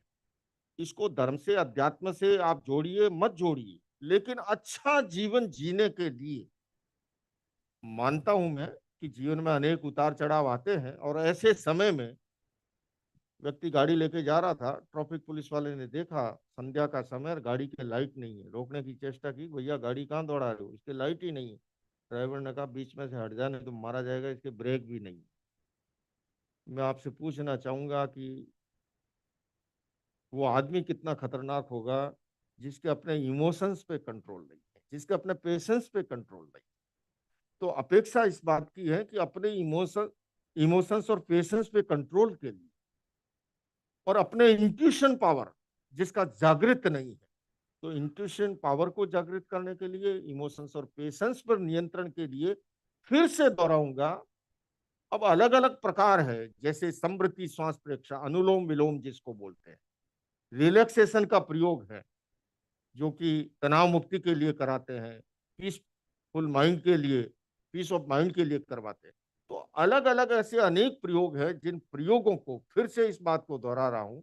बिल क्लिंटन मुझे मिले अहमदाबाद में, मैंने उनसे कहा कि आप नॉन वायलेंस पीस पे कॉन्फ्रेंस करते हो, मेरे हिंदुस्तान में तो एक एक सन्यासी लाखों की भीड़ जुटाता है, पर आदमी केवल उपदेश से नहीं बदलता है, बदलाव जो आता है वो प्रयोग से आता है। मील का पत्थर आपको ये बता सकता है कि यहाँ से कितने माइल दूर आपकी मंजिल है, किंतु मंजिल तक पहुंचने के लिए गतिशील करो चरण को, मंजिल पास नहीं है, और काल चक्र गतिमान किसी का दास नहीं है।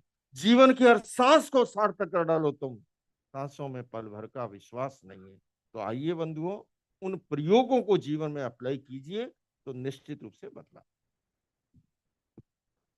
Thank you Swami ji. तो 4 चीजें जो हमने आज इस कॉन्वर्जेशन में जो सीखी, intuitional power, centralised thinking, positive thinking and deep breathing, ये 4 चीजें अगर हम अपने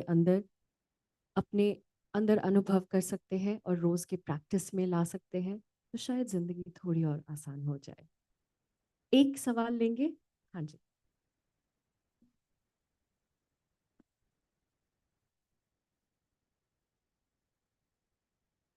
जी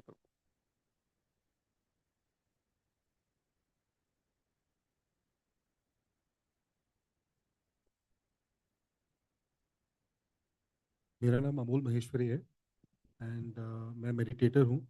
रोज़ 1 घंटा मेडिटेट करता हूँ, बट मुझे जो उसके बेनिफिट्स आते हैं वो एक ड्रग की तरह है। It is very habitual. तो घर वाले सब बोलते हैं कि भाई क्यों इतना मेडिटेट करते हो, क्या योगी बन जाओगे? तो कितनी मेडिटेशन इज़ इनफ, कितनी करनी चाहिए, क्या कोई सीमा होनी चाहिए कि आप इतना ही करें, या जितना आपका मन चाहे उतना करना चाहिए आपको? देखो, मेरे साथ आना है तब तो और बढ़ा दो थोड़ी और घर वालों को रखना है तो कुछ अपने मन की करो, कुछ उनके मन की करो। पर हाँ, मैं ये अवश्य कहूंगा, ये तो एक विनोद की बात हुई, मेडिटेशन के लिए अब ये हर व्यक्ति का, इसमें अलग अलग एक नियम नहीं हो सकता। कुछ व्यक्ति साधक ऐसे होते हैं कि थोड़ी देर में ही गहराई में उतर जाते हैं। कई ऐसे साधक भी मैंने देखे हैं कि गहराई में ऐसे उतर जाते हैं कि उनको वापस लौट के आना जो है वो बहुत उसके लिए प्रयास करना होता। लेकिन ये अवश्य कहूंगा कि जैसे आपने कहा वो ड्रग्स की तरह हो गया, एक्चुअल में जब हम सही विधा से करते हैं और भीतर से जब आनंद आने लगता है, तो वो अपने आप उसी तरह हो जाता है। जैसे अभी संजना जी ने कहा था कि एक दिन न्यूज़पेपर न पढ़े तो यूं लगता है कि कुछ कमी रह गई, कुछ कमी रह गई। जब तक हम विधि से नहीं करते, जैसे मैं जैन परंपरा से कहूँ, मैं जिस परंपरा से आया हूँ, हमारे यहाँ एक अनुष्ठान होता है ज्ञान की तरह ही सामायिक का।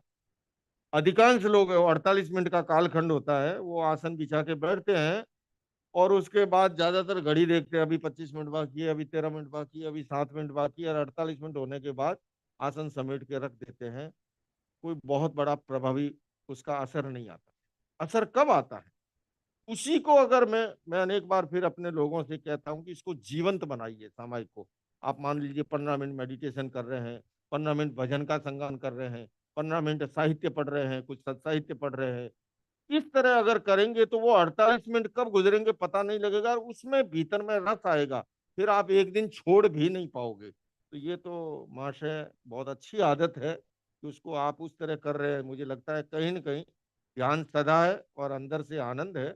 अब जहां तक बात परिवार की है तो संतुलन जरूरी है, सारी चर्चा ही संतुलन पे हुई। धन्यवाद। Thank you. Thank you for the question, sir. Swami ji, अनेक अनेक धन्यवाद आपको आज हमारे यहाँ पे आने के लिए और स्पिरिचुअलिटी कॉन्क्लेव का पार्ट होने के लिए। Thank you so much, ladies and gentleman. One big round of applause for Swami ji. Thank you so much sir हमारे साथ यहाँ पे जुड़ने के लिए। आई रिक्वेस्ट यू, आप प्लीज स्टेज पे वेट कीजिए। I request Harvinder Narula sir to kindly come up on stage to give him the token of appreciation. जोर से ताली बजाना please when Swami ji gets that. Thank you so much.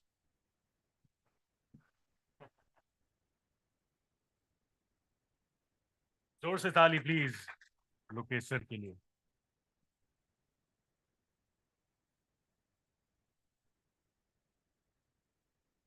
बहुत बहुत शुक्रिया sir, it was indeed an honour. AGM Devika ji, इनकी तो हिंदी भी बहुत अच्छी है। मुझे तो लग रहा था कि शायद हिंदी कमजोर है इसलिए ऐसा कह रहे हैं। बहुत अच्छा हिंदी बोलती हो आप। बहुत बहुत धन्यवाद देविका जी आपका भी और Sanjana ji. Thank you. Thank you so much sir जुड़ने के लिए हमारे साथ। I wish we wish rather कि आज और ज्यादा टाइम होता, but thank you so much. जो भी आपने शेयर किया इट वाज वेरी एनलाइटनिंग सबके लिए। Thank you so much. Ladies and gentlemen, we'll now break for lunch. We'll resume at sharp 1:45, and I hope that you all have a great lunch. Thank you so much. We'll see you in the second half.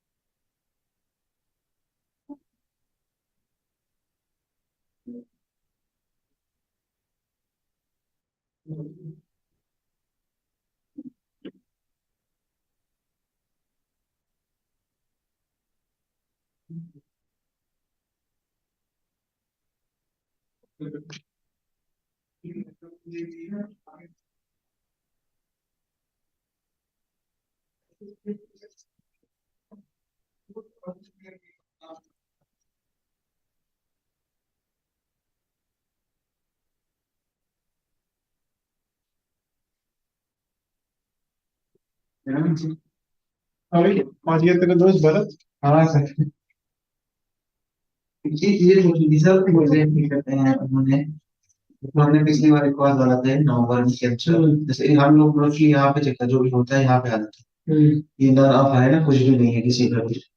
और इसमें ना एक दो parameter star है। और चलिए ये तो इसमें अमेंडेड रिजल्ट, तुमने रिजल्ट चेंज किए होंगे। पहले कुछ और डाले हैं, बाद में चेंज किए हैं, अमेंडेड रिजल्ट है। तुमने रिजल्ट चेंज किए हैं। मतलब क्या ऐसा है कि एक ही बार डालना होता है। हाँ हो सकता है किसी और को किसी और में, इसलिए मतलब वैसे कोई दिक्कत नहीं है ना। वैसे कोई दिक्कत नहीं है, पर रिजल्ट अमेंड हुआ है तो वो कुछ भी हो सकता है। रीजन क्या है? नहीं जैसे वो दलगी सबके साथ हम जैसे भर रहे थे तो किसी का कुछ और डल गया, उसकी वजह से हो सकता है। हाँ तो तुमने चेंज किया होंगे कि सबमिट करने के बाद ना चेंज। ठीक, लेकिन सबमिट करने से पहले ही किया है जो भी चेंज किया है। पर अमेंडेड का मतलब तो यही है ना कि तुमने रिजल्ट चेंज किया। खोल के देख इसका लॉगिन आईडी पासवर्ड। ये खोलने में मैंने ही तलबी सर के साथ डाला था, उसी लास्ट डेट थी ना। हाँ शाम को, तो इसीलिए तो मैं आपसे पूछ रहा था। मतलब इसका तो कोई इशू नहीं, कुछ ऐसा नहीं, क्योंकि इसमें तो मैंने इसका मतलब है कि रिजल्ट एक बार डालने के बाद चेंज कौन कौन से चेंज हुए वो देख ले। वो तीन विटामिन डी, कॉर्टिसोल, दो ही है बस। तो वही मैं थोड़ा सा डिस्कस करें, बस इनके रिजल्ट चेंज हो रहा है। ठीक है, मैं एक बार इसका एक काम कर लूँ सर, इसका जो सॉफ्ट कॉपी उसमें मैच कर लेते हैं।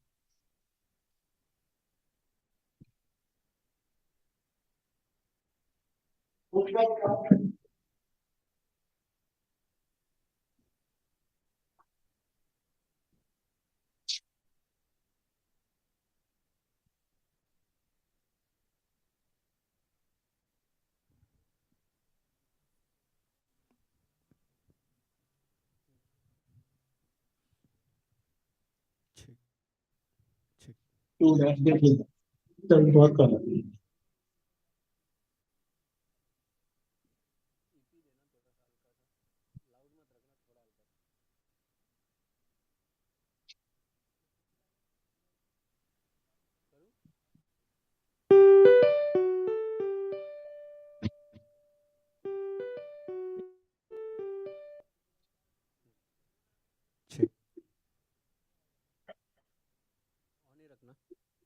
test.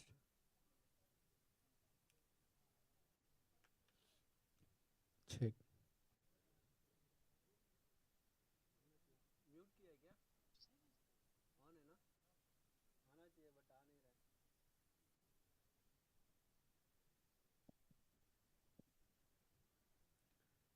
Check. वापस आना चाहिए। मेरा ईपी पे यही साउंड जो मैं माइक में बोल रहा हूँ ना वो रिटर्न आना चाहिए। मैं टेस्टिंग ऐसा नहीं है। जो मैं कम रखना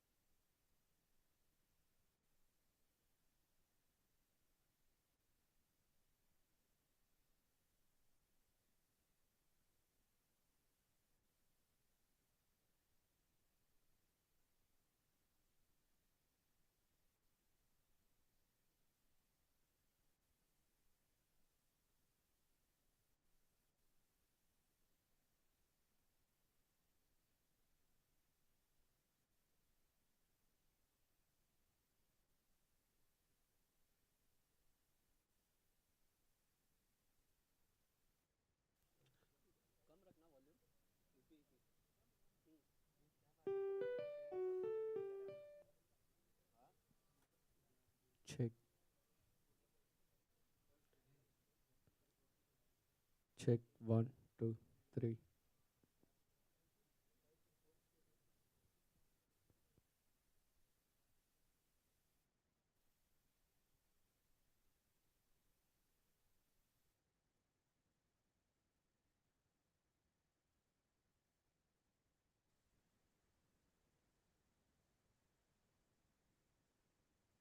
Check.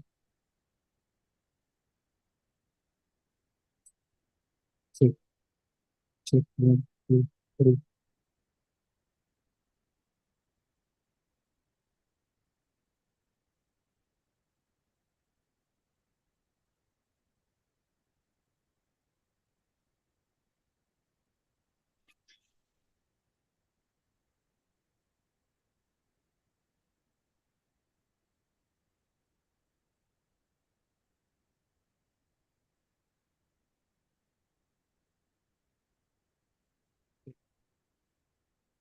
Check.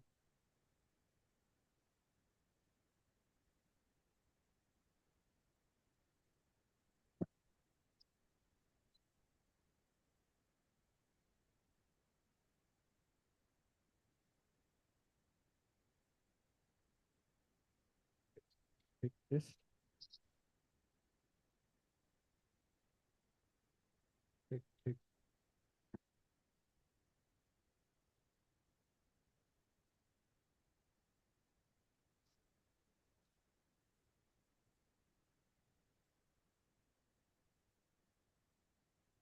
Check. Test.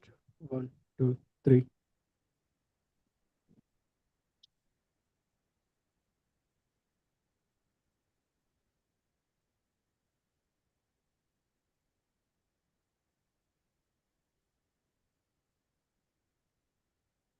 Check.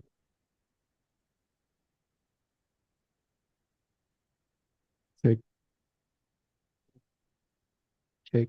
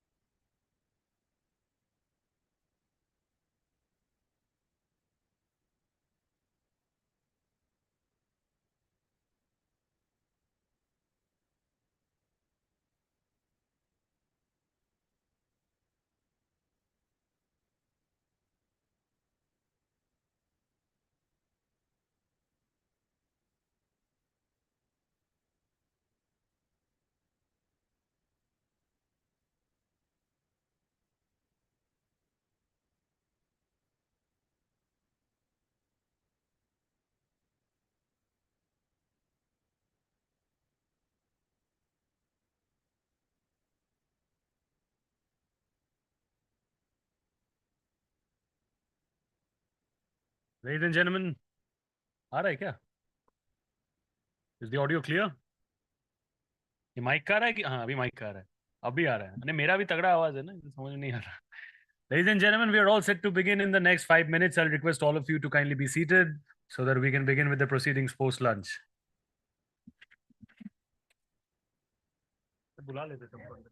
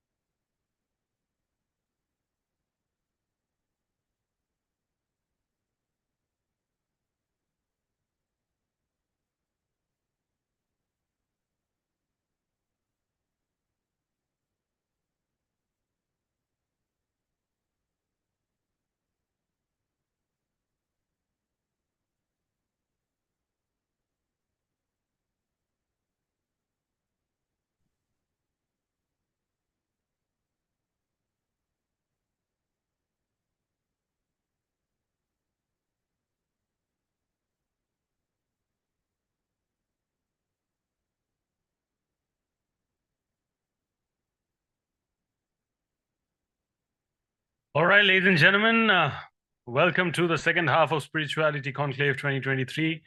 I hope you all had a great lunch. अगर किसी का great lunch नहीं हुआ है तो अभी भी खाना है वहाँ पे, आप जाके खा सकते हो. But then खाना अंदर लेके आना, because we have a very fascinating session indeed. You can't genuinely miss that. It's a pleasure and privilege to have with us Swami Mukunananda, global spiritual leader and founder of JK Yoga, over here with us. He's going to be talking to us about the subject, journey to self-realization, balancing material success with spiritual fulfillment. May I please have the pleasure of calling Sir on stage. Sir, may I please have you on stage? Let's give it up for Swami, sir. Sir, you would want a mic, this one, or a hand mic? Whatever is comfortable for you.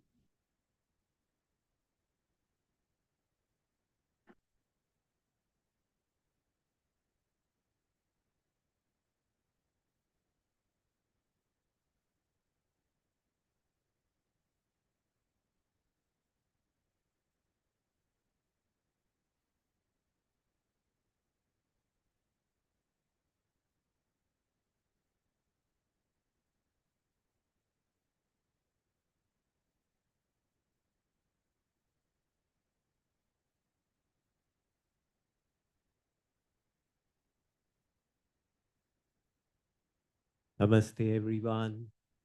Happy to be here. I believe I'll be speaking to you all on the topic journey to self-realization, balancing material success with spiritual fulfillment. Apparently, these are contradictory. Material success is about external luxuries, comfort, aggrandizement. Spirituality is an inner journey that takes you away from material pleasures. Is it possible to balance both of these? The contradiction between these two fields got further exacerbated in the West, where spirituality was considered far removed from science, because scientific people base their knowledge on facts, on proof, and on logic, while spirituality requires believing in nebulous concepts that are not immediately tangible. However, from the Vedic perspective, there is really no contradiction between material science and spiritual science. The Mundakopanishad of the Atharva Veda states, Dve vidye veditavye parachaiva paracha. There are two bona fide branches of knowledge. One is material science, and the other is spiritual science. And both of these are necessary in your life. Those spiritualists who deny the need for material science, they make a mistake. Because without material knowledge, you cannot take care of your body. There is the story of the Buddha before his enlightenment. He gave up eating and drinking and sat down in dhyana, meditation. Many days went by, weakness overcame him, and he became dizzy. So the meditation went for a 6. At that time, some village women were passing by to fill water in their pots, and they were singing a song. The words of the song were, tighten the strings of the tanpura, but don't tighten them so much that the strings break. The tanpura is a classic Indian musical instrument. It needs to be tuned before playing. But if you tighten the strings too much, they snap.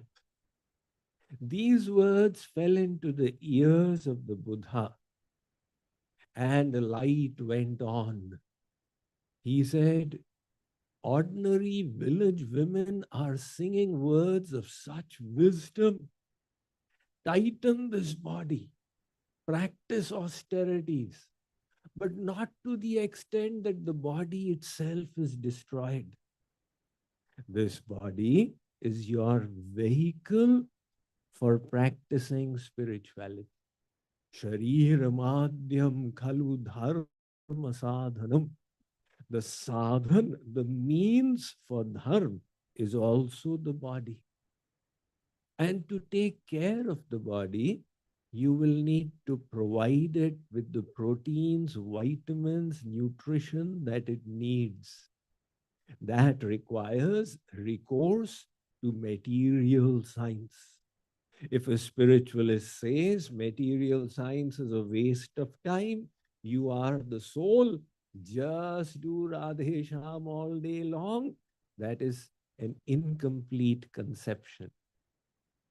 On the other hand, if material scientists say spirituality is futile, it is an impediment to our economic growth, they are also mistaken.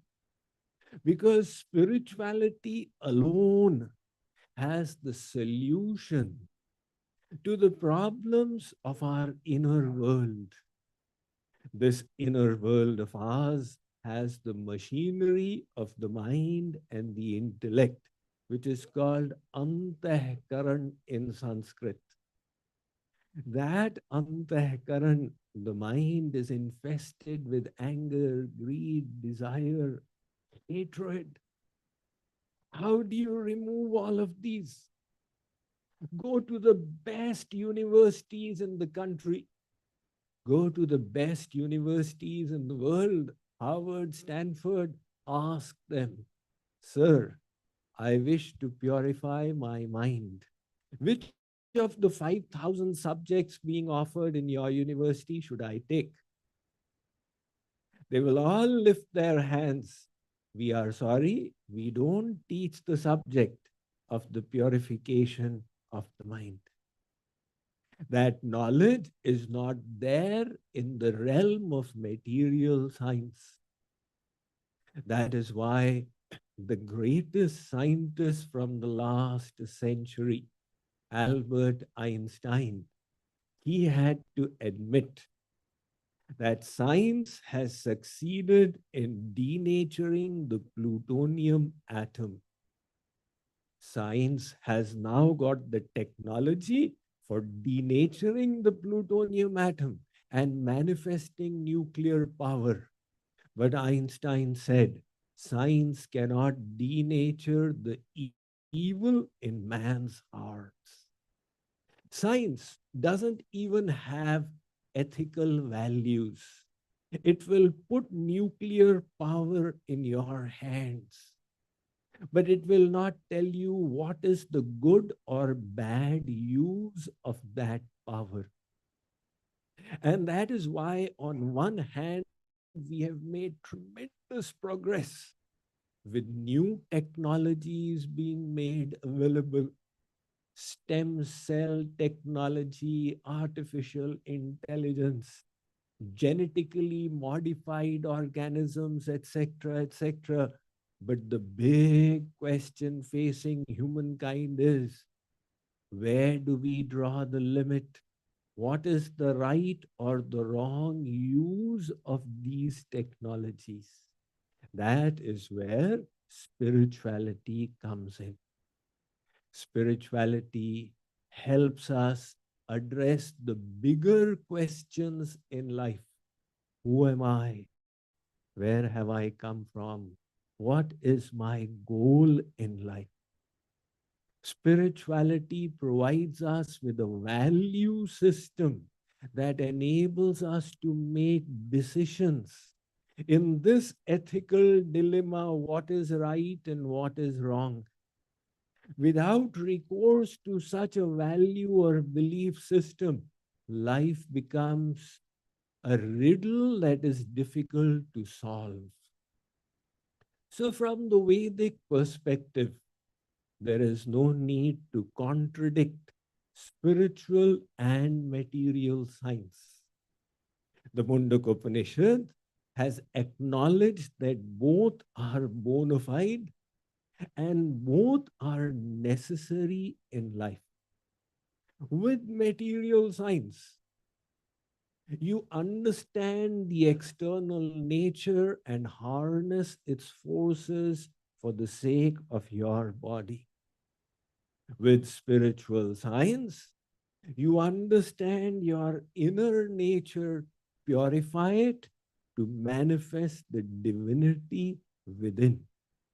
To reach the goal of your life, you should not contradict these two branches of knowledge, but reconcile and harmonize them.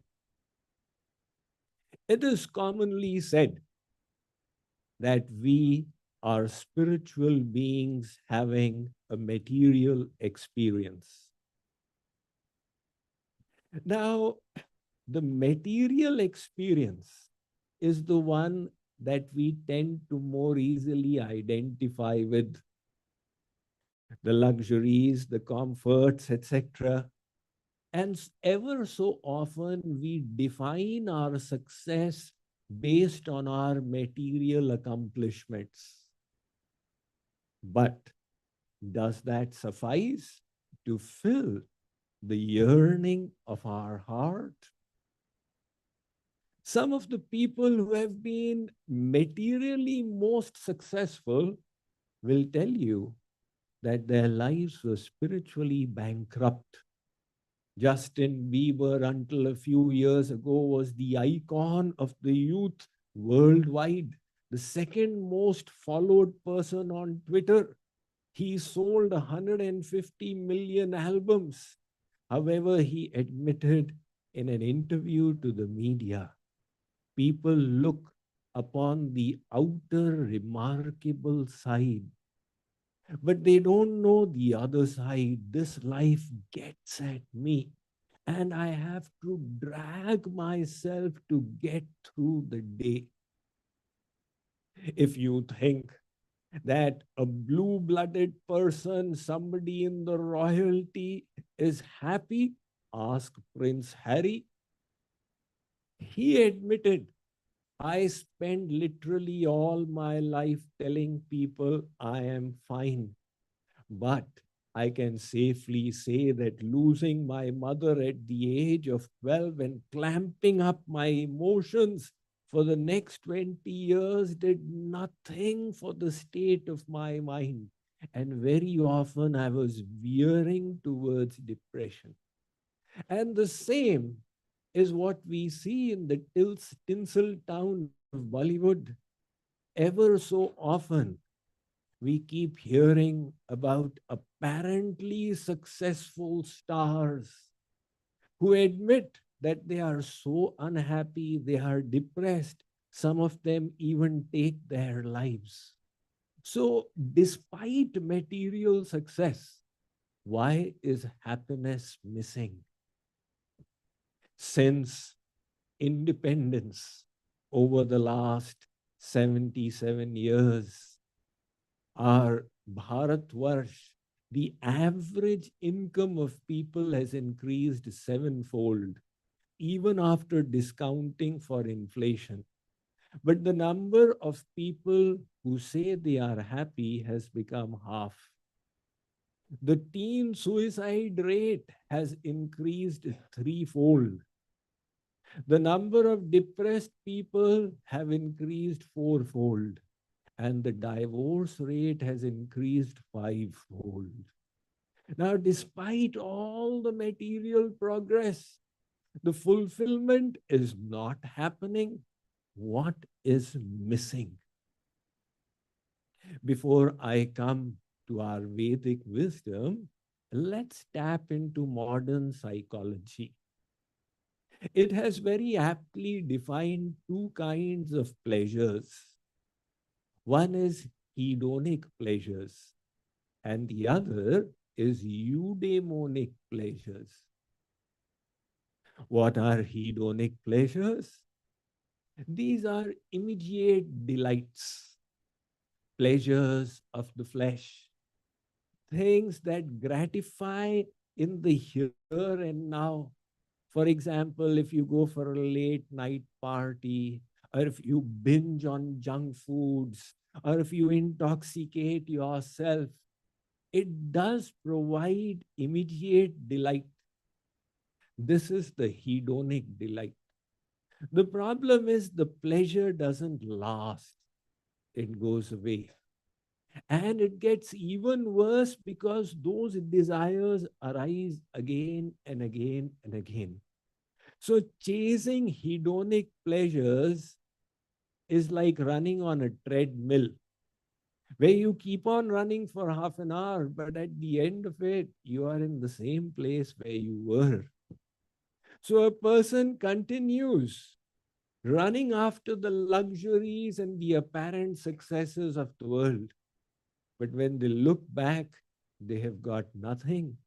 In fact, they have only inflamed their desires forevermore. There was once a lady who visited a pet shop and purchased a parrot. 2 days later, she returned and asked the shopkeeper, "The parrot doesn't speak." The shopkeeper said, "Madam, parrots love mirrors. Try fitting a mirror in the cage." She did so, but returned again after 3 days. The parrot is still silent. The shopkeeper said, "Madam, parrots enjoy staircases. Fit one in the cage, it'll climb up and down." She did that as well, and then again returned after a couple of days. The parrot is still mute. The shopkeeper said, "How about a swing?" She fitted that. And 3 days later, she returned and said, "The parrot has died." The shopkeeper said, "I'm so sorry to hear that. Did it say anything before it died?" The lady said, the parrot said, "Don't they have any food in that shop?" The parrot was looking for food. We were giving it external luxuries. Likewise, within us is our spiritual soul. And we are giving to our soul the pleasures of the senses through the body. The soul within says, "I am still not happy." Now look at the other kind of pleasures. These are the eudaimonic happiness. Eu means good. Daimon means the true self. That happiness, which is good for your true self, it may not thrill you in the present, but chasing it will lead to your internal growth. It will make you a better person. For example, if you stick to a healthy diet, it may seem austere in the here and now, but it will bestow you good health in the long run. If you control your tongue in relationships, ask for forgiveness, take the humble approach, it may hurt the ego, but it will bestow harmony in the relationships. If you take time out for yoga and exercise on a daily basis, it is not enjoyable immediately. The pleasures are long term. So, eudaimonic happiness is the one that leads to your inner growth. And at the end of your life, when you look back, what satisfies is not the hedonic delights you indulged in, but the inner growth that you achieved. So, when we say, let's chase success, success definitely is a very sweet word, and we all love it. But you must define for yourself, what does success mean? Spirituality is not removed from success. In fact, Spirituality tells us you must strive for the ultimate success.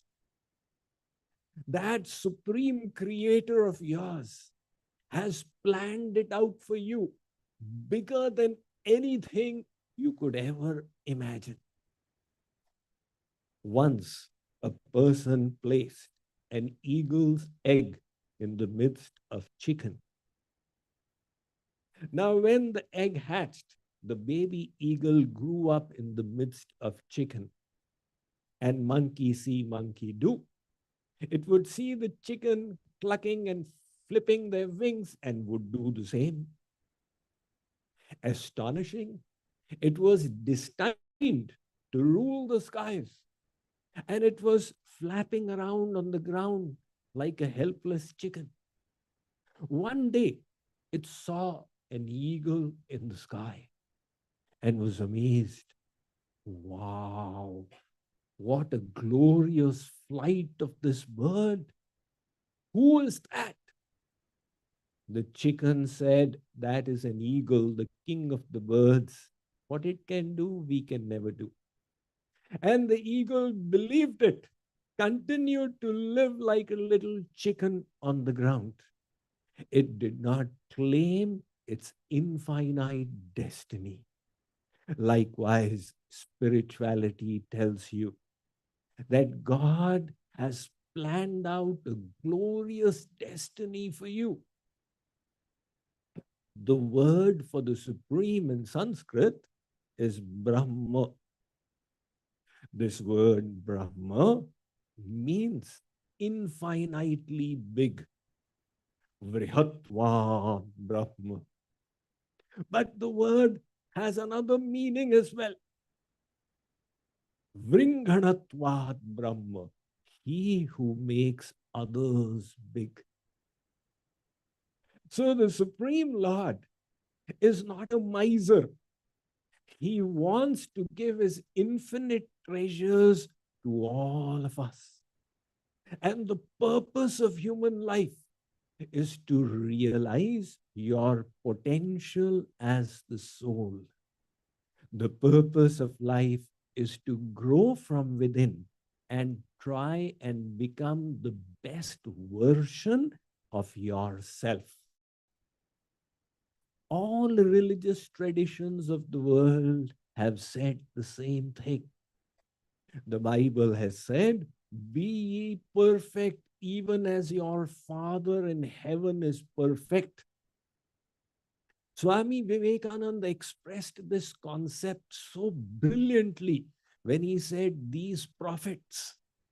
He's referring to prophets that we worship.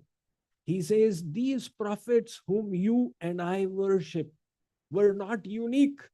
They were human as you and I, and they had attained super consciousness, and you and I can do the same. The very fact that one person attained that state indicates that all of us can do so. And that ultimately is religion. What is the purpose of religion as understood by him? To grow in perfection in our inner journey and realize the supreme glory that God has destined for all of us. But that is only one definition of success, to be the best version of yourself. There is another aspect to this as well. Once there was a woodcutter, a lumberjack, who used to work in a forest cutting trees for an employer. A social researcher approached him and said, how much do you earn? He said, Aji Sahab, I get 50 rupees an hour. The social researcher said, if I give you 100 rupees an hour, will you work for me? He said, Sahab, definitely I want money. All right, come over on Monday to my farm. This lumberjack resigned and he came over to meet his new employer.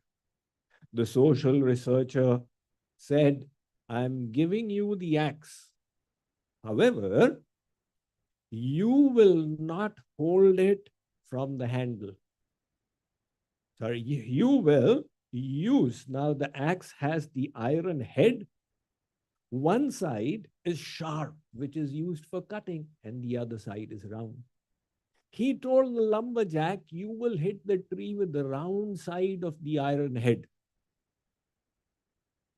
The woodcutter said, sir, I can keep on hitting it. It will never get cut. Why do you bother? I'm giving you 100 rupees an hour. Okay, if I'm getting my money, then why not? So he went to work. He did it from morning till evening, 8 hours a day, Monday to Thursday. On Friday evening, he returned to the researcher, threw the axe at his feet and said, sir, I quit. The researcher said, what is the matter? You are getting double the salary. Sir, this is no fun. I need to see the chips flying. Just hitting it like this is not satisfying me. Likewise, all of us want to see the chips flying. No matter what our profession, we wish to see that it is making a difference in this world. It is helping the life of at least one person. Without that kind of visibility, our work can never satisfy us. In the industrial environment, researchers have seen there are the packers in one line, production line, there are unpackers in another production line. Those who are doing creative packing work are more satisfied with their job than those who have to break things apart. So all of us wish to see chips flying. What does that mean? We wish to do good. Whatever talents God may have given us, we wish to use them in a way that will make a difference to this world. Now, that then becomes our definition of success. At JK Yog, my organization, we put it like this: do good, be good, feel good. Now, when you wish to be good, to do good, you will realize that the means for doing your work effectively is your inner consciousness. The better you become from inside, the more effective your work becomes. As you rise in the corporate hierarchy, you ask any CEO, what is the biggest obstacle in the work you are doing? The CEO will say, my own self. If I could be a better person, I would automatically, by virtue of my consciousness, be more effective in my work. And then work becomes a means for self-unfoldment as well. It is just like the Japanese have a horticultural style called bonsai. It's a very cruel art form. I would not recommend it to anyone, but there's a learning there. Everybody has seen those bonsai trees. They are grown in small vessels. And you will find big, big pine trees growing in little vessels. They're so stunted, they're about this tall. And how come the pine tree remained so short? Because its roots were not allowed to expand. So for the tree to manifest its potential, it needs strong roots. Likewise, to be able to succeed in your profession, in your career, in a meaningful manner, you will realize that you need to grow from within. That is most important. We people always prioritize external growth. If you analyze your calendar for the year, how many days did you allocate for external progress? And how many days did you allocate for internal progress? You will realize there is a complete mismatch. Now, God is more concerned with our internal progress. We are more concerned with our external attainments. I had once gone to Masuri in the Himalayas and was walking up a cliff, which was completely bare. It had brown soil, completely barren land. And in the midst of it, I saw a beautiful flower blossoming. And it was so striking. I said, my God, this flower is able to blossom on barren land. Likewise, the Supreme wants us to blossom wherever we may be. No matter what your material situation, focus on your inner growth, and that blossoming will start. But we have got it the other way around. And we say external growth is my measure of success. So we need to switch the priorities. This is called leadership from inside out. And when we start growing spiritually, it doesn't mean that our material world changes, but our perspective to this world changes. People have this feeling that to be spiritual, you need to go into the Himalayas.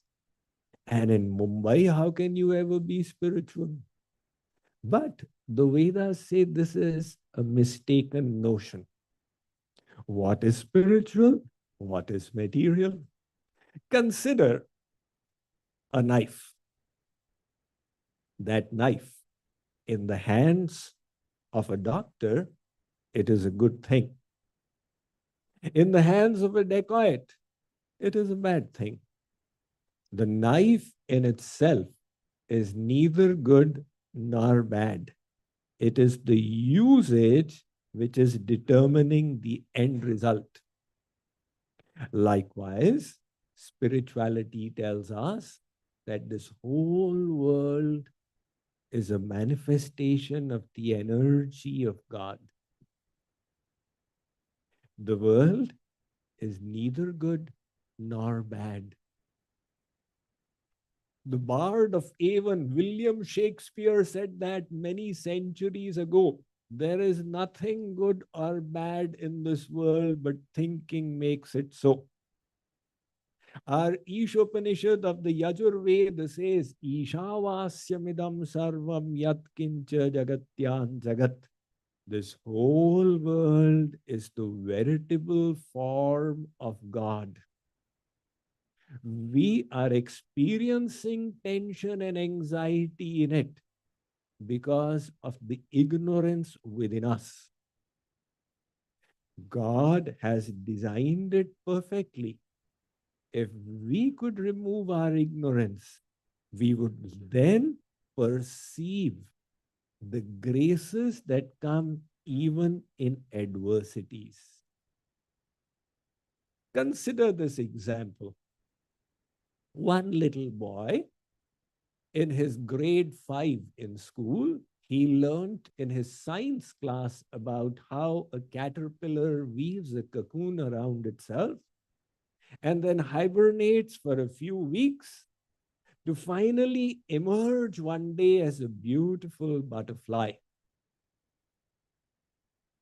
While he was returning from school, he saw hanging from the rose bush in his garden lot? A cocoon. He was thrilled. This will be my personal laboratory. So every day while going to school and returning, he would check the progress of his cocoon. One day, sure enough, a tear was visible and the butterfly was going to emerge. Since it was a Saturday, a holiday, he was coming to check it after every hour. And by late afternoon, the butterfly's head was now obvious. He was looking transfixed.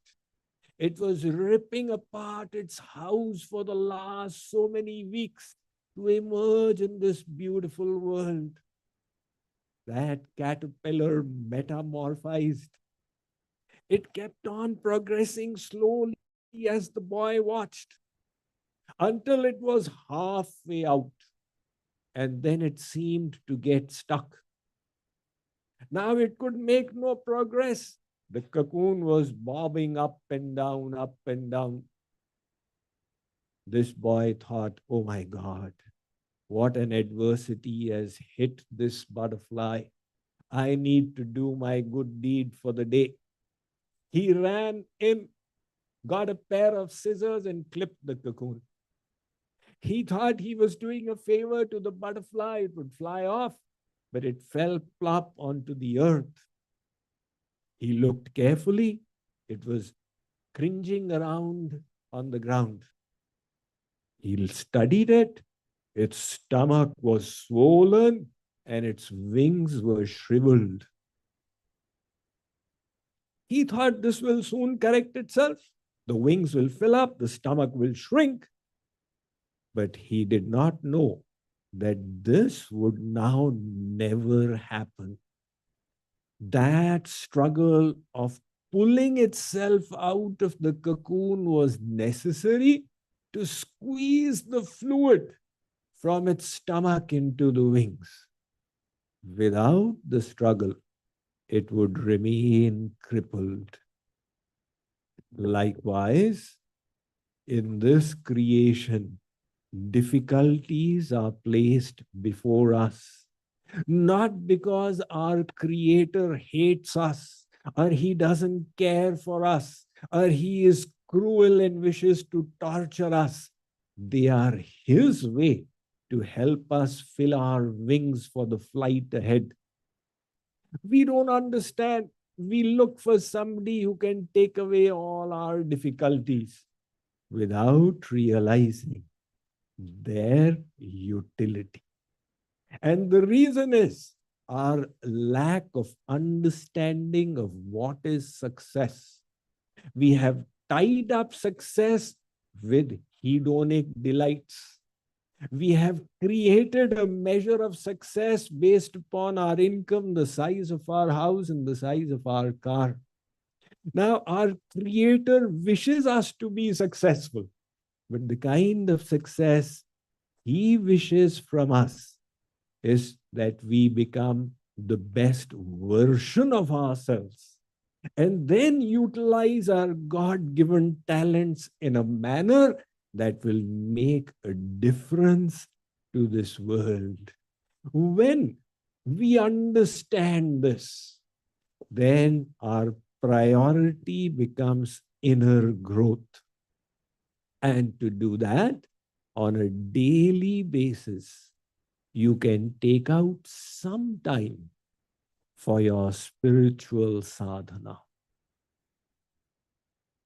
All day long, you are in the work environment and your mind undergoes attrition. No matter how much you intend to keep your thoughts and consciousness high, the worldly interactions wear you out with anger, greed, desire. So spirituality says block out a certain amount of time on a daily basis to nurture yourself and go within. It's just like milk. If you pour it in the water, The milk and water mix with each other. But if you keep the milk separate from the water for a little while, then you convert it into yogurt and churn the yogurt to extract the butter. This butter now will challenge the water. पानी भाई साहब, हम आपकी खोपड़ी पे बैठ के तैरेंगे, आप हमारा कुछ नहीं बिगाड़ सकते। जब तक हम दूध थे, आप हमारे साथ घुल जाते थे। रेस्टोरेंट में लोग हमको फेंक देते थे, वेटर कैसा दूध लाए हो, इसमें पानी मिला हुआ है। लेकिन पानी भाई साहब, अब हम मक्खन बन चुके। So you enhance the power of the milk to butter by keeping it separate from the water for a little while. Likewise, for 1 hour every day, you go into isolation, nurture yourself spiritually, work on the inner laboratory of your mind, and then emerge into the world with spiritual awareness to use your talents in your work environment in the best possible manner that you can. This will then be the perfect definition of success that reconciles both the realms of materialism and spirituality, where you do good, be good, and feel good. You do the best you can, try to be the best version of yourself, and that is the way to true fulfillment, eudaimonic pleasures. Thank you very much. Ladies and gentlemen, तालियों की गूंज जोर से स्वामी जी के लिए. Thank you so much, sir, for sharing your insights. It's been an absolute pleasure listening to you. Thank you so much. Do you all believe the same as well? Can you please give a huge shout out to Swami ji? Fantastic stuff. I'll request Harbinder Narula sir to kindly come up on stage, and we please have the token of appreciation for Swami ji.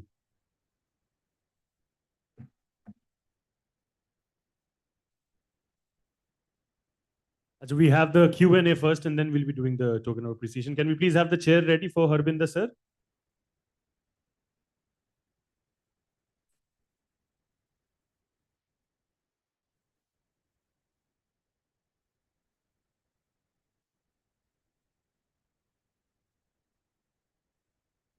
And in the meanwhile, if any of you have any questions, you can keep it ready. We can take it after the session with Harbinder sir is done. Thank you. Thank you so much.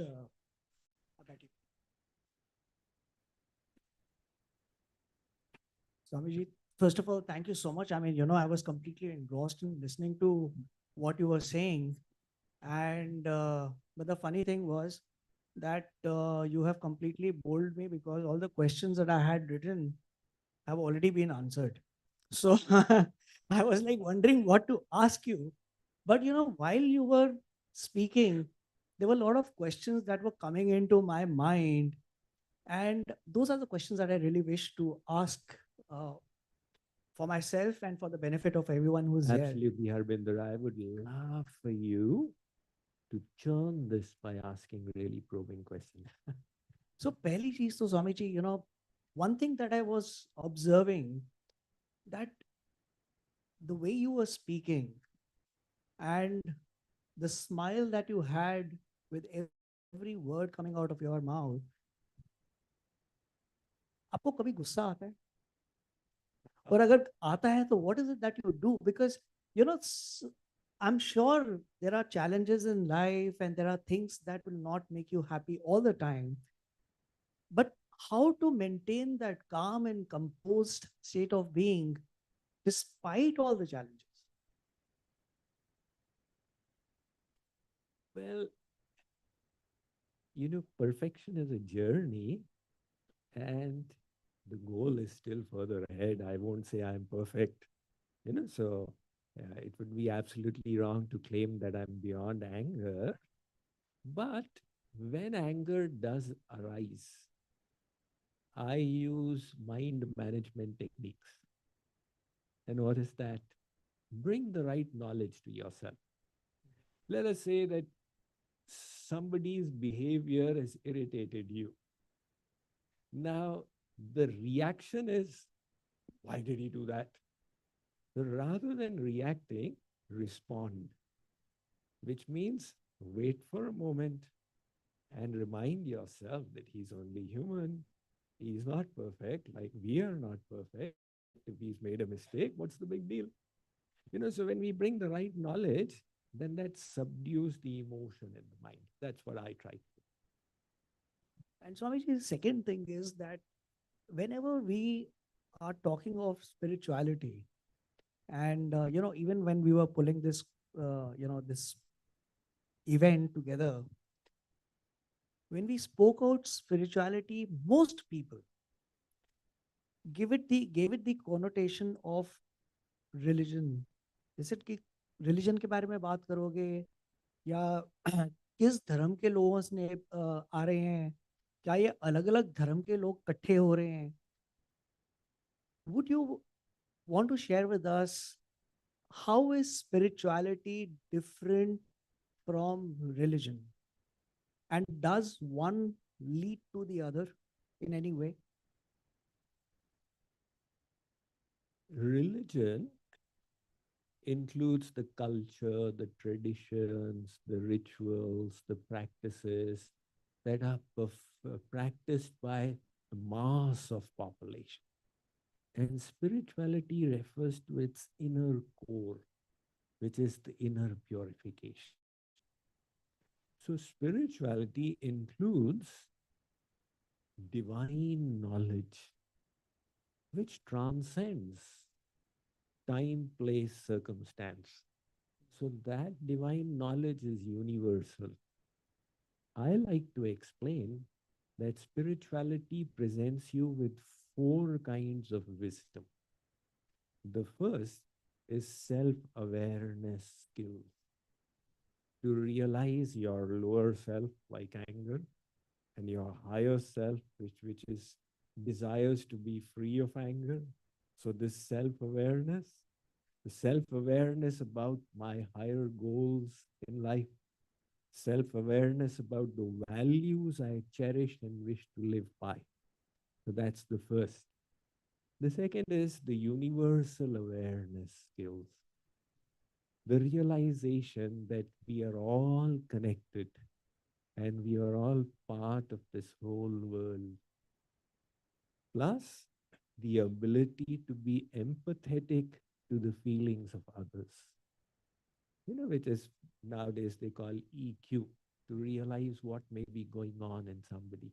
And the third aspect of the same universal awareness skills is awareness of the universal laws that apply to me. For example, if I give something, the universe will give me more of it. Just awareness of this law will make a person more charitable.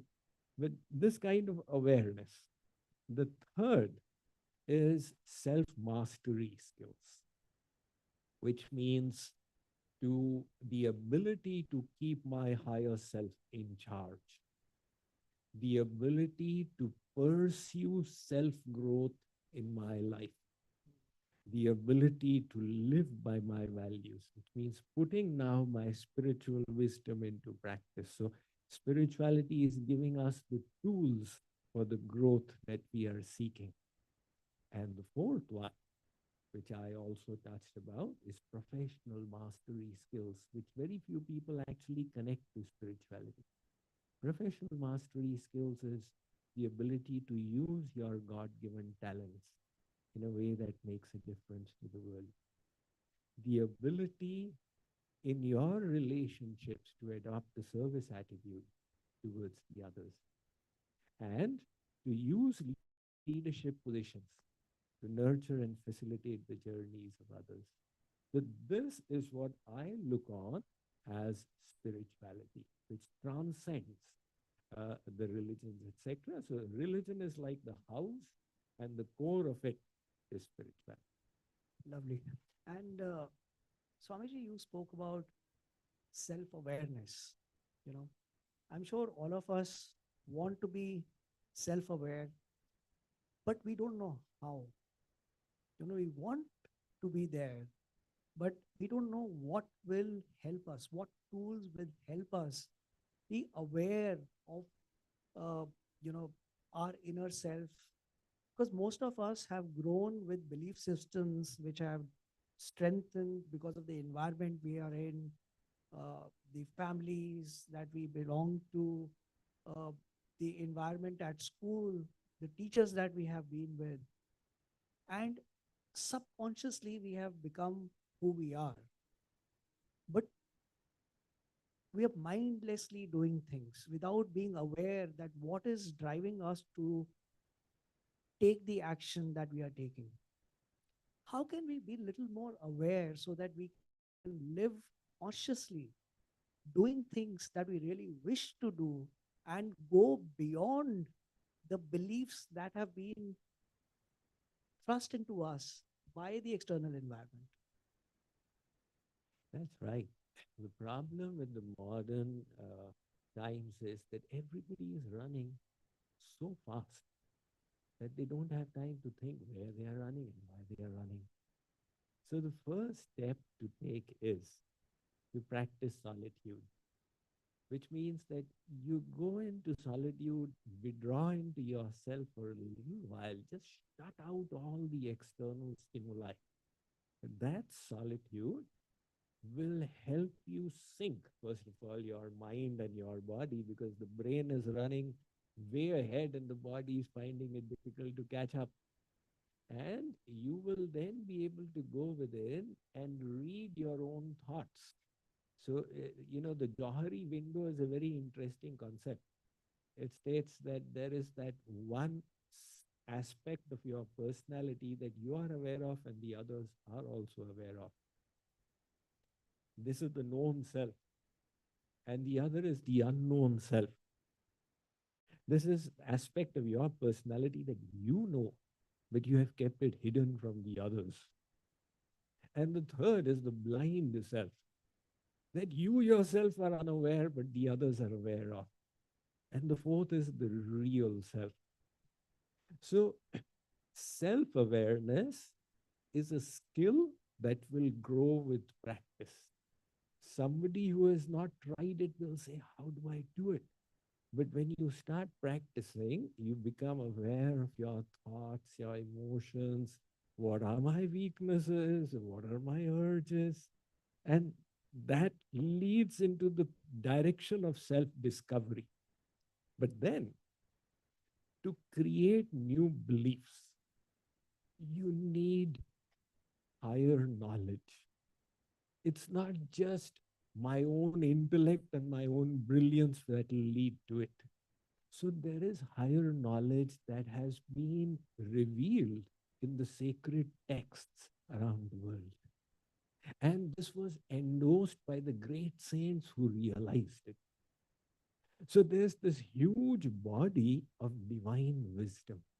Now you access that. And in our Indian tradition, we are so blessed because all these scriptures and saints informed us that you are not this body, you are the soul. Right? So with the help of the knowledge, you look at yourself. That is called Shastra Chakshu. Initially, it's just a theoretical realization, I am the soul. And then as you progress on the journey, slowly the experience will start following. And you'll be able to see, oh, the body is separate, the mind is separate, the intellect is separate, and I am separate. Brilliant. And Swamiji, I have one more question which has been there in my head for a long time. And especially when I try to link spirituality with material life, we all have responsibilities. I mean, if we choose to be in the material world, we have a responsibility to the work that we are doing, the organization that we have, the family that we are supporting. And we also, have heard, and you have said this in very clear words, that you have to have a service mentality of serving others. When you look at doctors, when you look at such professionals who have a very noble profession of saving lives. They're caught between uh, the spiritual mindset and ability to serve, the need to serve, but they also have responsibilities to their profession, their family, their children, and they get caught between being termed as कि ये लोग तो पैसा कमाने के लिए बैठे हुए हैं, ठीक है ना? And this is not just with doctors, but with various professions.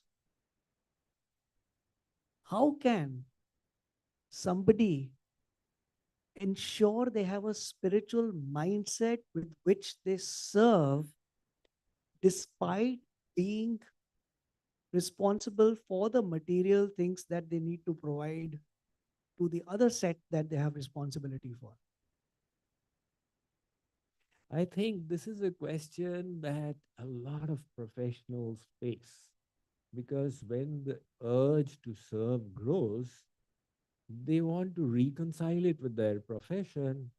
And very often, if they are in a corporate environment, the end goal of the corporation is to earn profits. And then say, how does my desire to serve, how does it fit into the entire picture? If somebody is in a noble profession, like a doctor's profession is still a noble profession, so there the service is directly perceptible. But if you are in a profession that is more removed, let's say a corporate house that is completely, focused on extracting profits, then you say, okay, then what is how do I fit in? But if you can, our Bhagavad Gita says, Yat karoshi yadashnasi yad juhosi dadasi. Look, try and make every work as a service, which means if you are going to eat, think that this body is a temple of God and is vehicle for serving Him. Let me eat to sustain this body. Now, if you have to earn money, possibly your means of earning it may not be directly service, but I will use the money in a way that will serve humankind. I'll take care of my family, and whatever I can save, I will use it in the service of society for the pleasure of God. So that is why all the religions, they tell us, give out 1/10 of your income. Now, when people start doing that, their attitude to work changes. I'm not just earning to enjoy. I'm earning so that through this money that I get, which is Lakshmi, I can serve and help others as well. So some or the other, you try and develop this intention.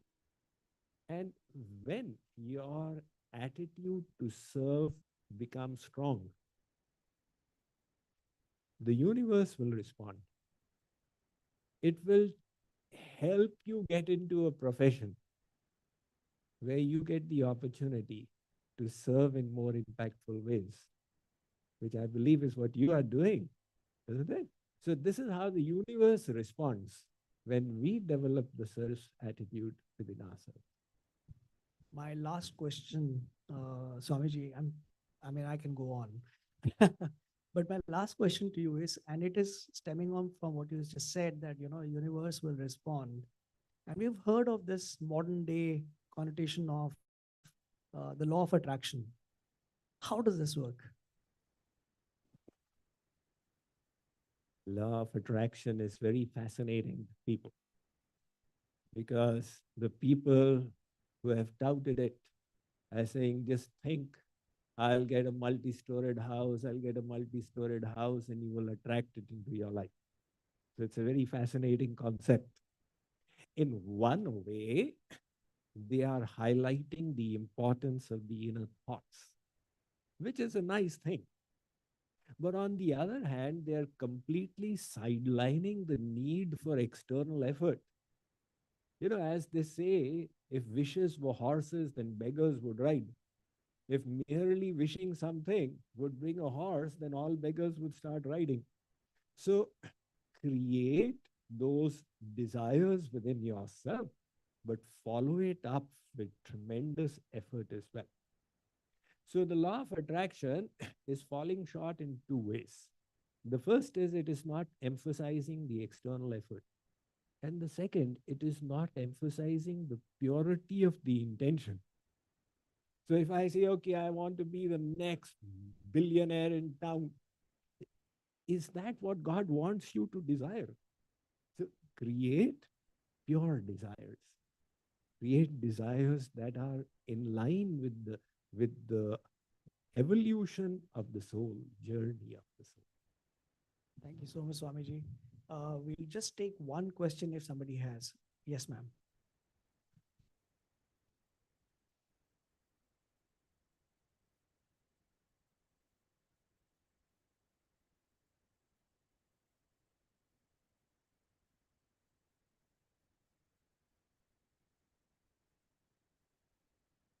The inner journey requires purifying your inner machinery, which is the mind and the intellect. So very often, people on the religious side are just focusing on external acts. You know, घंटी बजा दो, आरती कर दो, या माला लेके फिरते जाओ, but they are not engaging in the purification of the mind. So the mind is very important. Man eva manushyanam karanam bandha mokshayo. The mind is the cause of bondage. The mind is the cause of liberation. Spirituality requires uplifting the state of your mind. And the mind is the workshop for the thoughts, so bathing your mind in noble thoughts. There are many bona fide techniques for doing that. That is why we've got Karma Yoga, Gyan Yoga, Bhakti Yoga, Hatha Yoga, Ashtang Yoga, etc. All of these are bona fide techniques as long as they are resulting in the inner purification. So that one thing, if it gets missed out, then it is all only an external drill. That is why Saint Kabir said that Mala pherat yug phira, phira na man ka pher, kar ka man ka darike, man ka pher. That you need to now focus on cleansing your mind from the inside. So you try out the various techniques, and the simplest one that I teach is your mind is made from the three gunas, sattva gun, rajagun, tamagun. Beyond these three gunas is the supreme divine personality. Attach your mind to the supreme through bhakti, through loving devotion, and your mind will rise beyond the three gunas. So the Bhagavad Gita says, Mam chayo vyabhicharena bhakti yogena sevate sagunan samatityaitan brahma bhuyaya kalpate. And that is what all the saints said, that engage in devotion to the Supreme. It is the sovereign recipe for purifying your mind. Great. Any other question? Okay, we'll take one question.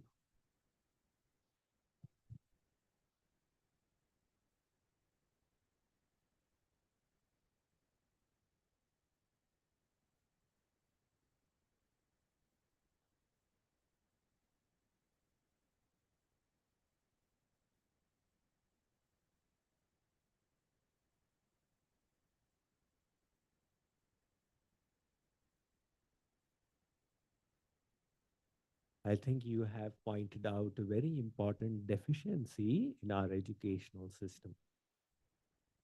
We have limited our understanding of what is education. So what is the intention of parents? That my children, they should become doctors, engineers, advocates, and then they should earn money. But education should help us become a better person. That aspect is being ignored. Now, without that, education remains incomplete. And that is why you will find that young professionals, after completing their education, when they enter the corporate world and they encounter real life problems, they don't have tools to handle those problems. And that is what is leading to this intense thirst for spirituality amongst our Indian youth. Because when they find that they are stressed, they don't know how to handle stress. It was not taught to them in their school and college, right? So if the creators of our educational system had the wisdom to realize that a human being has spiritual needs and will benefit from spiritual wisdom, it could have been made a part of the educational system. So that is definitely a lacuna. Now, in the present lacuna, you have to supplement it by your own self-study of spiritual systems of knowledge, sacred books, etc., so that you gather the spiritual wisdom that will enrich your life. That was a brilliant question because, while we end the session, there are these two big takeaways for me. And one is stemming out of this question that was asked that, if the system of educating ourselves is just limited to theoretical knowledge, I think spiritualism or the study of spiritualism is actually helping us or enabling us or building that ability to face life and do the right thing and make the right choices. That's one.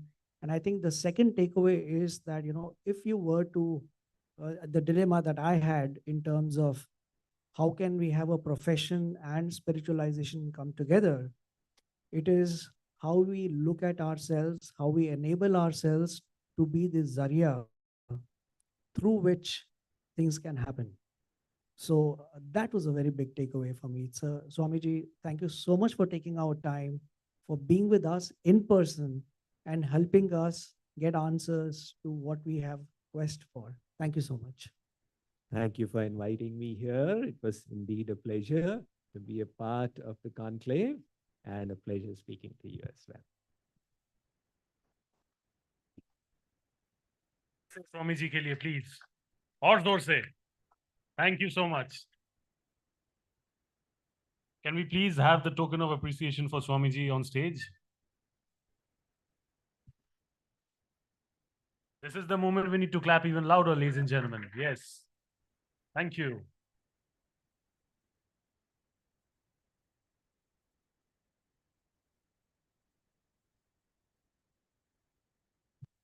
Thank you so much, sir, for gracing us with your presence. It's been a fantastic session full of insights and learnings. Thank you so much.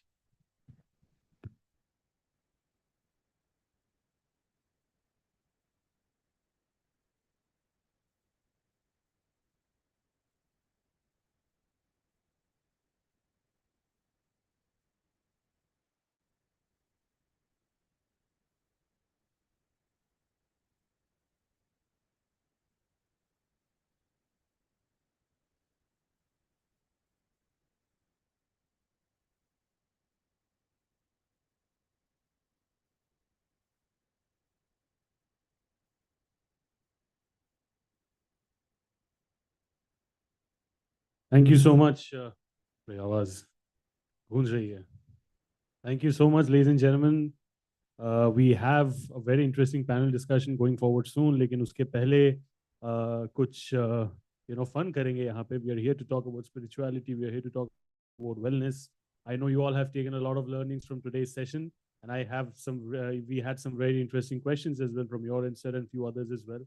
तो मुझे पूछना है audience से यहाँ पे आज कि what is the biggest takeaway that you have so far from today's session? And I'll be coming to everybody, जो लोग भी यहाँ पे है, BW team हो, BW team के बाहर हो, जो भी हो. Please, a lot of people are, I believe, going outside. Can we please have people inside? Arvinder sir, can we please have people inside? I'm doing a session with the audience over here inside till we resume the panel discussion. I'll request people to kindly please come in. So sir, आपके पास आ रहा था, मैं आपको पूछ रहा था, आपने interesting questions कुछ पूछे यहाँ पे. मुझे बताइए सर, योर फर्स्ट कनेक्ट और your first ever understanding of spirituality कब हुआ? Because there was a time when you first connected with the term because of which you are here today, और ज़्यादा सीखने के लिए और ज़्यादा समझने के लिए. What was your first moment in connect with spirituality? Please enlighten the audience हमारे साथ जो यहाँ पे है, please. I think my name is Amol Maheshwari.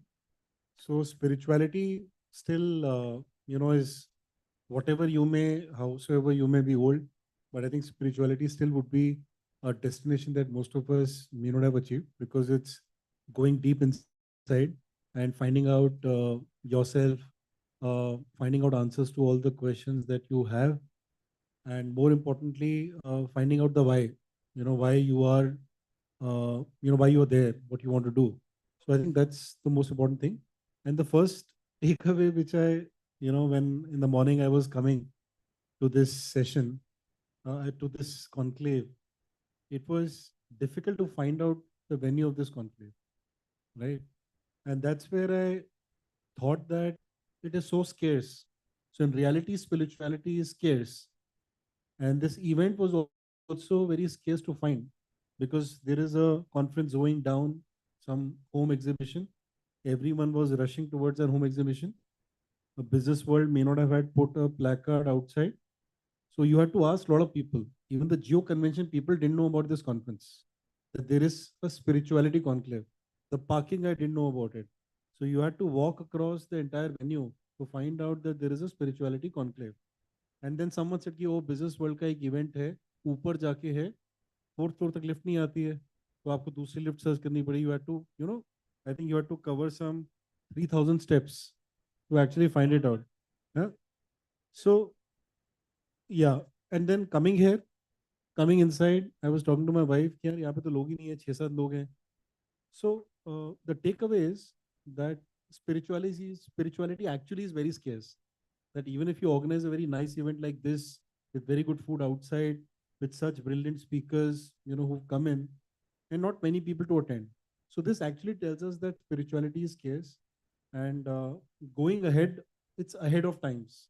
It's not that, and all of us in that journey are at a very nascent stage. Some people have started it, some people are somewhere, but in a country of 140 crore people that we are in, 1.4 billion people, spirituality is actually scarce.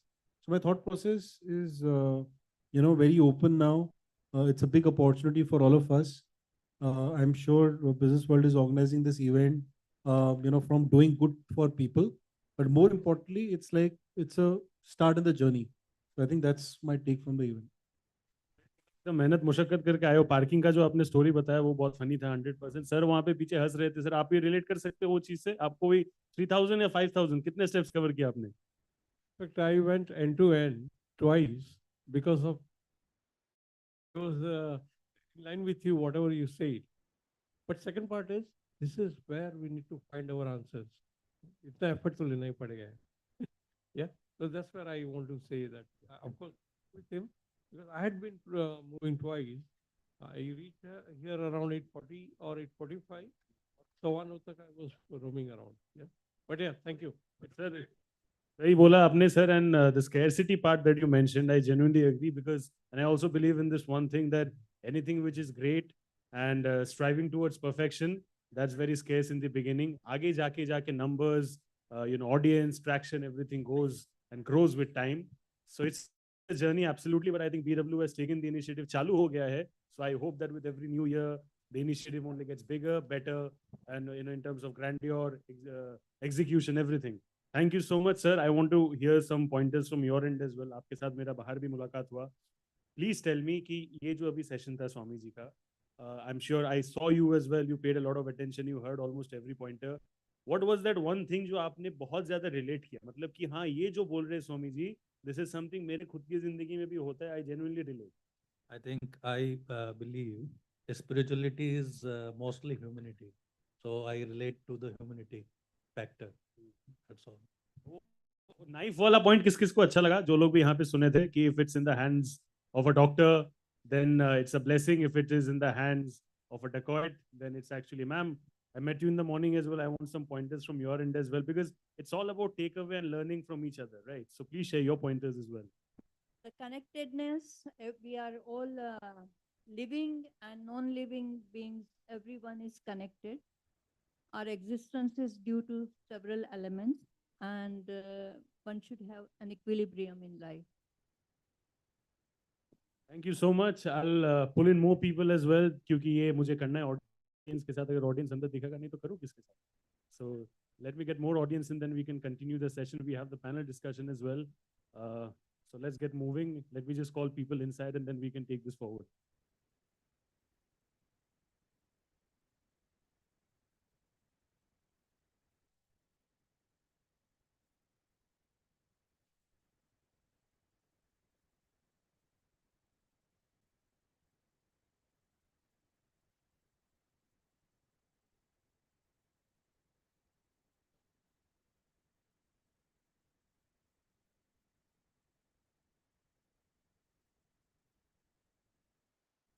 Hi, आगे आके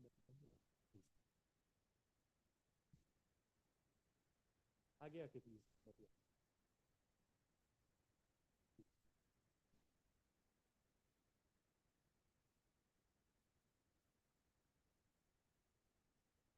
This was your place in the morning. This is your place in the evening as well.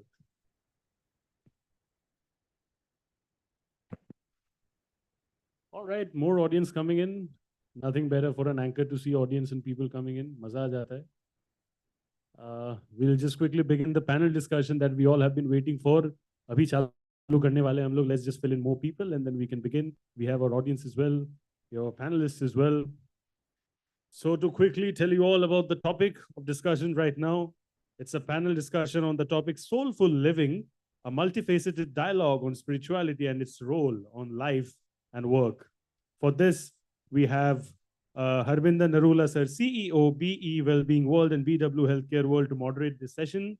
And he'll be joined on stage by Sister Jayanti, additional administrative head of the Brahma Kumaris, Ira Trivedi, author and founder, Yog Love, Chef Ranveer Brar, celebrity chef, food entrepreneur and author. He'll be joining us in some time. He's not yet reached. Dr. Anjali Malpani, IVF specialist, Dr. Malpani Infertility Clinic. Can we please have all of them on stage, please? And Zor se talia, please, for this wonderful session, the first panel discussion of the day, ladies and gentlemen.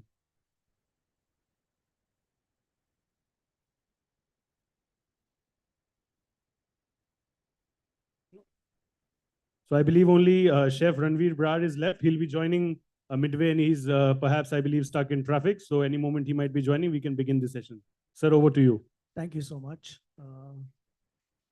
So, Sanjana, can we also have another chair here so that when chef comes in, we're not getting disturbed? And I just want to check, everybody have the mics over here? 3 mics, so we're good.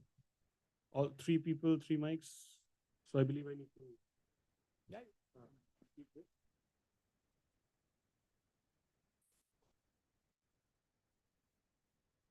So, thank you so much for joining us. And I was hoping chef is going to be here so that there's some male company for me. But, the topic that we are discussing today is soulful living. And since morning, Sister Jayanti was there in the morning and, I was telling her that the whole purpose of doing this conclave or getting together to discuss this is that, we're not waiting till later part of our lives to start looking at spirituality. And instead, how can this be the basics with which we start with so that, we can understand the spiritual mindset and use that in everything that we do and ensure that our, the lifestyle as a process is happier and brings joy and fulfillment to us and to those around us. So I think we've got the right set of people with us. We've got a doctor, and I think that, empathy is the underlying fundamental basic with which you need to serve the patients. So, we'd like to understand if spirituality helps you bring that compassion, empathy. Sister Jayanti is there who's talking of, spiritual life and way of being. And Ira, you've been spreading a lot of, not just physical wellness, but also mental wellness and yoga, as we know, is a unison of both. So your perspectives will be really, really useful to anyone who will watch this conversation. Let me begin with you, Sister Jayanti, with a very basic question, which is the theme. How do we bring spiritual mindset in everything that we do as a human being?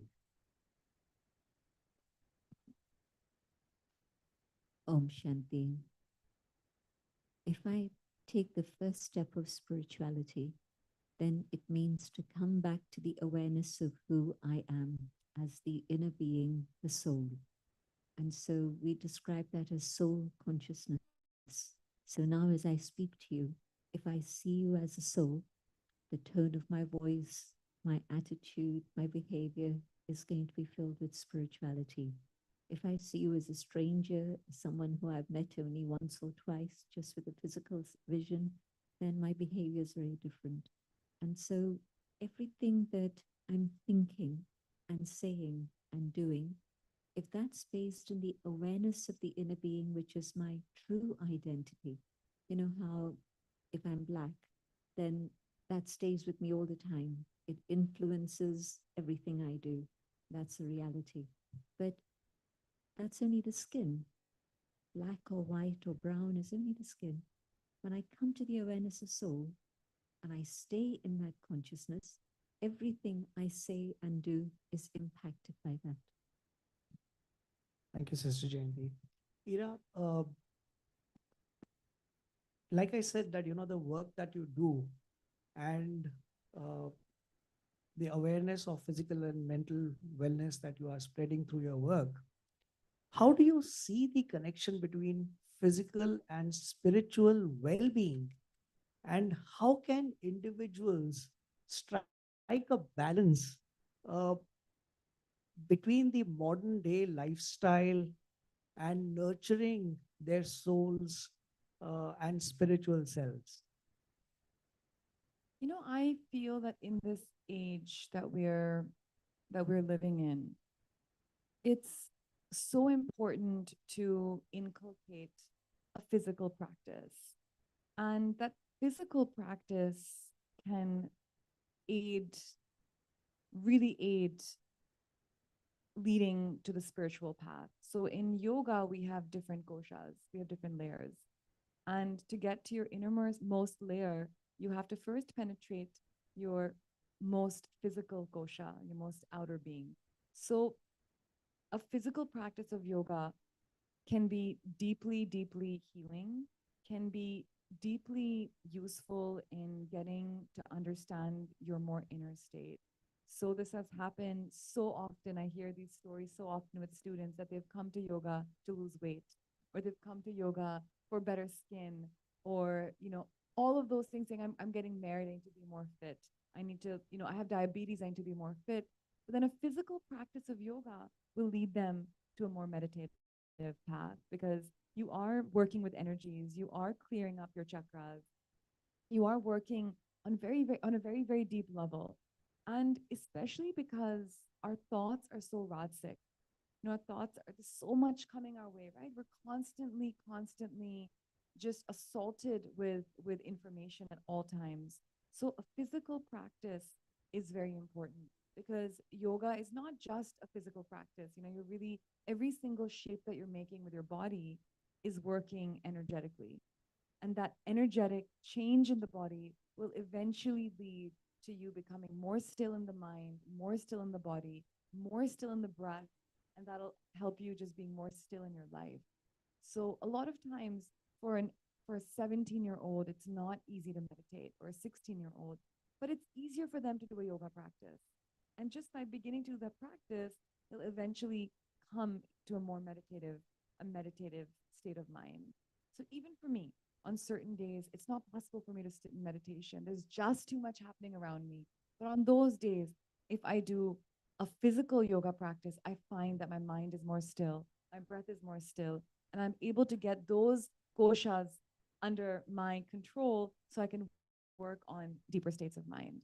So I really, really think that this physical practice of yoga, even though it's ancient, it's so relevant for modern times because we're getting busier and busier and busier in our life. So the practices that we need, just they need to be more active so they can eventually bring us back to stillness. I'd like to delve deeper into what you just said. There's certain people who are perceived to be the ones who have the knowledge to be able to share it with others, right? And we understand the values of our ancient wisdom and practices to bring calmness to us, right? Now, when young people come to you and you have this knowledge which you wish to share, and you just spoke about, your body and taking care of it. Swami Mukundananda was just here and he was talking of that, you treat your body as a temple, as a gift given by God, and you eat because you need to take care of that body, right? How do you share this knowledge, this wisdom with the youngsters who are coming in, who question everything that we are telling them? I really feel that if you share that statement with someone, that just what you just said, people may or may not be able to relate to it so much.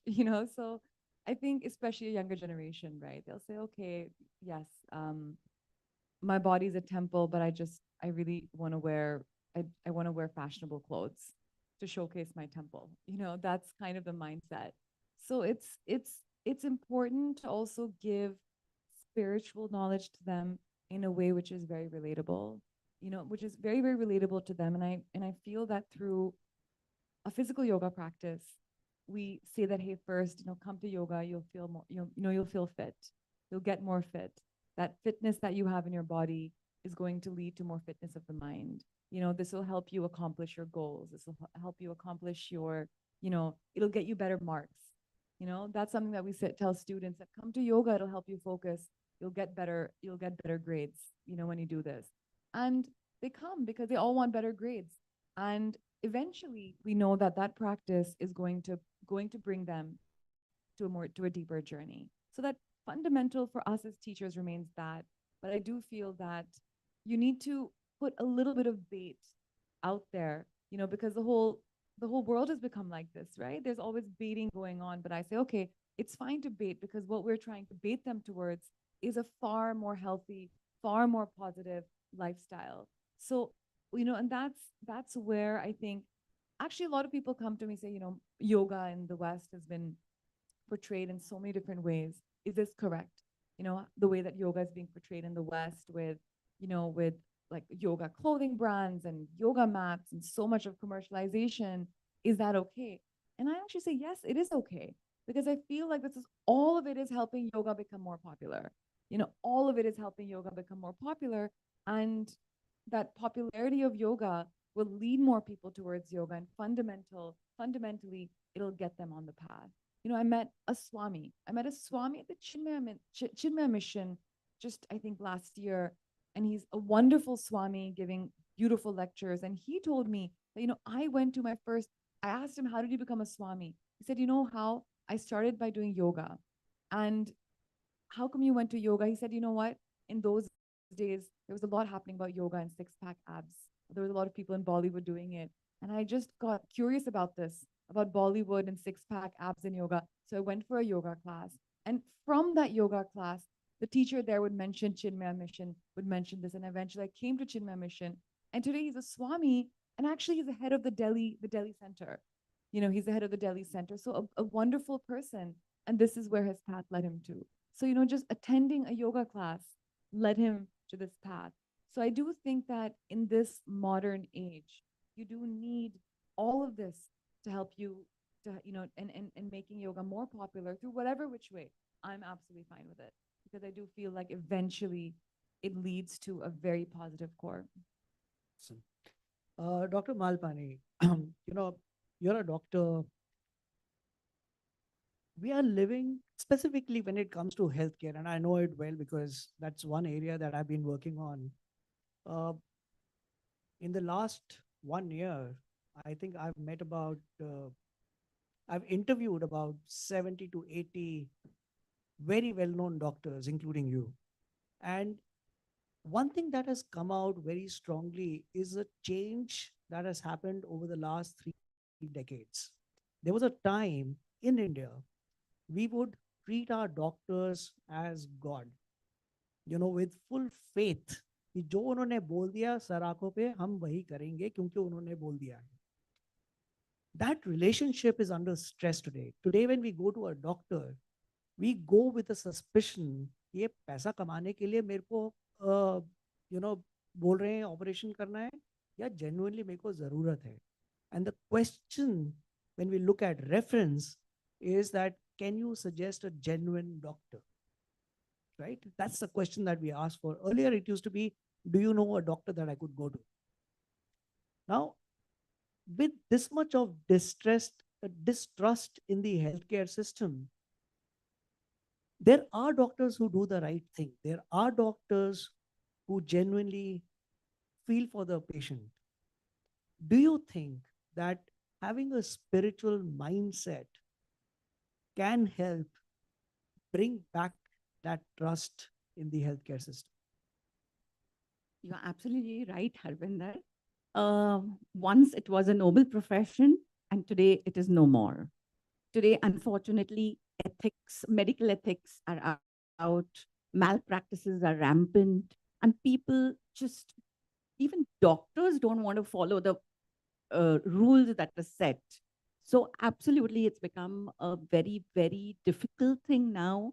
Even for us to practice, it's becoming difficult. In fact, let me tell you something. Half my consulting is not about what to do, because people have already gone on the net. They know what they want. Especially, I'm an infertility specialist. So they are shopping around. They've been to several doctors. They come to me after doing 6, 7 IVFs. They know what is IVF. And they are looking up the net, or the other doctors have cheated them or probably done the wrong things. There are new technologies every single day. It's a very, very rapidly advancing science. I mean, the test tube baby, Louis Braun, was found 40 years ago. But almost every day there's a new technique. I mean, you heard Swami Mukhananda, he mentioned a few. There's PGD, which is prenatal genetic diagnosis. There is stem cell therapy. There are loads of therapies, loads of intervention. And half my time I'm trying to tell them, hey, this is not good enough. This is yet not come up. So don't do this treatment. It is very, very difficult now to tell patients, because I know that either they think I'm a crackpot or they think that this doctor is not good enough, and they just go to the neighboring doctor and who would do them. Let me give you a classic example of let's say surrogacy, which you all know. Surrogacy has become a common word. Now, I have done my first surrogacy case probably in 95 or 96. It was a genuine case where the patient did not have a uterus, but nobody knew about it. And we were doing it as a part of IVF treatment or a reproductive treatment. But today, with the Bollywood stars coming up, practically every Hollywood star has had surrogacy. And today we have women just coming and say, doctor, oh, I don't want to go through the pregnancy. I don't want to do this. I don't want to be going through the delivery pains, and just do surrogacy. And I have a hard time telling them and teaching them, oh, motherhood is the best thing that can happen. Part of motherhood is going through pregnancy, breastfeeding. And again, they think this is an old, typical auntie, mentality. And of course, they don't do it. It's becoming harder and harder. How do we do it? I think that our value system as we were growing up, the values, the principles that were taught by my parents, by my teachers. And now, as I grow, reading all the spiritual scriptures, I'm trying to read the Bhagavad Gita, the Upanishads, I'm trying to read. And then you realize that if you follow those, if you follow the right path, and how do you do it? I think for me, it's my passion. I've been very, very passionate about being an IVF doctor right since my residency days. And I realized when I was a resident in KM, this is what I did, want to do. So I went abroad, got back the technology. I could have very well stayed abroad. I didn't do that, came back. And I have a magical profession. I mean, I would say even a spiritual one, because we create life every single day in my lab. We grow babies. When when we were young. I didn't realize it. And it was more technical. Oh, okay, we're adding the egg and the sperm, we're creating a zygote, wow, wow, wow. And today I say, oh my God, this is what is spirituality. It is a spiritual experience. The main question is, what is life? How does it exist? Who am I? When does life begin? I know these are very difficult questions to answer, complex issues, and we have stalwarts out here who would give you probably better answers. But scientifically, it has been proven that life begins when the sperm fertilizes the egg.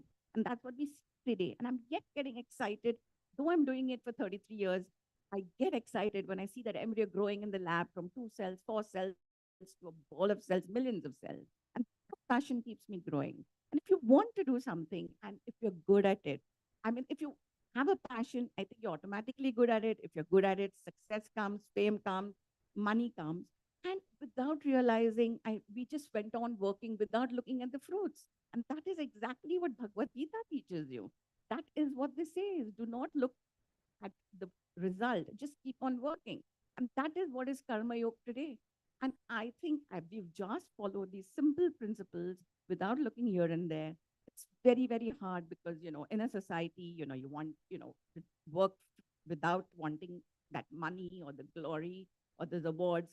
We are basically ostracized half the time. People will not call you for a conference because you call them for a conference, they call you, it works that way. But I think if you concentrate on your work, and that's what we've always followed, until today, I think it's worked very well. So I think, you just follow the right path. I think you have it all. Right. Before I go to the next question, let me welcome Ranveer, Chef Ranveer Bharat. Why don't you come and join us with the stage? We are getting the chair right here. No. It's absolutely.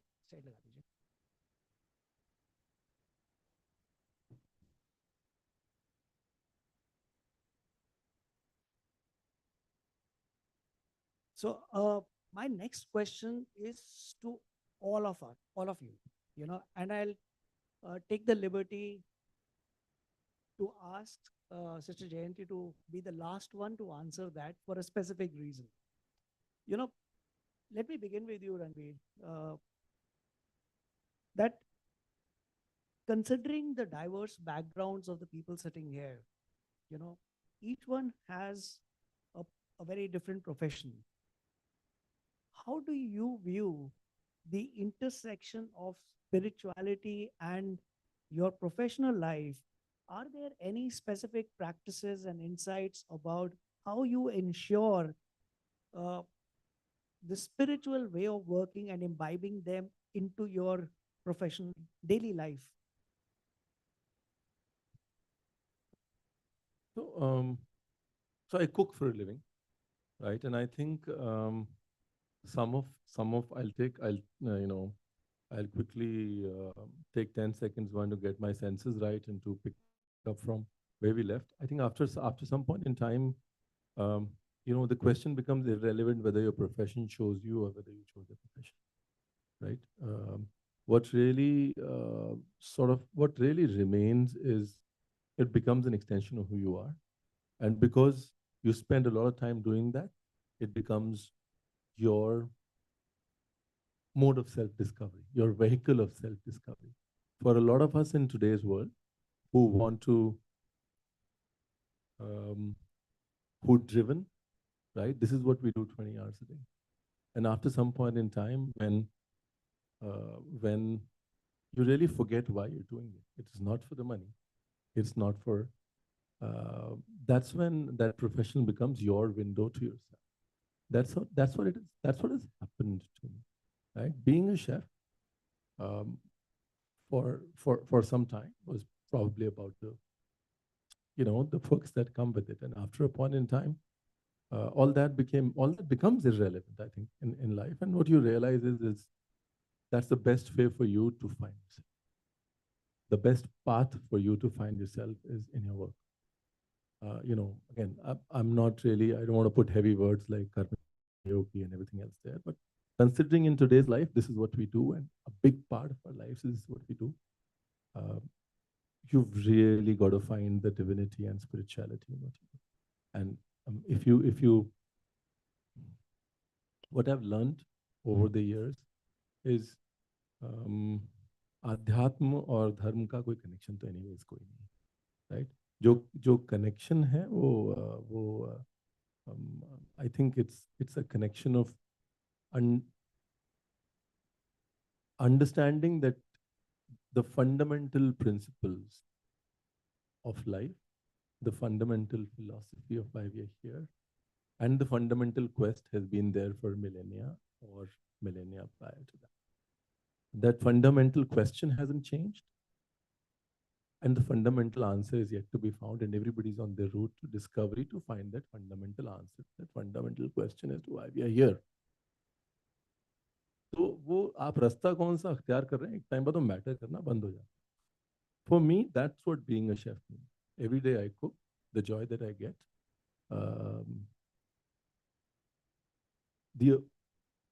the ability to surrender to what I do for me is my spiritual window to the world every day. That's basically the long and short of yeah. That's beautiful. मैं एक और चीज मैं आपसे पूछूंगा इसी के अंदर, before I go back to this question for everyone else. क्यों कोई जब खाना बनाता है तो हमारे को स्वाद आता है, और सेम रेसिपी सेम किचन कोई और बनाता है तो हमें अच्छा नहीं लगता? तो इसके दो आंसर्स हैं. सुपरफिशियली जो आंसर एक सेंटेंस में खत्म करता है, हम लोग कहते हैं खाने से भाव का निर्वाह, राइट?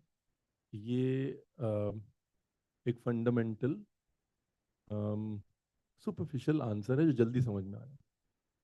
जो थोड़ा कॉम्प्लिकेटेड आंसर है वो ये है कि जब आप खाना बनाते हैं तो you're at a spiritual level, what you're creating is becoming a part of somebody, not just for now but for generations to come. Anna Paraparam, right? We're all made of food eventually. The DNA in us, the information that we carry, the information that we've carried for millennia, our body and everything in it is purely and fundamentally absorbed from the nutrition that is created from the nutrition that is absorbed from food. Now, if what you're doing is so powerful at such a strong level, the impact, the emotional impact, right? भाव का निर्वाह वाला जो stage है, is a result of the life that you're connecting to and the life that you're creating via the food that you're creating and the life that your food is imbibing in the other person, right? It is not the swad fundamental emotion नहीं. You know, I think बहुत हम सब chefs हैं और एक circle के बाद हम ये रियलाइज करते हैं, सॉरी आंसर लंबा हो रहा है तो, कि फंडामेंटल इमोशन स्वाद नहीं है, राइट? बिकॉज फंडामेंटल पर्पस खाने का स्वाद नहीं, फंडामेंटल पर्पस खाने का है नरिशमेंट, राइट? और जब आप वो स्वाद के फंडामेंटल इमोशन को हटा देते हैं और नरिशमेंट के फंडामेंटल पे वर्क करते हैं, आप रियलाइज करते हैं that everything that nourishment does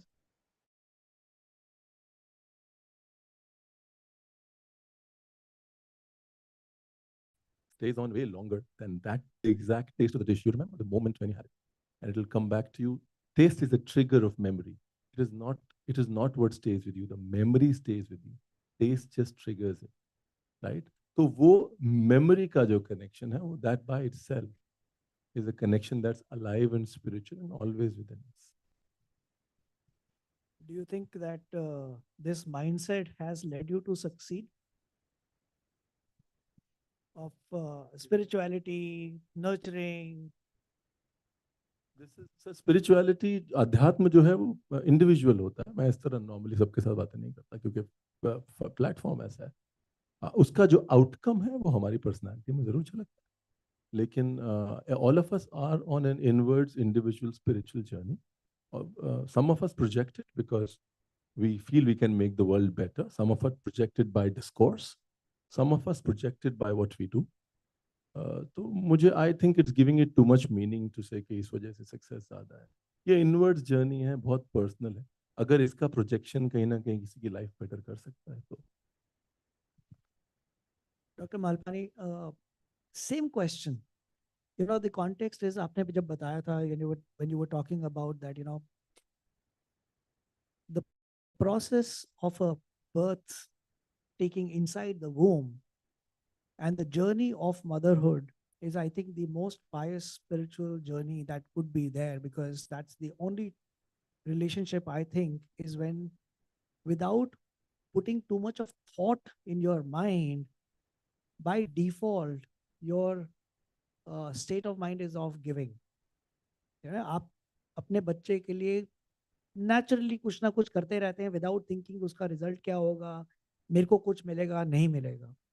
So what are the kind of tools that you may have used or insights from your own experience which you feel have helped you in doing what you're doing better than anyone else who may not have had that same mindset?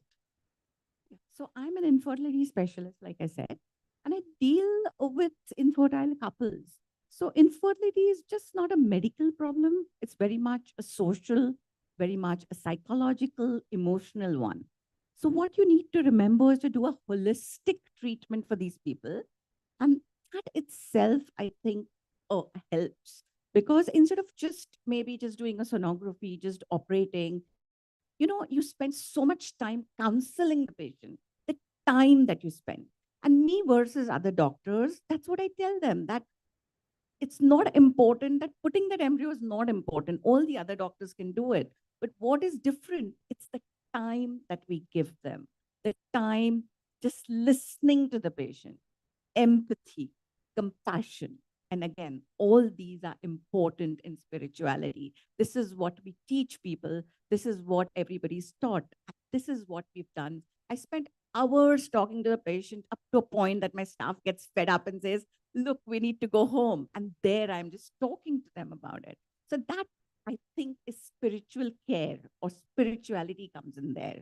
Now, another aspect of spirituality, I'm just trying to say, is knowledge. I think everybody says, like Vedanta, Bhagavad Gita, they all say, learn, get knowledge, impart knowledge, and get the inner wisdom. And I think we spend a lot of time empowering our patients. Patient education is a very, very important aspect for us. And we want patients to be intelligent, to be informed patients, so they can do their right treatment. We have a very comprehensive website. I've written books. In fact, I've just written a book called Tries, Sighs, and Lullabies, which speaks on the social and emotional angle of infertility. We have a website which answers questions. We have blogs, we have YouTube videos, we answer emails and WhatsApp for free. But that's what we're trying to educate. It's not come to us, but know what you're doing. Do not get cheated. Infertility patients are very gullible. They're very, very naive, and they would do anything because they're so desperate for a baby. You tell them to stand on your head, in fun, I say, doctor, what can I do? And I say, okay, go stand on your head every day. And, there are patients who literally do that, I would But that's actually pretty good for infertility. Yeah. I wish it was so easy, I would probably have you come in every day. Yeah, but I wish it was so easy. And That's the thing, it is easy, but people don't do yoga. So that's, that is what we teach them. I use spiritualism, in fact. Again, our results. The result is not 100% with the best of the treatment, with the best of the embryo, best of the clinic and doctors. The results are just about 35 to 40% per cycle, which means every time we put an embryo, the chances are only 40%. And there are doctors who would fool them and say it's 80%, 90%. Yes, but that's not true. So 60% are IVF failures. And that is what we teach the patient, along with giving them a ray of hope, teaching them faith, faith in themselves, faith in God, faith in the doctor. We tell them to be realistic and to say, hey, look, there are only certain answers that we can answer. With anything, there is something beyond our science. And that teaches us doctors to be humble too. That even with the best, do you think, you're God at times? Because people really touch your feet and say, oh my God, you're like God. And I say, no, that's not what I want. But sometimes you think when you get a good rate, but that teaches you to be humble. That teaches you the spirituality. tells you that yes, there's a higher divine power sometime, somewhere behind, where even with the best of the things, they don't get pregnant. So I think that really teaches them. And I do encourage spirituality or spiritualism. When I'm doing a transfer, I tell them, go ahead, you can say your prayers, you can chant. Very often they're chanting Gayatri mantras, Naukar mantras, they do whatever. So we encourage them to do meditation, yoga, whatever they feel. And we do encourage spiritualism. So I think in my practice, I use a lot of spirituality. So I think, I can tell you only one thing, that people are able to see through you. You may not know it. I mean, I can tell you of a situation where I lost my mother to cancer. And the treating doctor that was there, after a month, I went and actually thanked him for all the efforts that he had made, because I could see through that he was doing the best possible to treat whatever he could do. So, people can see you, see through you and your efforts. Uh, when we look at what I was talking about, the intersection between spirituality and our profession, are there some insights when you look back and observe what has worked for you and the people who have come to you for guidance? What part of spirituality in you think has worked? So I'm going to answer this question the way that I'm understanding it. So it's also an interesting question because in just a couple of hours ago, I was just having this thought. I said, is my life a lot more difficult because I'm a spiritual person? Would my life be a lot easier if I was more unconscious? I said, what if I was just living in New York City and in investment bank and that was just that was my circle of life? Would it be easier? Now we're having all of these deep thoughts all the time. You're more affected by what's happening because you're a more conscious person. I care about the earth more. And that begins to happen. When you become more conscious, you become more conscious about everything. You don't just become conscious about your own pain, you become more conscious about the pain of people around you. You become more conscious about this planet's pain, but animals' pain, the pain of plants, everything. So I said, wow, would it all just have been easier if I was less conscious? you know? And I thought, would I have been a happier person if I was less conscious? Because I'm constantly, thinking that, oh my gosh, what is happening? I feel that I need to do so much more because everyone's life is going through so much change because of just the lifestyle that the modern world has.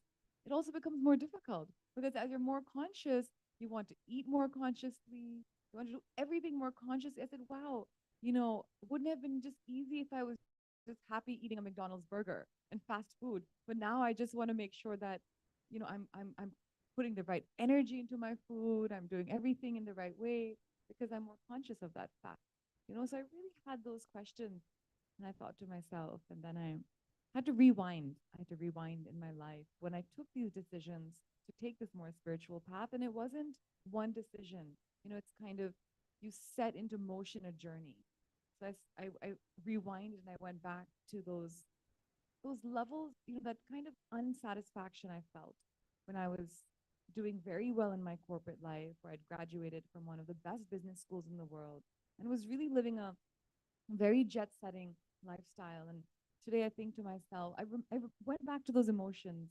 I went back to that time where I felt like I had everything, but there was such hollowness within. And now today, I may not have everything. I've taken certain steps and decisions in my life, which were difficult because the spiritual path is a difficult one. A pilgrimage is always difficult. You're climbing in a pilgrimage. You always climb up a mountain. You don't go down a mountain.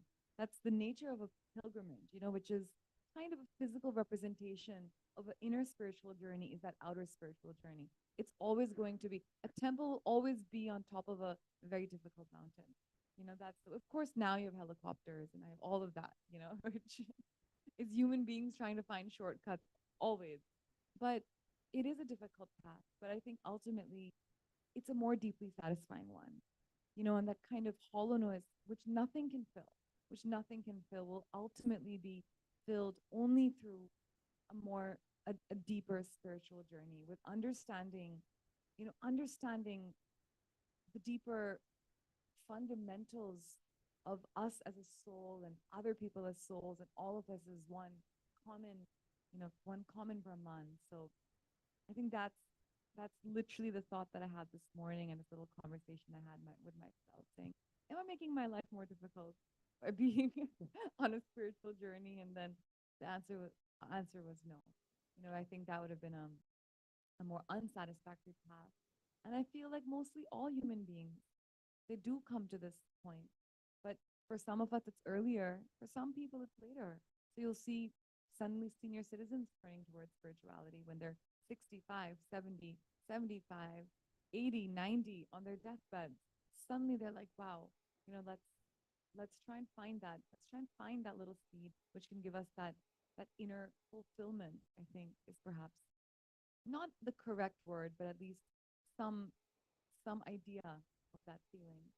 But maybe Sister Jayanti will give that's exactly the reason we've got together to understand that how can we make it early. Sister Jayanti, there's a reason why I took the liberty of having you the last one for this question is because now you've heard everyone who is talking of bringing in spirituality in some form or the other in their profession to be able to serve and make a difference. But this panel is a curated one. We've picked up people who have demonstrated spiritualism as a part of their profession. Not all of us are blessed to be able to identify and know what is it that we need to do to create that spiritual thought process and mindfulness consciously inside of us to use our profession to, like we said, serve others. What, in your opinion, is something that we could do to that could catalyze that movement inside of us? I found the answers very powerful and beautiful. I would just share that food is vibration. And so the person who's cooking in God's remembrance, and it's not ordinary food, it becomes prasad. And every single grain is counted for. So the vibration with which food is cooked and the quality of the food itself, if it's plant-based, of course, it's a hugely different thing to any other type of food. And I was very interested to hear from your perspective the whole aspect of the sanctity of life, which of course is the essential part of spirituality. And thank you for sharing your question, the question that you asked yourself. And for everybody else who's here, I would imagine that it's your questions that have brought you here today. Otherwise, everyone's got a busy lifestyle. You've got 1,000 things that could have taken your attention today. But you made the conscious choice of being here. And if you're online, again, time is precious. And you've given time to listen to all these things. And so I think that where there's questions that come up, let me pursue them further. Not just ignore them and say, okay, when I'm 60 years old or 70 years old, I'll explore it. But if the questions are there present at this moment, and I have to say that Hinduism, in which I was brought up, that didn't answer my questions. I was being told, it's a mystery, it's in the scriptures, and so you have to just trust it. I was exposed to Christianity from a very early age, convent school, so that's 4 years old, I think. So from convent school to then Church of England school, but through that whole time, attending all the religious programs and things, but again, no answers to my questions. And I want to come back to your question about youth. I think that the way you can reach young people is when you've looked for answers to these questions yourself and you share those answers with young people. That's one thing. But the second is, nobody's really interested in just theory anymore. They want to have a practical experience. And so when you start to meditate, and especially when you understand how simple meditation can be, it's not complicated, it's not for recluse life, it's not to cut yourself off from the world. But when you start looking for answers to your questions and you realize that a lot of the answers are there within you, and you follow the path of meditation, then that's where you begin to have a real experience of who you are. And of course, it's a journey. It's not that you understand and enlightenment happens like magic. There's deeper and deeper and deeper layers that you come across. And I know that when I started my journey, I would say I knew 1/10, 1/100 of what I know about myself today. And so as you get answers and you explore further and further, and you experiment with the ideas that are being shared, and you begin to get the experiences that you've been looking for, that inner joy, that vision becoming broader and wider, an understanding that's much deeper, all the questions that you always have, why is it that things are happening the way they are today? Now, can an economist tell you? Can a biologist tell you?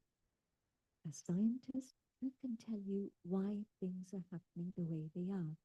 Spirituality gives you a perspective through which you can truly understand what's going on, but also you can understand what it is you can do to contribute.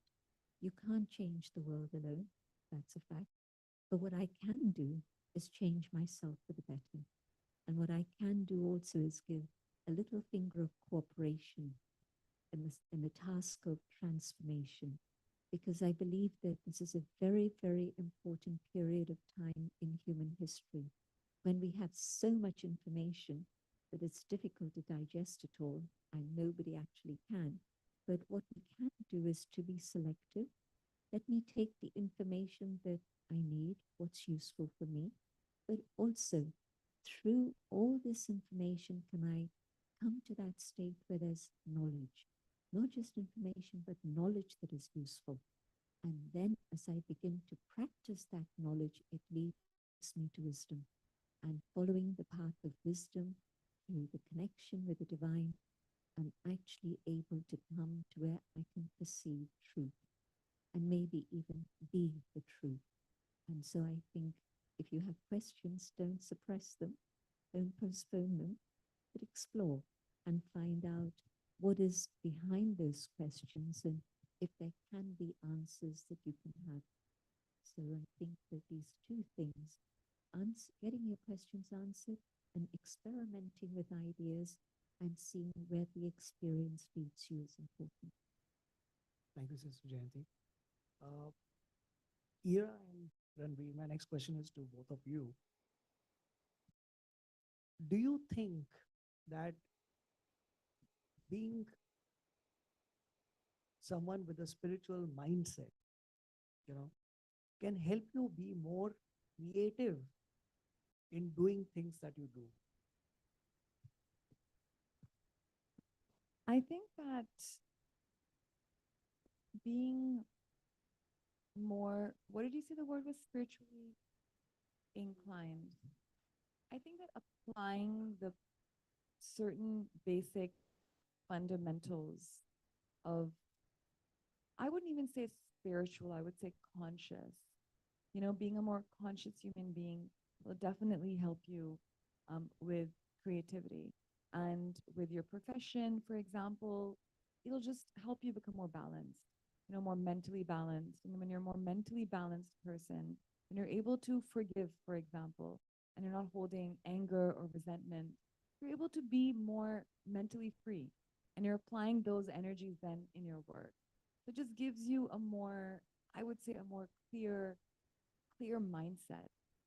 So I think just when you start exploring, a more conscious path or spiritual path, you actually become more settled in yourself. And no matter what is happening in the world around you, no matter how people are behaving towards you, you're able to maintain that balance. And when you are more clear in your mind, your thinking is more positive.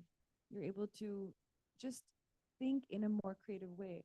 I really feel like, I've written several books, fiction, nonfiction, and I would always be able to write better when I'd done my yoga practice. And the reason was I just felt more balanced.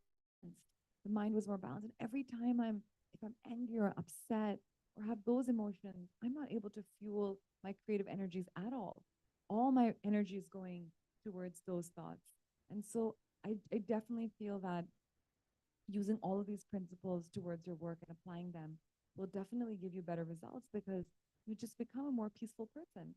You become a more peaceful person, a more happy person, a more balanced person, and you begin to understand, some of the truth that we spoke about, that it's not money or it's not success or it's not fame or any of those things which will give you that inner joy that we're searching. So I do feel like it just leads to a more balanced, more holistic, more wholesome life. So I think it's very well said. Purely from, I'll just speak from my journey perspective and how I feel um, what has changed for me over a period of time is purely being, um, when we grow up as chefs, we're told that cooking is all about control, right? You're controlling time, you're controlling temperature, and so as a chef, you got to be in control of the kitchen, and that's the school of cooking that you sort of all of us graduate from, and that's what our chefs teach us. That's what our books teach us. I think it's the journey that you take towards surrender. Um, Life takes you to. I mean, I honestly believe that all you need to do is be present, and then life will take you in the right place. But that journey that we take towards surrender is what really shapes us as chefs. The fact then that when we realize that being a chef is not about being in control, but being in the moment, surrendering to the moment, the food in front of you, justifying the moment that you're in at that point in time. For me, that is a big part of who I am today. That's not how I grew up. That's not what I trained to be. But yes, um, that part of being aware and surrendering to the medium that is yours um, definitely has helped me in my profession. Um, the other thing that I feel and I enjoy um, is the ability to forgive myself. Right? See, when you're in the moment, you're always aware of the choices that you have, and sometimes the choice is to work on it, and sometimes the choice is to forgive. Either ways, you've made that choice, and and till you can't surrender, you can never really forgive yourself. Sometimes it's just you're more at peace because you need to forgive yourself. Um, so I think that these are the aspects that sort of have made me calmer, better at work. Again, I think um, the very strong word that I don't want to sort of patronize there, but I feel a lot of us in today's world are trying to control the environment around us, wherein the objective of it all is, surrendering in the first place to the moment. You call it being mindful, you call it being aware, you call it being conscious, you call it, you know. The point is, uh, it's a lot of you gotta. Yeah, the dichotomy is how do you to surrender? You got to fight with the mindset that you've grown up in. Now, how can you fight and surrender? So you got to surrender to the context itself that you got to control. It's a beautiful, for me. That's the whole joy of the beautiful dichotomy is what I enjoy. I mean, I know if I've confused people more. I just have one question. I'm so sorry. I just one answer and one question. No, and this has always been there, and you just brought it to light. You spoke about enlightenment, and you spoke about a spiritual path, right? Is enlightenment a product of the process of taking a spiritual path? You got to do what you do, and then you'll get there. Or is enlightenment a purpose? How should you take the whole idea of enlightenment and spirituality, and how do you tie it together? One is, this is the purpose, right? And you take the path for the purpose. The other is, you take this path and you'll get there. How does this relationship work? I'm so sorry. I know but it just, you said questions that I threw one at you. I think that my own journey began with a moment of enlightenment, but as I've continued on my journey, there's greater and greater light that's come into my life. So it's not the end result in a sense. It's something that happens day by day on a daily basis. And I think that there can be something a child says to you and it sets your mind clicking. And you say, there's a lot of sense in that. The child maybe didn't even understand. Or I see something in nature. And again, that sets a button going. And so it's a journey. And it's not just an end product. You know, I'll come to my last question because I'm having this glaring screen, red color on for the last few minutes. That time's up. But Sister Jayanti, you know, I really want to come and understand that if we really wish for spirituality to be a part of life of everyone from the very beginning, can we teach spirituality? Can we make it a part of a curriculum without it getting a connotation of religion? It's happening because spirituality brings values in life. And I think we were talking about values earlier, but others have also been mentioning those. And what's happened is that because we've lost touch with the spirit that we are, the being inside, we've disconnected with the values of the human being. And now that people are recognizing that a world without values is a disaster, quite frankly, that's what it is. So there's different initiatives that are going on in which we take up the subject of values in education. And I'll give you something that you can check out, Alive, ALIVE, and it gives you information about, we call it the living values journey, living values with both sense, living your values, but values that are alive.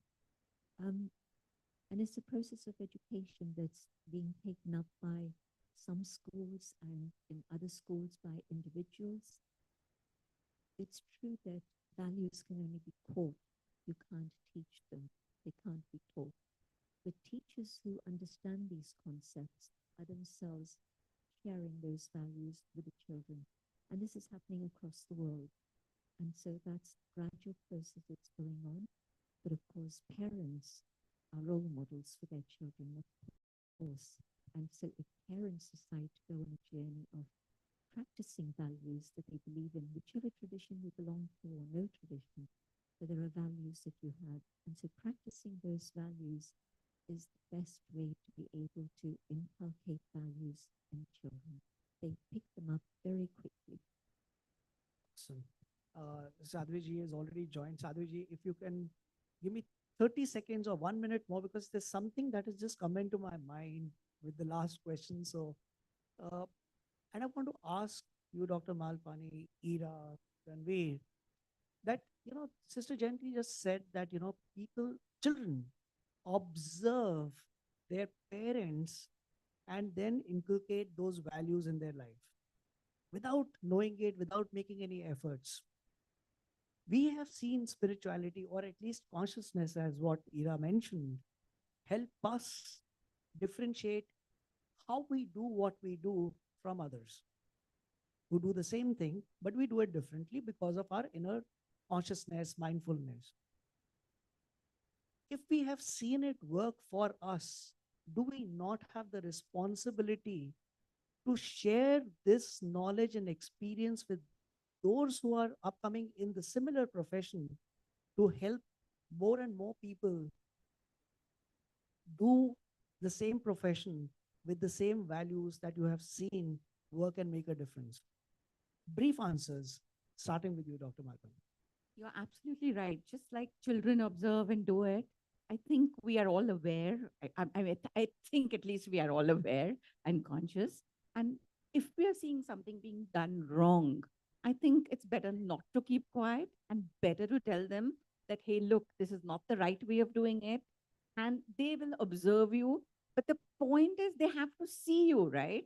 I mean, I cannot go there and say, hey, look, I'm good, I'm doing this, and you do it. So in my profession, at least, it becomes very, very hard to teach doctors because each one thinks they're the best. So that is hard. But yes, like I said, we are into patient education. We are also into educating doctors, and we do have certain, where my husband writes blogs, I write a few things where we are trying to educate the doctors to do the right thing and to be aware. I think that's a very, very important word, is to be aware not only of yourself, to be aware of the patient's needs. In my profession, I think the patient is to be treated like God, and they need to be treated with respect. You know, Yes. how, And how do you, no, but how do you visibly, how do you visibly demonstrate the values with which you are making a difference so that other people also start imbibing those values in the way they uh, maybe offer yoga or make a difference to other people's lives? Mahatma Gandhi who said this, right? You have to live by example. Just be the change that you want to see in the world. That was the line. Awesome. No, I think it's the same thing. I think, you just do what you do and you tell people it's a jacket. If you'd like to wear it, wear it. If you don't, you at least get something out of it. That's all you can do. I think it's very, uh, eventually, we are a function of a lot of things. And for an individual to uh, invoke the inwards journey, it's everybody's journey is unique, right? You can only be that moment of enlightenment or the point of trigger, right? And you can do what you do, and maybe, like you said, maybe stand there as a proof that this can also work in today's world, on today's parameters of success. And there is proof in the matter that you can't be this and not this. You can be all of it. You can just be the example for others to see. That's all. And it's only fair for everybody to take that inward journey. Otherwise, what are we talking about? Awesome. I think this was a very, very valuable session because, we know a lot of things, but they sound like just pure plain philosophy until and unless we contextualize to our modern way of being and then, like I said, visibly demonstrate that, if it has worked for us, it could work for you. So thank you so much, all of you, for joining us. Thank you so much for taking our time. I know all of you are busy, but Ranveer, I know we had a conference in the morning and then he went, changed and quickly came in. Thank you so much, Ranveer. Thank you so much, Sister Jayanti. Thank you, Veera. Thank you, Dr. Malpani.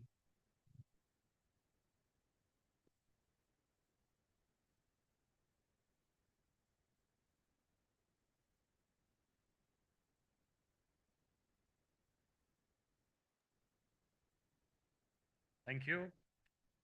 Please हो जाने के बाद चालू किया.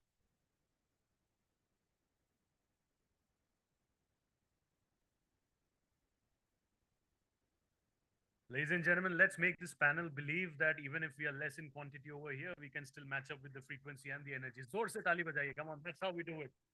Yes, thank you. You may continue clapping. I'm still clapping. You can continue that. Yes. There's no harm in appreciating good stuff.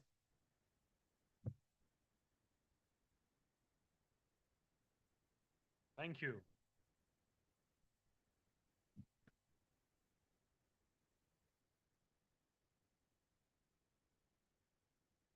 And just a special word for Sister Jayanti as well. She's got such a beautiful, soothing voice. You all agree, right? I mean, it's almost like you can keep listening and listening with your eyes closed and actually go off to sleep listening to that beautiful voice.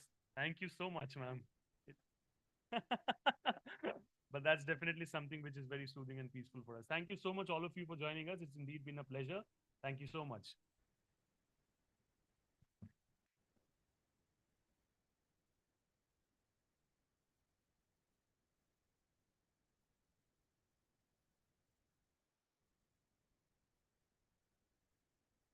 Yeah.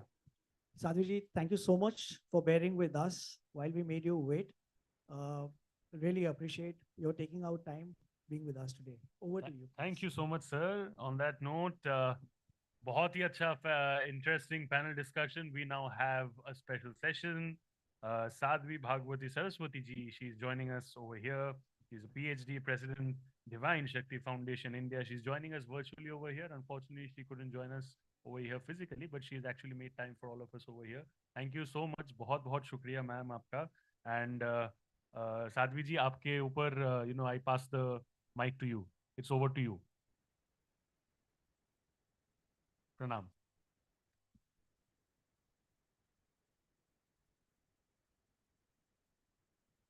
ये editing हम लोग थोड़ा लगा सकते हैं यहाँ पे because people can't see her.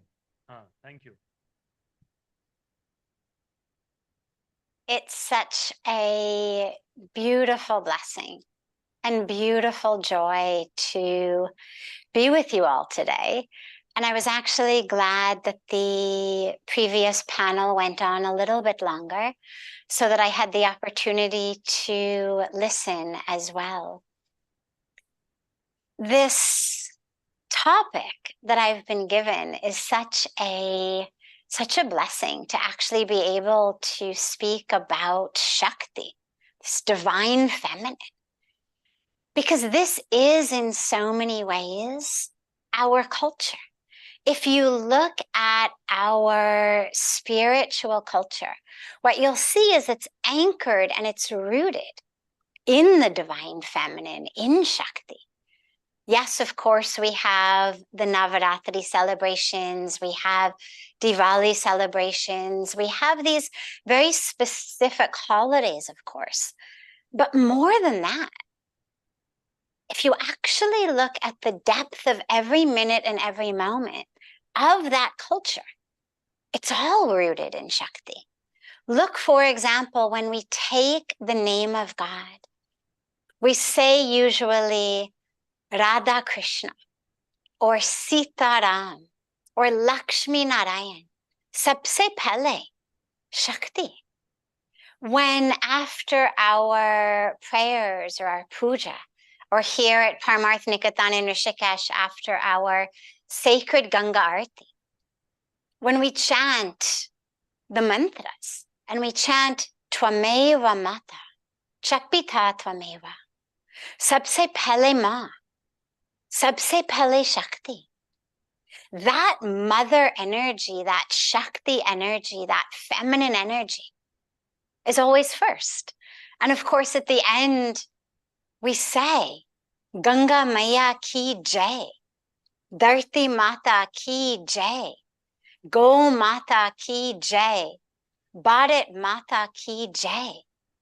It's all Mata. It's all Shakti. It's all that feminine energy. And even if you look at our language, that which goes back to the very roots, the very core of our Sanskriti, look at the way that the language is. In English, which is a very impoverished language in many ways, we don't have masculine or feminine aspects of words. But of course, in Sanskrit we do, in Hindi we do. And if you look at the word for the creation, the word is Shrishti, feminine. If you look at the word for nature, Prakriti, feminine. If you look at the word for that energy through which creation is created, through which nature is created, through which everything happens, Shakti. So it's actually all feminine. And if you look at the practices that our sages and our saints and our rishis and our yogis gave, we're listening to the beautiful, beautiful words of our sister Jayanti ji, speaking from such a beautiful depth about this practice of Raja Yoga, our beautiful era, giving us so much wisdom from the science of yoga. And if you look at the roots of what our yogis, our sages, our saints, our mystics gave us, that energy, these practices, are focused so much also on that feminine energy, that kundalini energy. So that which is created is feminine. The energy through which it's created is feminine. That through which we want to anchor and connect within ourselves, it's feminine. So much of the practices are feminine. If you look at the powers, जो चीज जो हम जीवन में प्राप्त करना चाहते हैं, चाहे ज्ञान हो, wisdom. Well, who do we pray to for wisdom? Ma Saraswati. Abundance, prosperity, that experience not just of material wealth on the most superficial level, but actually the deep, deep prosperity, deep wealth, deep abundance, which is peace, which is joy, which is spiritual connection. All of that prosperity and abundance, वो हमको कौन देते हैं? Mahalakshmi. When we feel afraid or we feel like there's some need of protection in our lives, who do we pray to? Ma Durga. When we want to be purified, whether from the games of our own mind, our anger, our grudges, our ego, our illusions, our fears, our challenges, who do we pray to? Ma Ganga.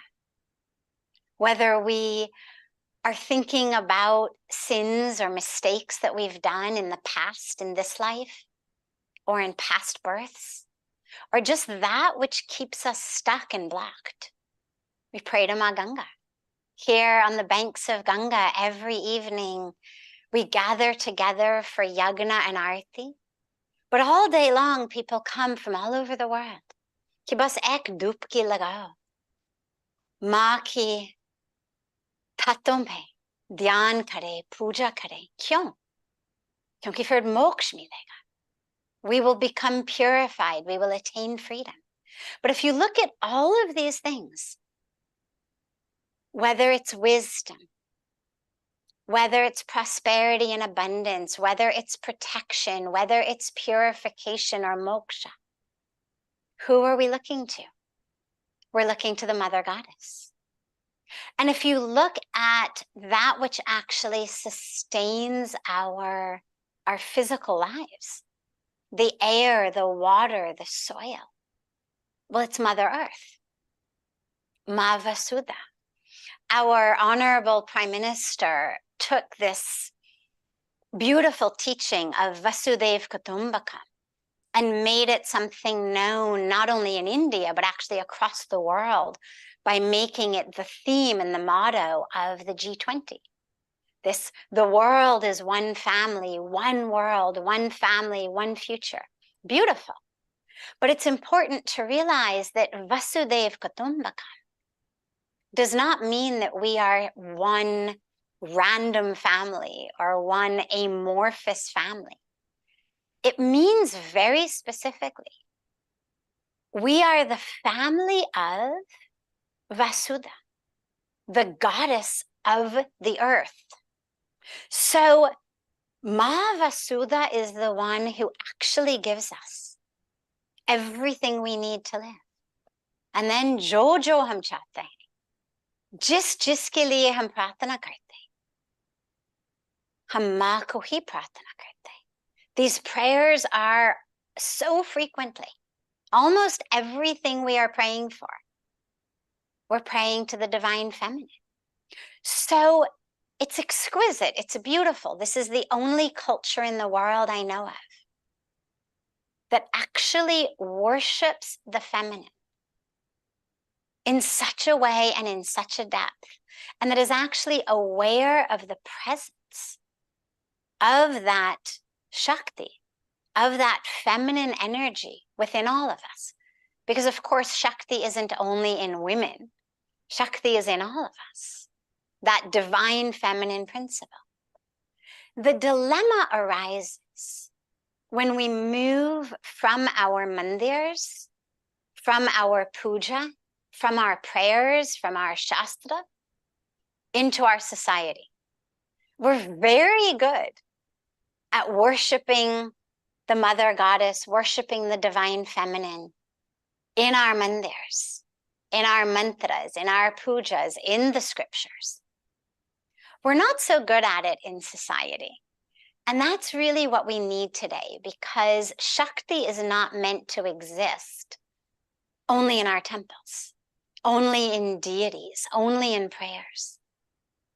If we don't bring that reverence, that love, that celebration of the Shakti into our world, into our societies, well, this is why we're seeing all of that mess that we're in today.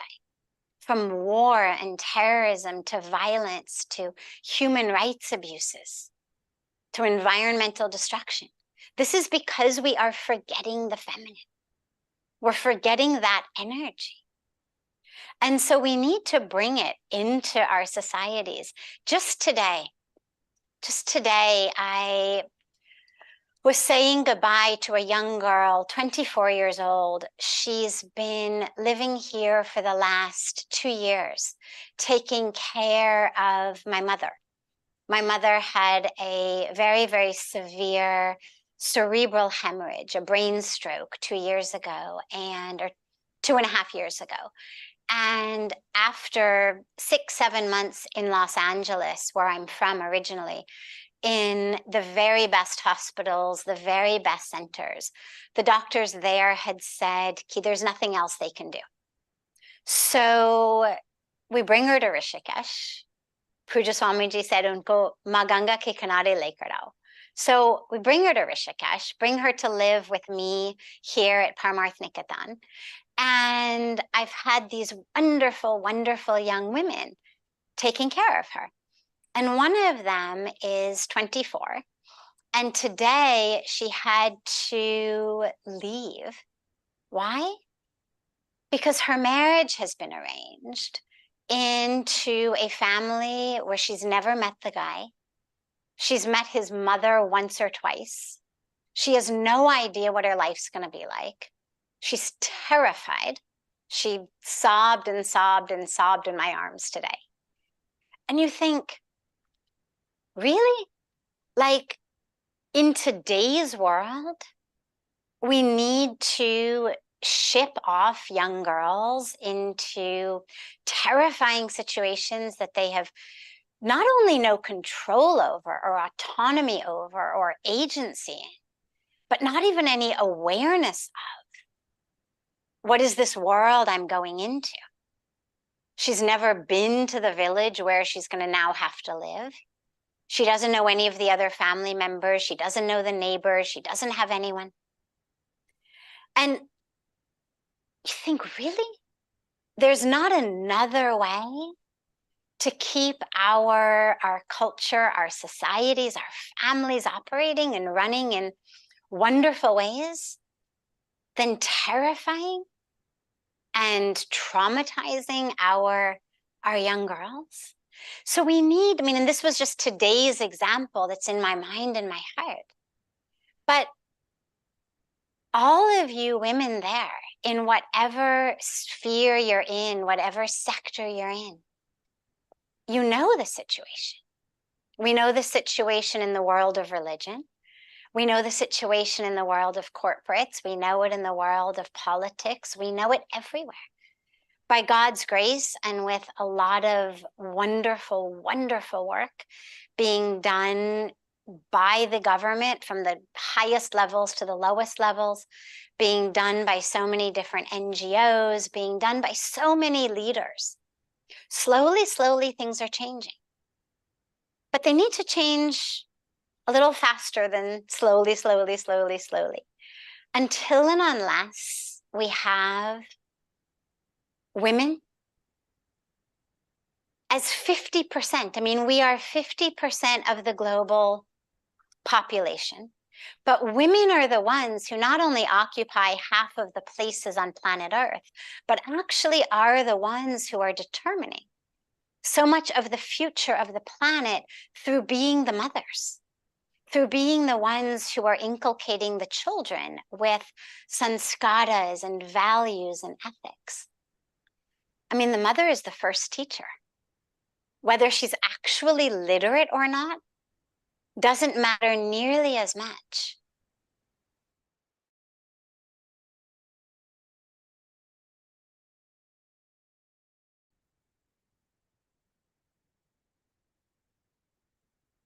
Teaching them in our homes, in our communities. And so much of that actually comes from the women. But until and unless we have at least 50% of women sitting at our board meetings, sitting around that table, sitting on the stages, not just being the ones to come out bringing the, souvenirs or the shawls or singing Saraswati Vandana in the beginning, but actually as the leaders in all of these sectors. Until and unless that happens, we don't have the benefit of bringing these really critical feminine qualities into the world. Our Sanatan culture, our Sanskriti, is perhaps the only culture in the world that speaks about the balance between masculine and feminine energies in such a powerful way. We speak about and emphasize and worship the Ardhanashwar, this not half feminine, half masculine, because that implies that somehow the creation can be split in half, 50-50. It's not that, but it's this perfect blend, this woven together tapestry of masculine energies and feminine energies. And until we have that in our societies, we're not going to be able to bring in the nurturing, the nourishing, the compassion, the care, the tenderness, that spirit of cooperation rather than spirit of competition, that spirit of caretaking and sharing rather than grabbing and grasping. And that's what we need today. The mother's lap is the place where her fighting children come and make up. And when we don't have that metaphoric presence of the mother's lap in politics, in so many areas, we don't have the space then for people to come together and to really forge peace. And so as women and men in our societies, it's so critical to really work on first finding it within ourselves. And I think the most important thing here is, as women especially, but not exclusively, I know this is a major issue for men as well, but especially for women, one of the major dilemmas and one of the major causes of this disempowerment that we speak about, especially among women who have lots of access to education, to training, to opportunities, but that sense of disempowerment comes from having to spend so much of our mental time and energy, so much of our resources, thinking about what we look like.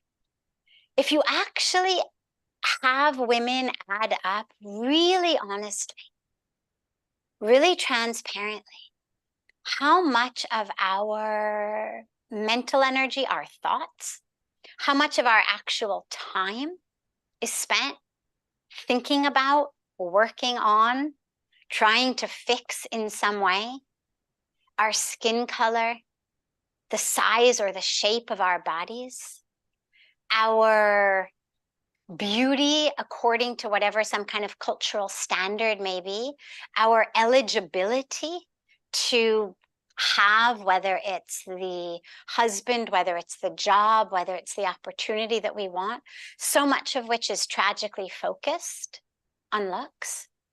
And so as women, we need to first coming together in a global sisterhood, supporting each other, honoring each other, celebrating each other, raising each other up. Absolutely commit that we are not going to let ourselves be disempowered by marketing, by media, by advertising, by all of these different products and whatnot that continually try to convince us that we're not the right shape, we're not the right color, we're not the right weight, that there is something wrong with who we are, of which we need to be ashamed, feel awful, and then, of course, go out and purchase their product or treatment for that which is wrong with us, whether it's losing weight, gaining weight, whether it's being too fair or too dark, whatever it may be. But this is what is stealing so much of our time and energy. And so we need to commit to throwing that out. We need to commit to supporting each other because, yeah, there's a major issue, we know, with getting the men to create those spaces. But there's also a major issue with getting our sisters, our mothers, our daughters, metaphoric and literal, to actually join hands together and to really create a global sisterhood of Shakti that isn't competing with each other, that isn't living in some illusion of scarcity, that your gain is my loss, but that actually is bringing us all together. So as we come together here today, it's such a joy and such an honor. Yesterday was Thanksgiving in the United States, where originally I'm from. And it's a beautiful time to anchor in gratitude. And I'm so grateful for this opportunity to be together with you today and to have this opportunity to really come together in a sisterhood of Shakti. Because when women come together in love, in oneness, and when men, lastly, allow themselves to embody and embrace that divine feminine within them without worrying about or being teased about being too girly or being too feminine or being criticized, then we are going to be able to bring back a balance of peace, of oneness, and of sustainability to the planet.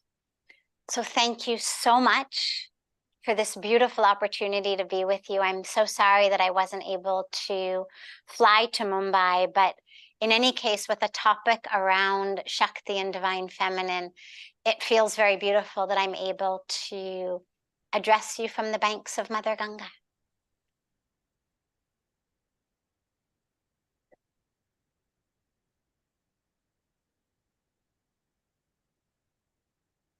Sadhviji, thank you so much for joining us. I know you couldn't be with us over here physically in Mumbai, but it doesn't matter. The way you actually, enlightened us with your words of encouragement.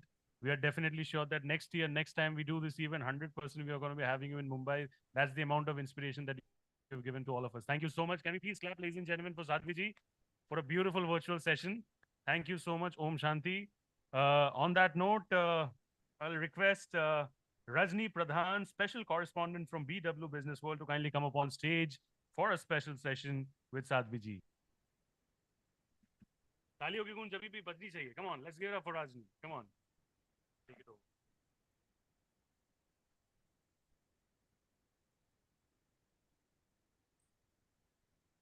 Namaskar, Sadhvi ji. I hope you can see me there. Good evening, everyone. I'm Rajni Pradhan, Special Correspondent, BW Business World. And it's an honor and a privilege to be chairing the Q&A session today, where we have the extraordinary Sadhvi Bhagwati Saraswati ji as our distinguished guest. And thank you again for such powerful yet tender words of wisdom, that you have shared with us. I'm sure it's going to remain with us, where you spoke about Shakti. And I think as a woman, I can relate to it on a much deeper level.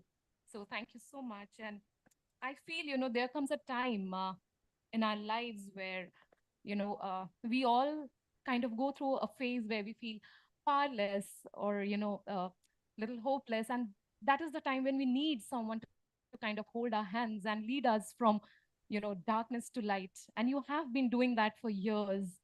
And you have led thousands of people towards light, towards hope. So I just want to thank you for being you and, and the contribution that you are to the world. So on that note of gratitude, I would just like to ask you the first question, and that is, could you share your insights on how embracing Shakti can empower individuals on their spiritual journey and in navigating life's challenges? Sure. So when I think about embracing Shakti, I think about embracing that energy, that power of creation that I spoke about in the beginning. And if you look at nature, for me, nature is really the source where I get so much inspiration and so many teachings. And if you look at nature, everything is perfect. Everything is exactly the way that it should be. You look at a flower garden, for example, and all of the flowers are different. Roses look one way and smell one way. Jasmine look a totally different way, smell a totally different way. Sunflowers look completely different, don't smell much at all. But all of the different flowers are exactly the way they should be. All of the different fruits are exactly perfect. Very different, but exactly the way they should be. And there's a perfection and also a wisdom and intelligence in nature. And so when I think of embracing Shakti, for me, that's an embrace of the perfection of the energy of creation, which means that who I am as I am is exactly perfect. Yes, very different from others. Different in size, in shape, in color, in skills, in abilities, in temperament, in so many different ways, but exactly perfect. And so that embrace of Shakti is really a commitment to, as I was speaking about toward the end, that letting go of this false belief that somehow we should all be cookie cutter images of what today's newspapers or magazines are printing as the image of beauty, or what the influencers we follow on social media are essentially being paid to show us something. Embracing Shakti is embracing the perfection of the divinity and embracing the perfection of the creation and the wisdom of it, which also means embracing your own wisdom and intelligence and intuition. Because we don't know.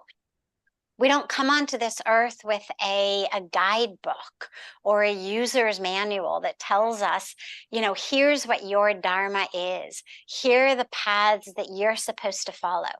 Here's where you turn right. Here's where you go straight. We don't know. But there's such an exquisite power in creation. I think about trees. Again, another teaching from nature. And if you look at trees in a forest, most of them grow straight up. But every once in a while, if you spend time in the woods, as I love to, you'll find a tree that grows sideways, horizontal. And the reason that they do that is that trees need sunlight to live. They live by photosynthesis from the light of the sun. And somehow, through some miracle of the perfection of creation, every once in a while, when a tree starts to grow, she gets a signal that says, if you grow straight up, you're going to suffocate and die. There's too many other trees, there's shade, there's a canopy, whatever it may be. Your light is not straight up. Your light is this way. And so she starts to grow sideways, horizontal to the ground to get her light. And that intelligence, that knowing, that's the Shakti for me. And so embracing it is trusting it, really knowing to listen to it, to follow it, to honor it, and knowing that it's going to guide you to your light, whether it's straight up or sideways. That's amazing. And I, like you were talking about the, being different and kind of accepting it. And I totally feel it that, we are different, but at the same time, we are beautiful. And only if we accept it, and we'll be the happiest, I guess, the whole humankind. So with that, I'll just ask you the next question, that in many spiritual traditions, the divine feminine is associated with nurturing and transformative qualities. So how can individuals, irrespective of gender, tap into these qualities to create a more compassionate and harmonious world? So the beautiful thing is we don't have to bring this energy in from outside. It is already in us. Now, as women, some of us may be able to tap into it somewhat more easily than men, but not always. Tragically, in our society today, women have been really conditioned to believe that equal means same, that as we've clamored for equality, we've essentially sabotaged our own feminine expression in this effort to somehow prove ourselves masculine enough to be equal. Oh, I can do what men can do, exactly as men do it. Well, women and men don't actually do things exactly the same. Even all women don't do things the same way. All men don't do things the same way. And this idea that somehow equal means same does us all a very, very grave injustice. And so to tap into it, we need to first recognize that equal does not mean same. And to really allow ourselves to honor, to express, to celebrate that power of femininity within ourselves. Women need to stop being afraid that it's going to somehow be seen as a negative point in their careers, their academic life, their work life, their rising up on a career ladder. Men need to stop seeing it as a sign of weakness, need to stop teasing other men or boys for being somehow feminine. And we need to all really agree together that feminine energy is beautiful. So is masculine energy. But in order for us to live in a balanced world, we have to have both. And the pendulum has swung for so long toward masculine energy. And this is where we are in the midst of wars and terrorism and violence and competition and climate change and destruction. And we really need the pendulum to start coming back the other way. And I think if collectively we agree to honor it and celebrate it, it's already there. We don't need to find it or bring it. We just need to allow it. The only last point that I would add here is that masculine energy tends to be an energy that arises in a lot of productivity and that sort of fast paced, like get it all done. Whereas, and the, doing for others. And the feminine energy tends to arise much more when we are anchored and grounded and calm and centered in our hearts. And while we certainly do for everyone, I mean, it's the mother who takes care of the home, the feminine energy at its core is really also an energy of receptivity and being receptive to, embracing of that which is.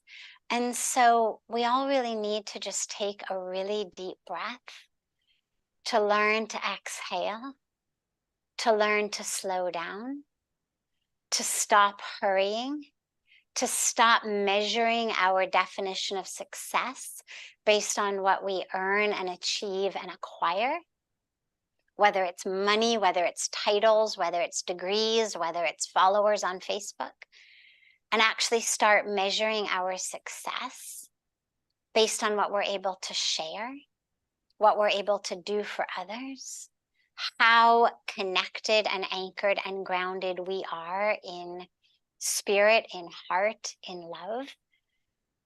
Because not only is that which feels much better within us, but it's actually that which our world needs.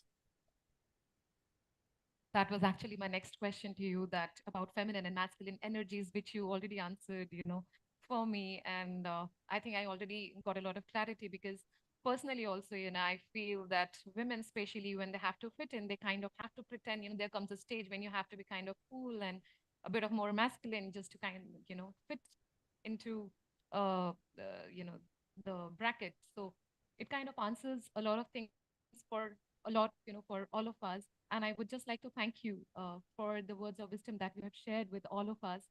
And grateful, like really grateful for your presence today with all of us. Thank you so much. Thank you. Of course, it's been so beautiful to be together. And just in closing, I wanted to say that as we honor and celebrate that divine feminine, as I mentioned, Vasudha is the earth goddess. And it's really important that as we commit to and pledge to honor and celebrate and allow the space for the power to emerge. It's not that we have to empower, it's that we just have to allow the space for the power that is to emerge in our women and girls, and of that energy in our men and boys as well. It's also really important that we honor it and celebrate it in Mother Earth. And that idea of Mother Nature and Mother Earth, that the more we caretake for the earth, the more we are getting in touch with that presence of Shakti. And so caring for the soil, caring for the water, caring for the other species with whom we share this planet is not only a way of honoring the feminine, honoring the Shakti, but it's also a very, very deep way of connecting with it. And it's certainly what we need today. So thank you so much for this beautiful, beautiful opportunity to be together. And I extend a special and heartfelt invitation to all of you to come home to the banks of Mother Ganga, to come home to the lap of the Himalayas and be with us. Be with us here at Paramarth Nikatan in yagna and arti and yoga and prayer and meditation, and spend some time in the waters of Mother Ganga, connecting with that beautiful Shakti energy. Thank you so much for the invitation. It's so tempting. I'm definitely going to be getting in touch and coming there and meeting you in person if I get the opportunity and if I'm blessed enough. So thank you so much, Sadhviji, for your time and for your words of wisdom for all of us today. Thank you so much. Take good care of yourself. We need you. Thank you. So with this, I would just like to request Harvinder sir to please join us here on the stage. Around. Okay, not a problem. We'll just get in touch. No problem. I'll just. Thank you, everybody. So we have another session with actor Rahul Dev, and that will start within, say 20, 25 minutes. We're just waiting for him. And Dr. Harvinder Singh is here. So we'll just commence the session. So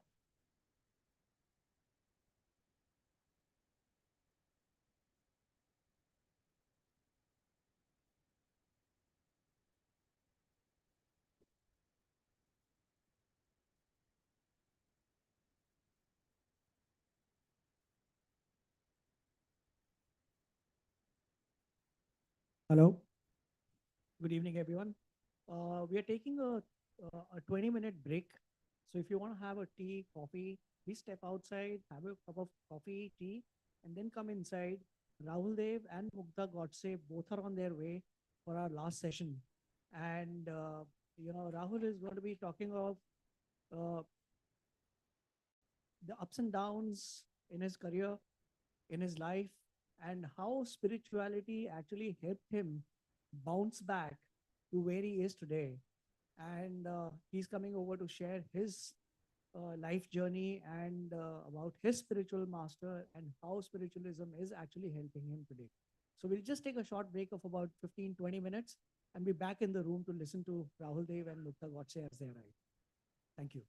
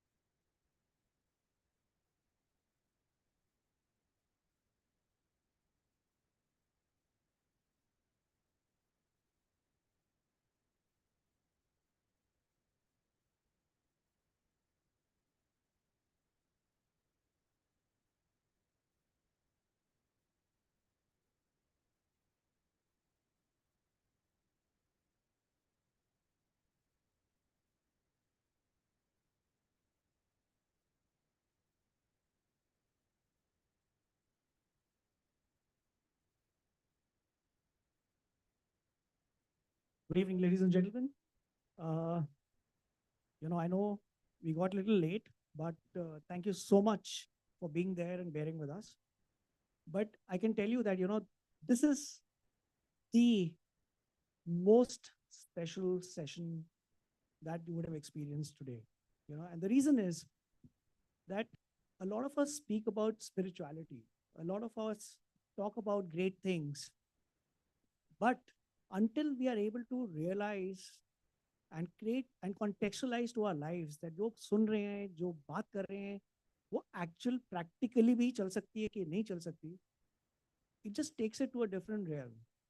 And there are people who have experienced spirituality. I mean, we saw that in the session today when we had Ranveer Brar, we had Ira Trivedi talking about how spirituality or the mindset of spirituality has helped them do things differently than what are being done by other people in the same profession. One of the real stories that I have experienced is that of our spiritual master, Tarneev ji. And मैंने खुद experience किया है, and I have requested Rahul Dev and Mukta Godse to be here with us, especially, I mean, despite his schedule and despite his busyness, he not only agreed to be here, and if I can take the liberty of saying that, it's his bread and butter to be at events. Okay? And he said, I will not charge to be here today. That shows his conviction to the concept of spirituality. And we have two things in common. One is that Rahul is a senior of mine from school. And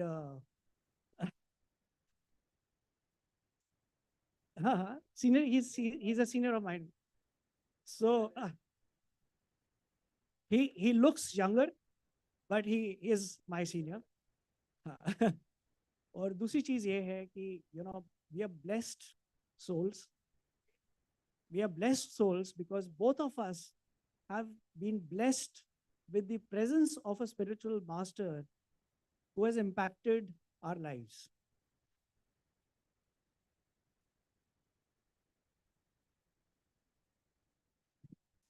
प्रभु के साथ निकाला है, just to say he's a master, I think is not enough. I call him the Lord and Master much against his wishes. वो कहते हैं यार क्या तू मुझे एम्बैरेस करता रहता है, ज़्यादा तूने कहना है तो, क्योंकि हैं बिल्कुल ऐसे ही हैं जैसे ये दिख रहे हैं अभी, चुलबुले बिल्कुल चुलबुले हैं. And what I love about him, about Tarnev ji, is that I don't see a barrier or a gap. कई बार उन्होंने हमें एक्सप्लेन किया है.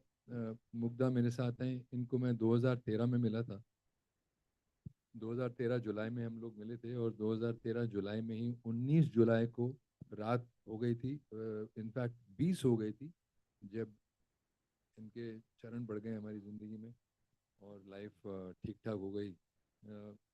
एक जो है स्पिरिचुअलिटी एक बहुत ही पर्सनल चीज़ है. हिंदी में बात कर सकता हूँ ना? हाँ, Hindi is better, English is better, anything, I am good with both. Marathi sir थोड़ा excuse me, but madam will come and explain to you.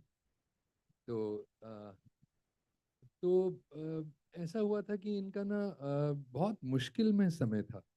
एक क्योंकि एक पर्सनल चीज़ है, चाहे फेथ मैं कहूँगा, क्योंकि स्पिरिचुअलिटी क्या है मुझे भी नहीं पता यार, बट जो फेथ है वो एक इतनी पर्सनल चीज़ है कि आदमी पत्थर से जाके बात कर सकता है मंदिर में और उसकी हो सकता है भावना या फेथ उससे जुड़ जाए, और किसी भी फॉर्म में, चाहे हनुमान जी का हो रूप, चाहे कृष्ण जी का हो, चाहे अल्लाह का, जिनका कोई चेहरा है ही नहीं, इतने सुबहान बनाया जाता है उनको, या कोई भी, चाहे गुरुद्वारे में हो. I went to a Christian school.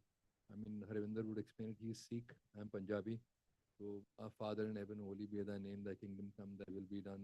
अंग्रेजी क्रिश्चियन प्रेयर हुआ करती थी हमारी मॉर्निंग में असेंबली में, क्योंकि it's a Catholic school. So and it also was blessed with the largest church the country has at the moment at Godla Thana in New Delhi.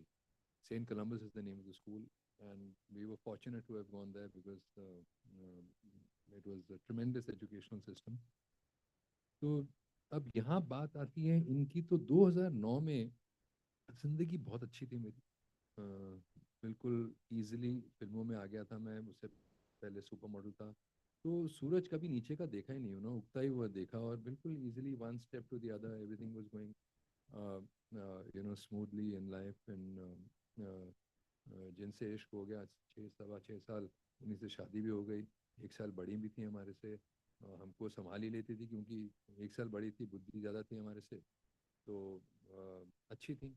फिर unfortunately एक tragedy I life में। दिसंबर में हम लोगों को पता लगा कैंसर है उन्हें, और मेरे बेटे सिर्फ 11 साल के थे। और मई 16 को 2009 में वो नहीं थी, दिसंबर 2008 में हमें पता लगा था कैंसर के बारे में। हर साल विंटर्स में रीना उनका नाम था, my late wife, and my son Siddhant would go to Delhi to visit because we're both from Delhi, and Mumbai was an acquired home. मेरी जन्मभूमि नहीं है, मेरी कर्म भूमि है, और जन्मभूमि मेरी है दिल्ली। तो होता ये था कि पहली बार छटपटाया। क्यों? क्योंकि पहली बार पेरेंटिंग, आप समझ सकते हैं 80 फिल्में, कहने को तो आसान है, आप लोग एक फिल्म देखते हैं और आराम से ऑडियंसेस कहती है यार बकवास है या अच्छी है या जो भी है। कई बार एक फिल्म के पीछे बहुत काम होता है। कई बार जैसे कि अभी हाल ही में मैंने याद है मुझे एम्पायर पे काम करना पड़ा था, तो घोड़े चलाने सीखने पड़ते हैं, तलवारबाजी सीखनी पड़ती है, तो पैदा तो हुए नहीं हम लोग ये सीखते हुए।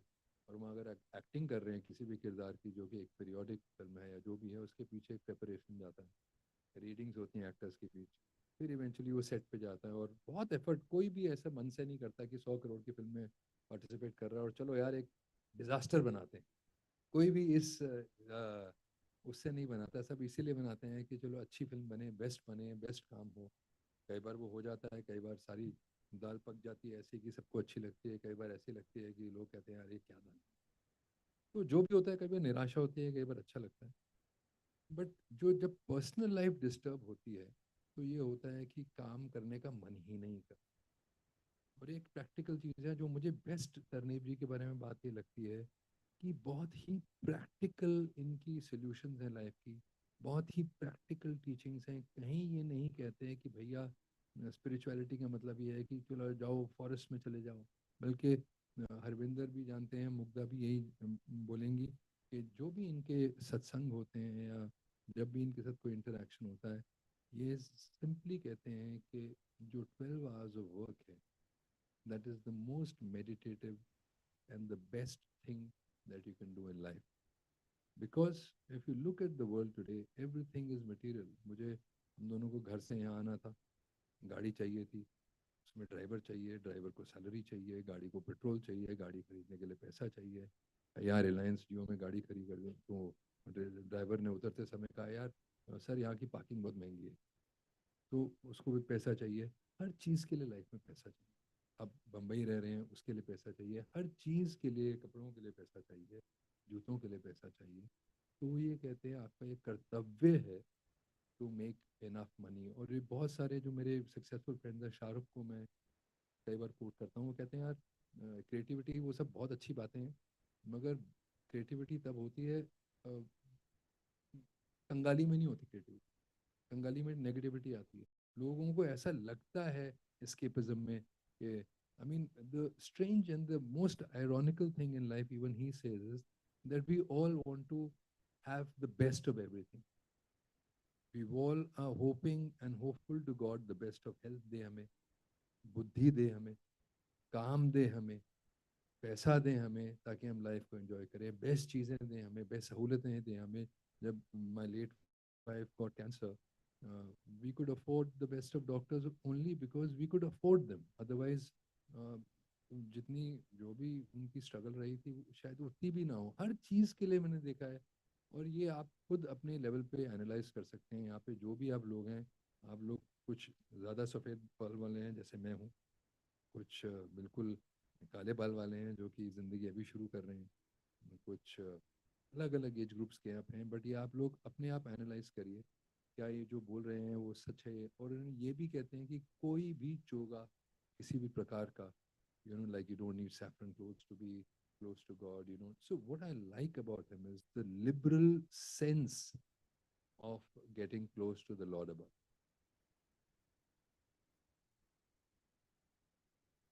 या वो क्या कहते हैं कि डोंट लीव एनीथिंग। ये बहुत अच्छा इन्होंने याद दिलाया मुझे मुग्धा ने। बहुत ही अच्छी तरह से इन्होंने हमारी फेथ को अपनाया है and I am very very proud of इनकी जो जर्नी रही है। वो कहते हैं कि यार ट्रांसफॉर्मेशन होना चाहिए एक इंसान में। वो ट्रू एक ट्रांसफॉर्मेशन का मैंने इनको देखा है ट्रांसफॉर्म होते हुए, यू नो। तो और ऐसे कई लोग हमारे यहाँ हैं जो बहुत ही ज़्यादा लकी, कुछ चोजन फ्यू है जिनका एक ट्रांसफॉर्मेशन देखा है। और ट्रांसफॉर्मेशन का मतलब ये नहीं है यार कि सारा काम वाम छोड़ के आदमी इसी में चले जाए भक्ति में। भक्ति तब अच्छी है अगर आपके कार्य के लिए, आपकी रोज की दिनचर्या के लिए अगर आप पिता हैं, आप अच्छे पिता बन सके, आप सुन सके बच्चे को क्या चाहिए। वो डीप इनसिक्योरिटी से ना है, वो थ्री इडियट्स वाली कहानी नहीं होनी चाहिए घरों में कि यार क्योंकि आपका एक्सपीरियंस कुछ रहा है लाइफ में। अभी मेरे माता पिता का कुछ एक्सपीरियंस रहा है, मैं मिडिल क्लास फैमिली से हूँ, both of them were working parents, जिसमें कोई बुराई नहीं है, बहुत अच्छी बात है। मगर this no film background to me. तो हो सकता है मेरा पहला चेक ही उतना हो जितने मेरे फादर को सारी लाइफ की अर्निंग मिली हो। बट क्या वो बुरा है क्योंकि मैं ज़्यादा पैसे ले रहा हूँ? नहीं यार, एक ऊपर वाले ने अपॉर्चुनिटी दी। अभी किसी को 100 करोड़ मिल रहे हैं एक फिल्म के, क्या है वो बुरी बात है? अगर अंबानी साहब ये बना ही ना ये ब्यूटीफुल जहाँ पे भी हम लोग आए हैं, can we all meet so easily? So it needs people like that. It needs people to acquire wealth. It needs people to create something out of that acquire wealth and make life easier for a whole lot of us.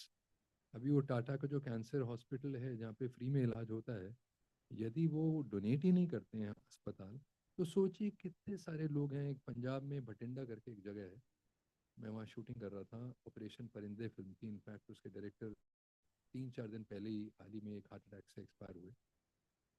तो जब हम वहाँ पहुँचे, Punjab is known for health wellbeing ये वो, और वहाँ पे जाके पता लगा यार यहाँ इन्होंने कैंसर एक्सप्रेस चालू की है क्योंकि भटिंडा में इतनी सारी केमिकल फैक्ट्रीज हैं जिसकी वजह से इतना पोल्यूशन है और उस वजह से कैंसर बहुत है भटिंडा।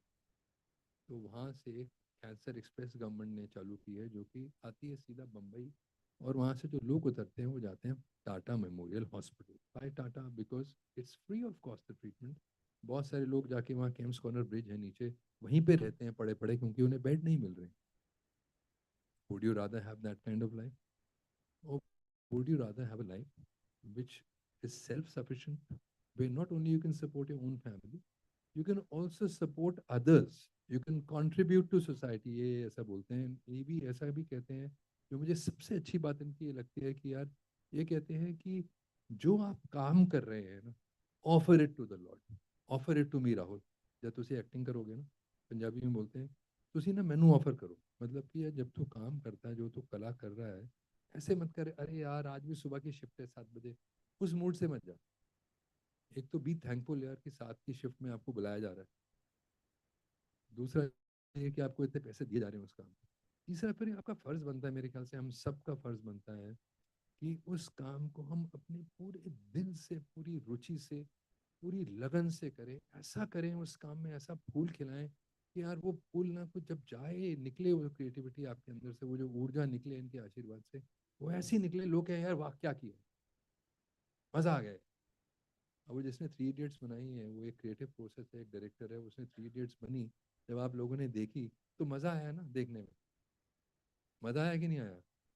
एक घर घर की कहानी ही बताई उसने, एक एंटरटेनिंग वे में बताई। ऐसे ही नहीं कि यार आदमी सो गया कहानी सुन के, अरे यार क्या कर रहा है बस कर यार, ऐसा नहीं। ऐसा लग रहा था can we have a sequel.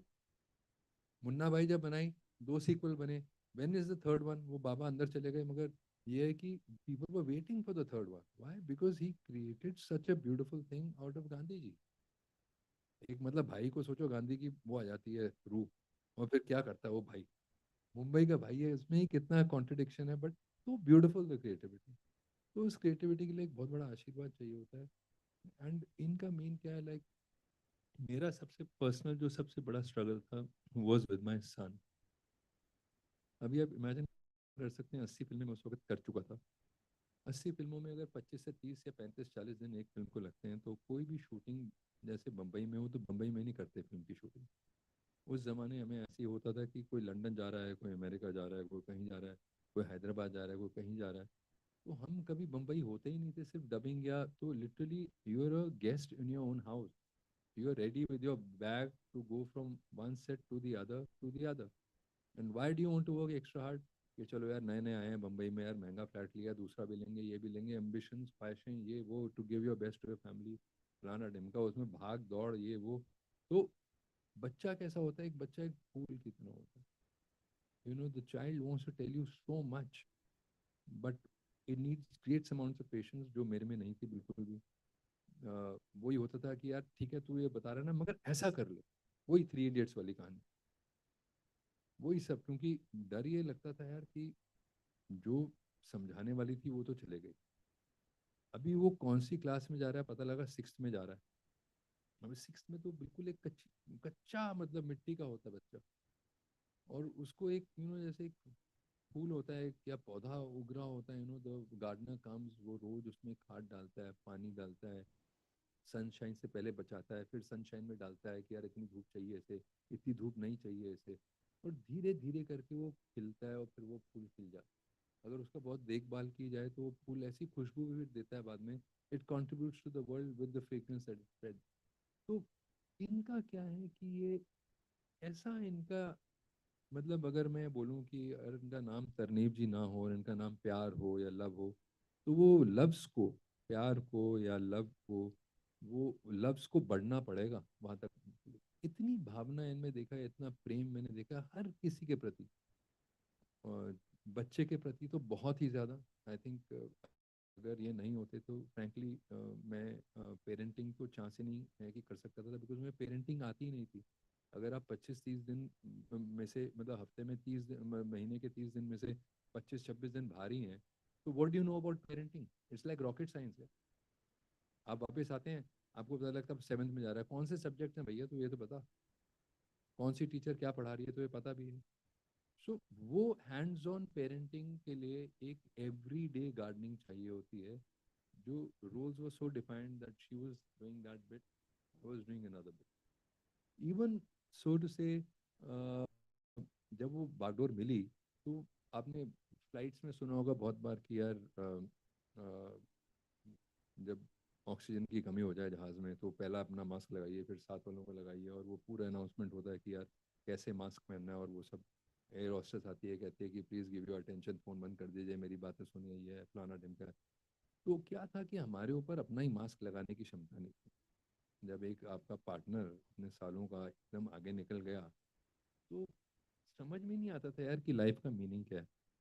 कभी गिरता हुआ सूरज देखा नहीं, तो देखा तो बस ऐसा देखा कि बिल्कुल गहराई में चले गया सूरज, दिख ही नहीं रहा है।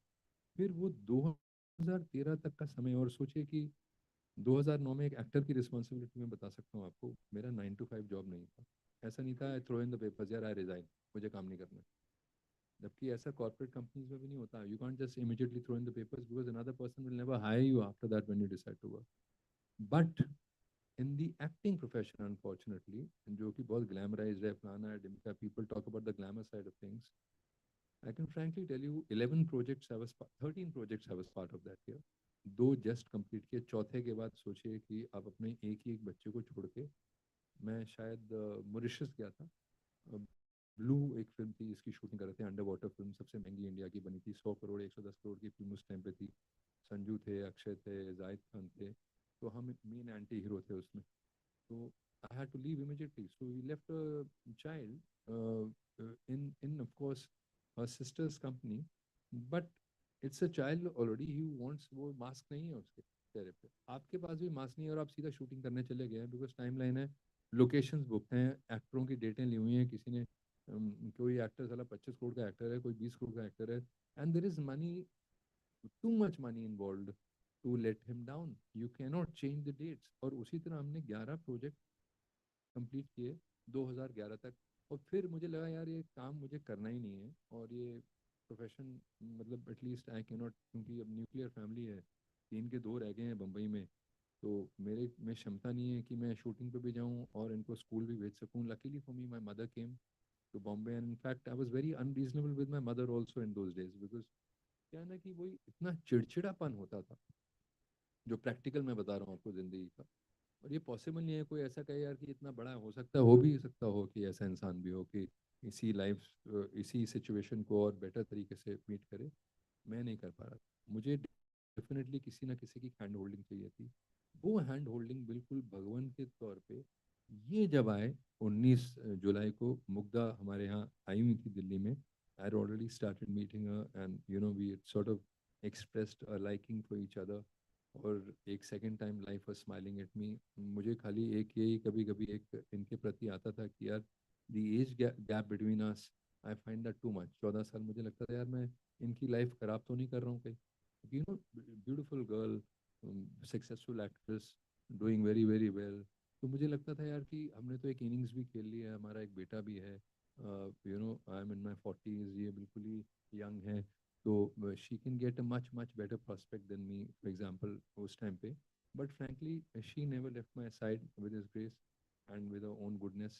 And life was quite beautiful. शुरू शुरू में अनबन भी हुआ करती थी बिकॉज ऑफ मुझे कई बार ऐसा लगता था कि मैं ज्यादती कर रहा हूँ इनके साथ कि यार ठीक है यार, मुझे पता है कि the other person likes you, but is it correct on my part? Is it morally, ethically, in every other way, is it correct on my part? तो ऐसा नाप तोल मैं करता था अपने माइंड में. मैं लिब्रन हूँ, तो मेरा जो राशि है वो तुला है.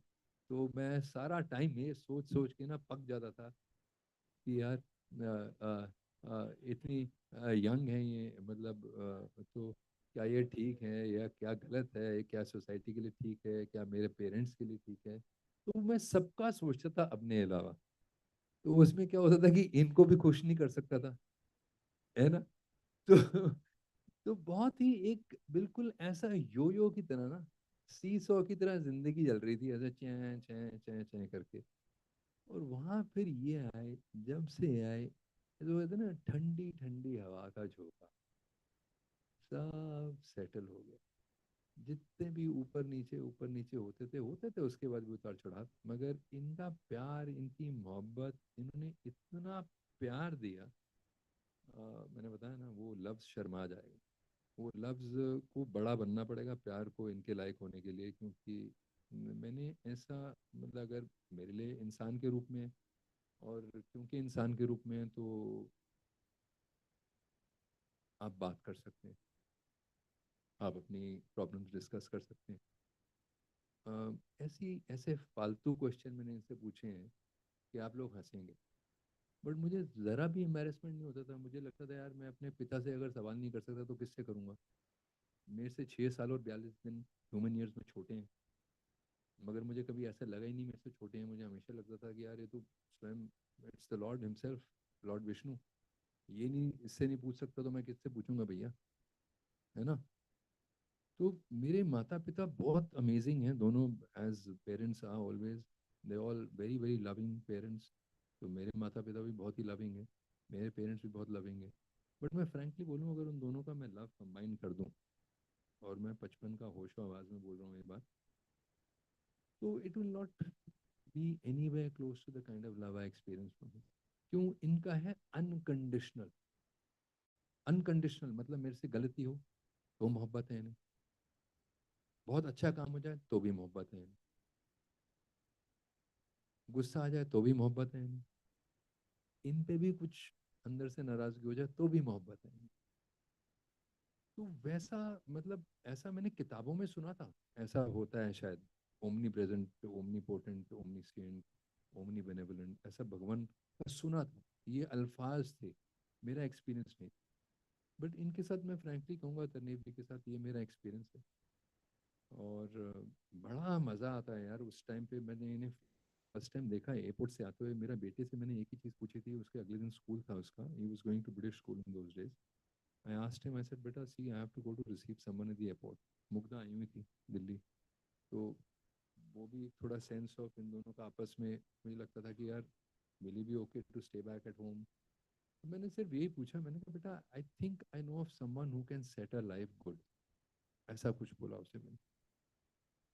तो उसने सिर्फ एक ही सवाल पूछा. आप सोचिए कि 13 साल का बच्चा, उसने एक ही चीज़ बोली मुझे, कहता है कि पापा हाउ.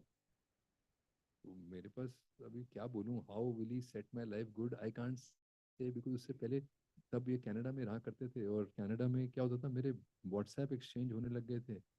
और वो इनकी आने से पहले भी इनको मैंने एक बार 90s में देखा था. एक हमारे फोटोग्राफर फ्रेंड है तरुण खेवाल, बहुत ही आज नाम है उनका, टॉप फोटोग्राफर्स में से हैं कंट्री के.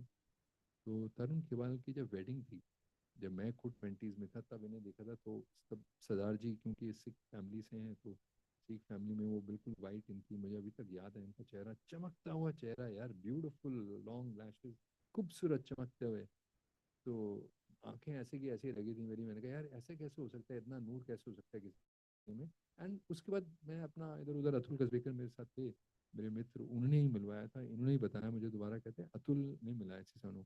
मतलब एक फोटोग्राफिक मेमोरी होती है ना किसी की, वैसी मेमोरी है वो। एक कुछ क्षणों के लिए मैं इन्हें मिला, अलग हो गया। और 2013 में जब सबसे ज़्यादा कठिन मेरा समय था, जब मुझे लगता था कि पूरी दुनिया मेरे अगेंस्ट है, उस वक्त मुझे शौक है एक्सरसाइज का, सबको पता है। और एक्सरसाइज का क्योंकि शौक है, तो लग रहा था यार जब भी पेरेंट टीचर मीटिंग पे जाऊँ मैं स्कूल में, तो लगे यार यहाँ पे सब औरतें आई हुई हैं, और ये जो जितने भी ये आदमी लोग हैं, सब गए हुए हैं काम पे, और इनमें से बहुत सी औरतें भी काम छोड़ के आई हैं। जैसे मैं मदर वो तो वर्किंग मदर, तो ऐसा नहीं है कि कोई मेरे लिए औरत काम करती है तो बहुत बड़ी बात है, क्योंकि मेरी माँ ही अभी भी 84 की हैं। She was a working mother all a life, she was a principal in school, पढ़ाती भी थी बच्चों को, और 3 बच्चों को बड़ा भी किया घर में। तो मुझे लगता था यार कि मुझे इनसिक्योरिटी होती थी, एक मैं हूँ यार, काम छोड़ दिया है मैंने, और ये सब के पेरेंट्स जो पिता हैं सब काम कर रहे हैं बच्चों के लिए, और इनमें से कुछ माताएं भी काम कर रही हैं। I should reconsider working. और फिर मैंने अपना जिम बनाया पहला, ब्रीथ फिटनेस करके नाम था। मिलन सोमन मेरे पार्टनर थे। अभी सोचिए कि Rahul Dev, Milind Soman, first 6 packs of the country, super fit बंदे, इनके जिम बिल्कुल फिट गए, चल ही नहीं रहे थे, क्योंकि हम धंधे वाले लोग थे नहीं। हमें ये था यार कोई सप्लीमेंट नहीं बेचना है, कोई पर्सनल ट्रेनिंग नहीं करानी है। हमारे ट्रेनर्स जो एम्प्लॉयज़ हैं, उनका एक कर्तव्य बनता है कि सबको सिखाएं। और क्योंकि सप्लीमेंट्स हम खुद नहीं लेते हैं, मैं कोई प्रोटीन पाउडर वगैरह नहीं लेता हूँ, मुझे जमता नहीं है, उसकी फिलॉसफी नहीं जमती, तो मुझे लगता था इनको भी वैसे करना चाहिए। तो उसमें नेचुरली समय ज़्यादा लगेगा आपको, एक्सरसाइज में बहुत ध्यान देना पड़ेगा, खाने पे बहुत ध्यान देना पड़ेगा, एक लंबा रूट है, बट वो एक सॉलिड रूट है। अभी I am 55 but clear 6 pack, I am in tremendous physical condition with grace. कुछ भी कर सकता हूँ, घोड़ा चला सकता हूँ, नंगी पीठ वाला घोड़ा चला सकता हूँ, आप जो कहें, लटक जाऊँगा उल्टा, छलांग मार सकता हूँ, कुछ भी कर सकता हूँ। मगर उसके लिए एक पूरी लाइफ लगती है। और कुछ जीन्स हैं हमारे पिते, मेरे father was 91, very very fit man. तो बस ऐसे इत्तेफाक हैं। तो इनको लेके यही है कि ये जब भी इनका कोई सत्संग होता है, हमेशा इन्होंने एक तवज्जो ये दिया है कि इन्होंने ये कहा है कि द ह्यूमन बॉडी, क्योंकि बहुत सारे हमारे रिलीजियस लीडर्स या स्पिरिचुअल लीडर्स ऐसा भी मानते हैं कि यार ये शरीर तो नश्वर है, और जो भी है यात्रा सोल की है। अब यहाँ पे मैं जानता नहीं कितने लोग हैं, शायद ये जो पीछे साउंड डिपार्टमेंट है, और जो कैमरा वाले हैं, और जो एक आध लोग सर्व कर रहे हैं इधर, कैमरा वाले हैं, हम सबको मिलके शायद 30 से एक लोग होंगे यहाँ पे इस कमरे में। मैं सर आप सबसे कोरस में पूछना चाहता हूँ एक कॉमन सवाल, किसी ने सोल को देखा है? बोलिए सर जरा, मैं आप सबसे पूछ रहा हूँ यार, नहीं देखा। तो सर आप सोचिए कि सबसे बड़ा द्वंद हमारा ये है कि हम किसी के कहने पे ये मान जाते हैं कि शरीर हमारा नश्वर है और सोल की यात्रा है, जिस सोल को हमने कभी देखा ही नहीं, हमारा किसी का भी वो एक्सपीरियंस ही नहीं। और दूसरी चीज़ डिस्कस करते हैं, यहाँ पे कई बुजुर्ग लोग भी हैं सफ़ेद दाढ़ी वाले, और कुछ थोड़े 50+ वाले भी हैं मेरी तरह, और कुछ और यंग लोग हैं, और कुछ मुग्धा जैसे बहुत ही यंग लोग भी हैं। तो मैं आप सबसे यही पूछता हूँ, कभी आप बीमार हुए, बीमारी में कैसा लगता है यार? मज़ा आता है या लगता है हे भगवान यार ठीक कर दे? क्या लगता है आपको? लगता है फटाफट ठीक है, आपको क्या लगता है सर? आप तो सीनियर हैं सर, आप बताइए ना please. I can see you have that experience like mine, और probably more than me, please tell me. It is a tiring, what do you feel that time कि ठीक हो जाए आदमी? अभी जब कोरोना वायरस हुआ था, कई लोग ऊपर चले गए अनफॉर्चुनेटली, कोई जाना चाहता था ऊपर, कोई कितना भी कहे यार मेरा मन है मैं सुसाइड कर लूँ यार, I am not happy with my boss, वो जितना भी झगड़ के आया है घर पे, उस वक्त सुसाइड करने का मौका है उसके पास, क्या वो बाहर जाता था? क्या वो कहता नहीं यार भैया मैं वैक्सीन लूंगा ही नहीं यार, भाड़ में गई वैक्सीन? बट मैं आपको एक एग्जाम्पल दे सकता हूँ किसी का जिसने वैक्सीन नहीं ली। वो मेरा बेटा है, सिद्धांत देव उसका नाम है। वो, उसका पता नहीं क्या फेथ है इनके प्रति, वो कहता था कि पापा इन वन वे यू से that you have faith in him, in one way you want to take vaccination. उसे बहुत मैंने ब्लैकमेल किया सर, एक ही एक बेटा आप समझ सकते हैं। मैं बम्बई में था, वो दिल्ली में था, तो वैसे ही एक डीप इनसिक्योरिटी रहती थी इनके बावजूद। एक इनसिक्योरिटी तो रहती थी कभी कभी, जब ख्याल आता था, आज पता नहीं क्यों उसका ख्याल आ रहा है। तो मैं उसे कहता था, यार देख तू ट्रैवल नहीं कर पाएगा, ये कनाडा में है, जब खुलेगा lockdown how will you go and see him. कहता I don't want to go right now. उसका क्लियर था।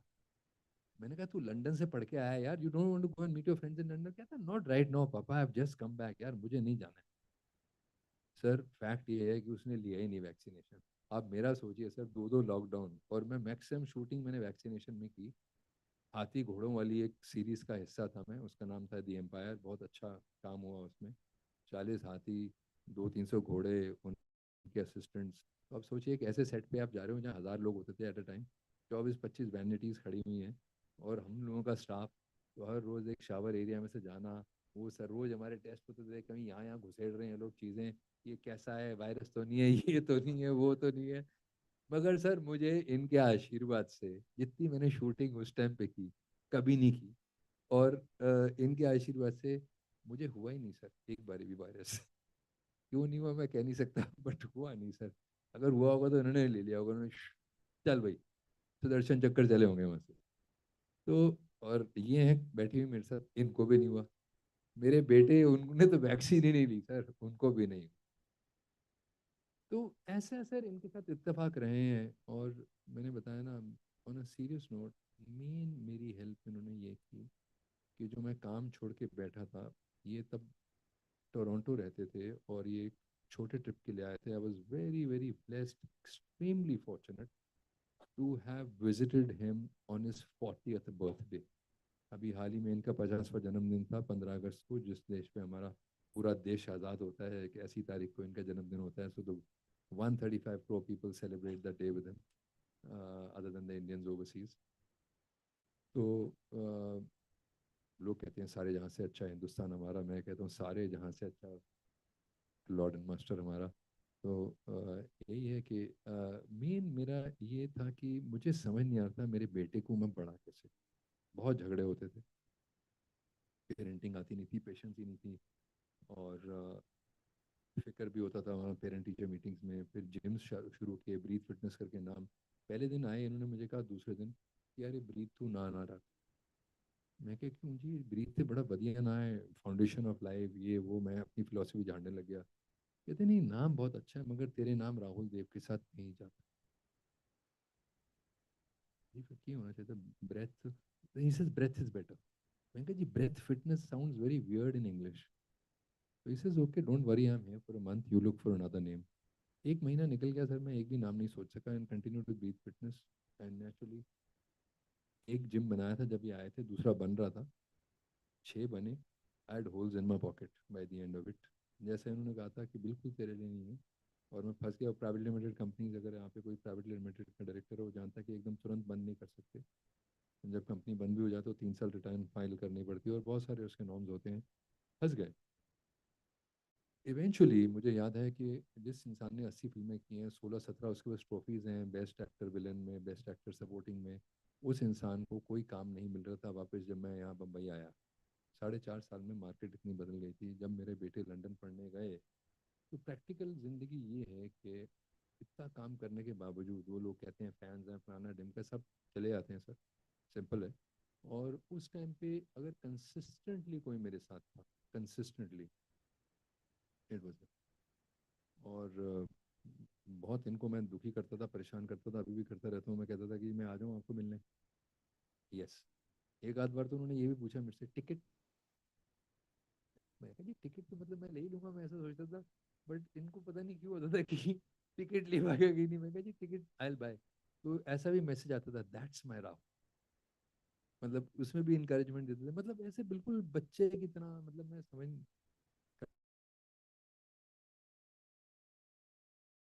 कठिन है मेरे लिए समझना, क्योंकि आपको, क्योंकि ये एक्सपीरियंस मेरा है और आप लोगों का नहीं है, तो कई बार ना ये बिलीव करना किसी दूसरे इंसान के लिए मुश्किल होता है। तो बिग बॉस से कॉल आया था, मुझे याद है, एक आनंद करके एक आदमी था, वहाँ काम करता था, बहुत ही इरिटेटिंग था। और हर साल वो मुझे फ़ोन किया करता था एंडमॉल से कि यार पार्टिसिपेट कर लो, और अजीब अजीब बहुत बड़े बड़े पैसे ऑफर किया करता था, और हर साल मैं उसे भगा देता। तो इस बार कॉल आया, मैंने फ़ोन उसके मुंह पे ही रख दिया, मैंने कहा यार बात कर रहा है। बट इस बार डिफरेंस ये था कि the lord and master was sitting next to me. वो सफ़ेद गाड़ी जिसमें बैठे हुए थे, वो मुझे बहुत हैप्पीनेस है शेयर करते हुए, आज उसी गाड़ी में मुगदौर में आए हैं। वो गाड़ी जब ये जा रहे थे, ये इनकी पास हुआ करती थी एक टोयोटा इनोवा है क्रिस्टा ऑटोमेटिक, तो लोगों के लिए शायद सस्ती सी गाड़ी है। और मुझे मुग्धा कह रही है बहुत लंबा हो रहा है। तो अभी क्या हो रहा है कि लंबा हो रहा है छोटा हो रहा है मुझे नहीं पता, मगर जो हो रहा है सही हो रहा है। तो मुझे इतना पता है कि इनसे मैंने एक ही बार गिफ्ट मांगा, मैंने एक नहीं बहुत बार मांगा। उस टाइम पे भी मैंने मांगा इनसे, मैंने कहा कि तुम जा रहे हो उनसे, मैं गड्डी मैं ले जाऊँगा, मतलब can I take the car. We were in the driveway in the Bangalore house. कहते नहीं राहुल, है ना गड्डी थोड़े वास्ते नहीं है, मतलब कि तुम्हारे लिए नहीं है ये गाड़ी। और ऐसे ना गद्दी के जो गाड़ी का जो माथा होता है सामने, उसके वजह से ना राइट हैंड ऐसे थपथपाया, फिर मुड़े, फिर हम पीछे गए। मुग्धा मेरे साथ ही थी। चलिए एक और बार, लंबा घर है बड़ा घर था, तो वापस जा रहे हैं घर में। तो कहते अच्छा क्यों चाहिए तुम्हें?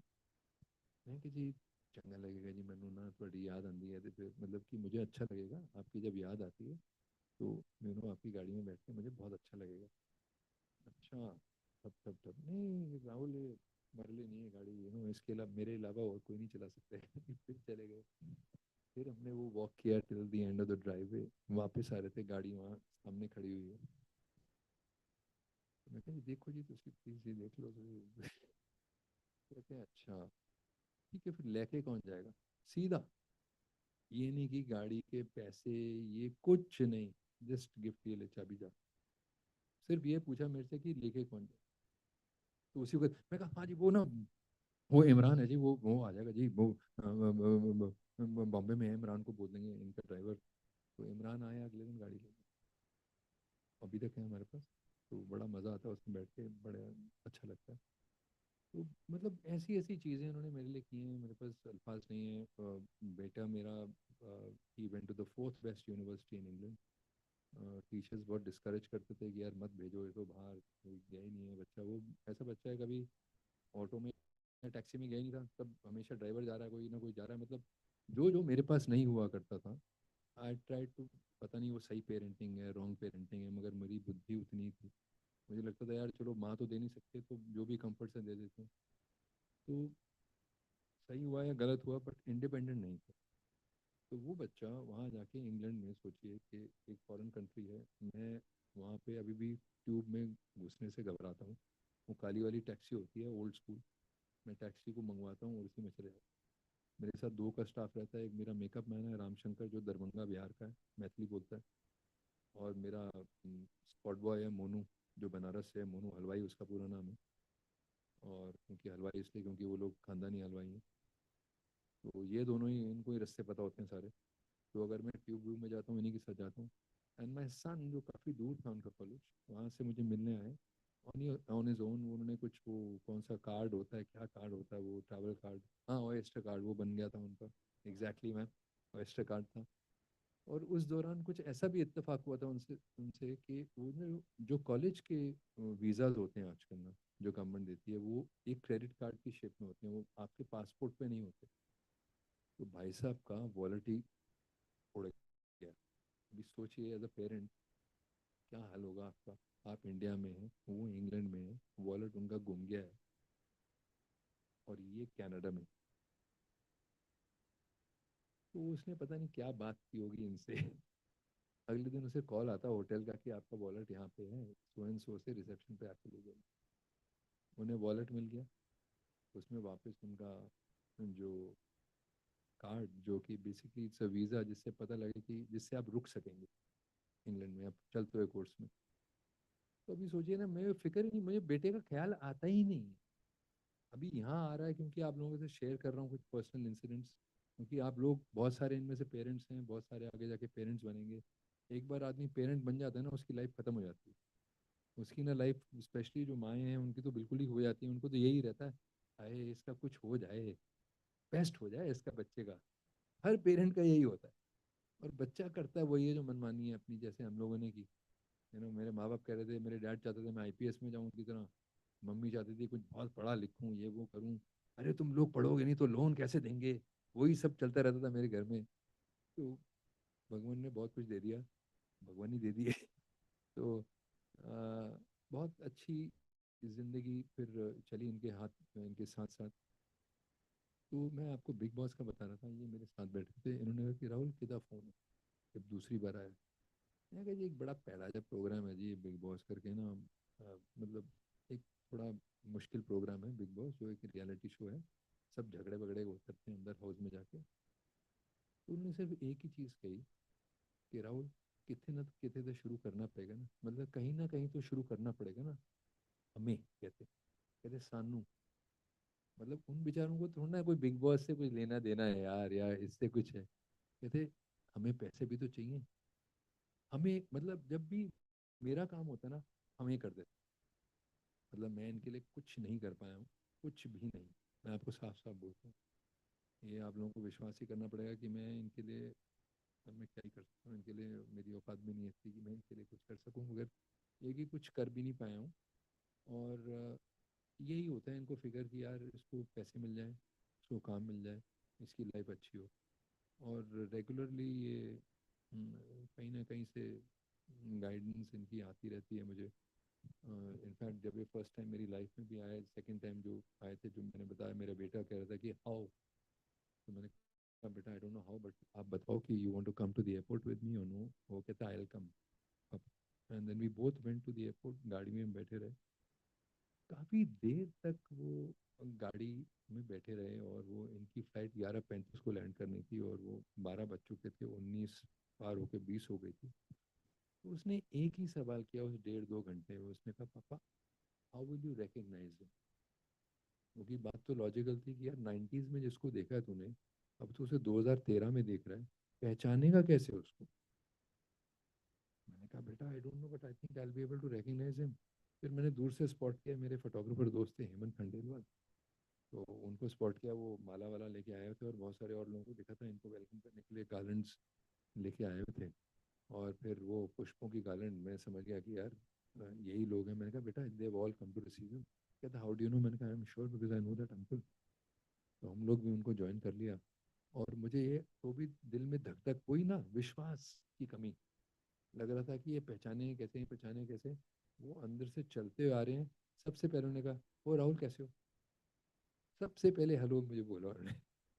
तो मुझे ऐसा लग रहा था कि यार वो पहचाने कैसे, पहचाने कैसे। मैं क्या ना, प्रभु इनकी लीला ऐसी है, इनके दिल इनका इतना बड़ा है और सबके लिए है, इनके लिए है, मेरे लिए है, आपके लिए है, जितने भी यहाँ लोग बैठे हैं या जो नहीं भी बैठे हैं, उन सबके लिए उतनी ही करुणा है इनमें। इनको ये चूज नहीं कर सकते ये ऐसे, बस ये वहाँ जाते हैं क्योंकि प्यार इतना है, तो वहाँ फंस जाते हैं। क्योंकि ये मना कर ही नहीं सकते ना, इनको मना करना आता है नहीं। आप इनसे कुछ पूछ लो, यार देखो जी मेरे ना ऐसा ऐसा मुश्किल में हूँ, as long as he feels that call is sincere, sincere भी छोड़ दीजिए, सिंसियर नहीं भी है, इनसिंसियर भी चलेगा, अर्नेस्ट होना चाहिए। उस कॉल में एक होना चाहिए जेन्युइन परेशानी। आपकी परेशानी इनको मिलेगी पहले, मतलब क्यों मिलेगी मैं कह नहीं सकता, भगवान का काम ही है कि सबको ठीक करना। मुग्धा एक ट्रेंड एक्ट्रेस है, फैशन से इन्होंने शुरुआत की थी। और बचपन में कभी सिंगिंग विंगिंग की होगी इन्होंने स्कूल वूल के अंदर।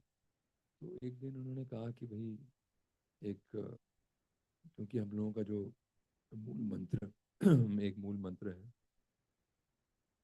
क्योंकि एक्चुअली ना इनके बर्थ के इर्द गिर्द से ही शुरू हो गया था सारा कुछ। इनकी मम्मी जब इन्हें कैरी कर रही थी, एक बहुत बड़ी सेंट थी इंडिया की, निर्मल बहन जी, जो कि काले कपड़े पहना करती थी। And she used to have वो मोर पंख होते थे उनके पास, जो लॉर्ड कृष्णा का जो very close to lord Krishna more की कहानी कुछ ऐसी हो, जो यहाँ है उनका एक जो पहना होता है उन्होंने एक सर पे, एक क्राउन समझ लीजिए। तो वो कुछ ऐसा हुआ था कि जो पीकॉक का मेन क्राउन वही होता है। और strangely peacock is one of the rare animals जहाँ जो मेल है उसमें निकलते हैं वो सुंदर सुंदर पंख। फीमेल जो पी हेन होती है वो बेचारी बड़ी अगली सी और नॉर्मल सी लगती है। मगर पीकॉक ऐसा लगता है कि अरे तभी कहते हैं यार ड्रेस लाइक अ पीकॉक, क्योंकि वो लगता ही ऐसा खूबसूरत है वो आदमी जो उसका मेल है। तो वो उनका ये होता था कि यार वो जब बाल कृष्ण में इनको देखते थे कृष्ण जी को तो नाचा करते थे। तो वो इतना नाचा करते थे खुशी में झूम झूम के कि उनके जो पंख होते थे पीकॉक से वो झड़ जाया करते।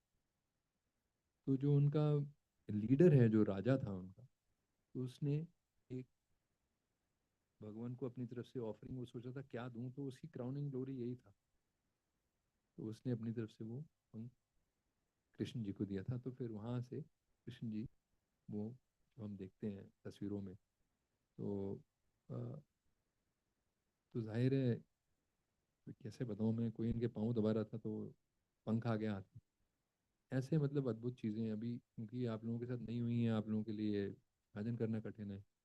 मुझे पता है कि वो दूसरी बार जब मैंने आनंद से बात की थी, और हर साल सोचिए कि 5-6 साल से एक आदमी आपके पीछे पड़ा हुआ है और एक आदमी आपको अड़ियल ढंग से कह रहा है हट जाए यार बकवास, मुझे नहीं करना है गंदा सा प्रोग्राम।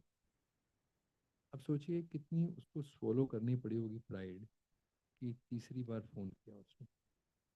और वो तीसरी बार मेरी वजह से नहीं फ़ोन किया, मैं जानता हूँ कि ये बैठे थे संग में, कि इन्हें पता है कि इसको पैसा चाहिए, फिक्र है उन्हें मेरी, तो उसका फ़ोन आया। और इस बार क्योंकि उन्होंने मुझे बोला है कि सानू कहीं काम तो शुरू करना पड़ेगा ना, कितने तो शुरुआत करनी पड़ेगी ना राहुल, सानू पैसा तो चाहिए है ना, मतलब हमें पैसा पैसा होने नहीं चाहिए, पैसा मुझे चाहिए। मगर उनका कहने का इतना प्यार, उनकी भावना, तो जब इस बार आया ना, मैंने सीधा उससे एक बात की, मैं कहा तू कितने पैसे देगा। And so is grace might have it कि मेरी वजह से नहीं मगर उनकी वजह से I been the highest paid contestant ever on Bigg Boss history. तो एक अजीब ही फिगर उन्होंने मुझे दिया, मुझे भी नहीं पता क्यों दिया, क्योंकि I was not cut out for the show also. वो सोच रहे थे यार कोई विलन के रोल्स करता है, 6 फुट का आदमी है, सिक्स पैक वाला, अंदर जाके झगड़े कर देगा, सबको मार वार देगा। मेरा किसी के साथ झगड़ा हुआ ही नहीं। उससे पहले मुझे सब राहुल देव बोलते थे, उस प्रोग्राम से वो राहुल सर बोलने लग गए। मेरा पहला बैच था जहाँ पे जो सो कॉल्ड सेलिब्रिटीज अंदर जाते हैं उनके साथ बिग बॉस, क्योंकि 1-2 सीजन से उतना अच्छा नहीं कर रहा था, जो जो सॉफ्टवेयर बनाते हैं उनको ऐसा लगा कि ये पहली बार नॉर्मल जो आम नागरिक है, आधे वो डाल देते हैं, आधे सेलिब्रिटीज डाल देते हैं, और फिर खनखना के देखते हैं उस घर को क्या होता है झगड़े। और as the programme went along, मैं 9 हफ्ते रहा अंदर, तो मुझे ऐसा बताया गया बहुत सारे लोगों ने, क्योंकि वो अपने सब दोस्त वोस्त फैन वैन बन गए थे। मनवीर गुजर जिसको मैंने बहुत सपोर्ट किया वो जीता भी वो कॉन्टेस्ट। वो कहता है कि सर जब हमारा ऑडिशन हुआ था ना सर जी, तो मैं ये कहा करता था कि आप लोगों की बैंड बजानी है। तो मतलब बेसिकली उन सबको रखा ही इसलिए गया था प्रोग्राम में कि इन जो सेलिब्रिटीज है ना, यू मार्क देम, और इन सबकी बैंड बजी, बस इनका आशीर्वाद। वो सब राहुल सर करते थे, मुझे किचन का कोई काम नहीं आता था वहाँ तक, बिल्कुल बिगड़ा तिगड़ा आदमी हूँ मैं। अभी तो बहुत कुछ आता है मुझे, मगर उस टाइम पे नहीं आता था। तो क्योंकि नहीं आता था तो चाय बनाना ये सब बिग बॉस में करना पड़ता है। चाय भी ये लोग बना के देते थे, मुझे कॉफ़ी का शौक है तो मैक्सिमम कॉफ़ी मुझे दे दिया करते थे वो बेचारे। तो बहुत ही I was looked after like crazy inside also with this grace. और बाद में सलमान आए, उन्होंने प्रॉमिस की फिल्म करेंगे यार साथ में, एंड आई गॉट मुबारक, वो अनीस बजमी को उनका फ़ोन गया यार इसको लो यार। और उस दौरान बाहर आके मैंने एक सीरीज साइन करी, उसका नाम था द टेस्ट केस। तो उस टेस्ट केस के लिए मुझे एक सपोर्टिंग नॉमिनेशन मिला फिल्म फेयर के लिए उनके आशीर्वाद से। और बहुत अच्छा रोल था। Nagesh Kukunoor national award winner है, एकता कपूर ने वो प्रोड्यूस किया था। निमृत कौर एक बहुत ही सक्षम और शानदार एक्ट्रेस है, और वो उसकी लीड थी। और वो फिल्मिंग के दौरान एक दिन वैनिटी वैन में था मैं, और लंच का टाइम था, और सेट पे बाहर जाके बाकी का सीन कंप्लीट करना था। सीन कुछ ऐसा था, मैं एक नायब सूबेदार हूँ और ये पैरा मिलिट्री फोर्सेस के लोग हैं, इन सब की क्लास ले रहा हूँ मैं और समझा रहा हूँ कि यार ऐसा चाहिए, पैरा मिलिट्री फोर्सेस में ये करना होगा, वो करना होगा, फलाना है, ये है, वो है। क्लास के अंदर घूमते हुए नॉर्मल जैसे एक टीचर करता है वो, और थोड़ा डराना है क्लास को, it's not like a joke. अभी हुआ क्या है कि जो हमारे, हाँ जी सर क्या हो रहा है, क्या करें, अच्छा। तो नहीं नहीं कोई बात नहीं, कर लीजिए सर फोन पे बात। तो वो जब कॉल आया तो वो जब नॉक कर रहा था असिस्टेंट, तो असिस्टेंट कहता था शॉट रेडी है, शॉट रेडी है, शॉट रेडी है। अभी हम उठने की कोशिश कर रहे हैं कुर्सी में, मुझे लग रहा है मेरे लोअर लिम्स में फीलिंग ही नहीं। I could experience numbness in my lower limbs for somebody who super fit. आप सोच सकते हैं एक डीप सेंस ऑफ इनसिक्योरिटी 4.5 साल के गैप के बाद आके वो पहले फिल्म सेट पे है और उसे लग रहा है यार उसकी टांगे ही नहीं काम कर रही। बड़ी घबराहट हुई यार, मुझे लगा यार ये हो क्या रहा है ऐसा नमनेस। मेरा राम शंकर मेकअप मैन, मैंने कहा राम मेरे से उठा नहीं जा रहा है यार। उसको लग रहा था मैं मजाक कर रहा हूँ। मैं कहा नहीं राम मुझे वाकई नहीं उठा जा रहा है यार। तो हमने घसीट घसीट के, वो वैनिटी वैन्स बड़ी बड़ी बसों की बनती हैं, उसने धक्का मार के कुर्सी हम लोगों ने ऐसे खिसकाई, मतलब टुवर्ड्स द जहाँ पे जो बस का एक दीवार होती है, मतलब दो तरफ से, तो वो पकड़ के मैं किसी तरह उठने की कोशिश की, फिर गिर गया।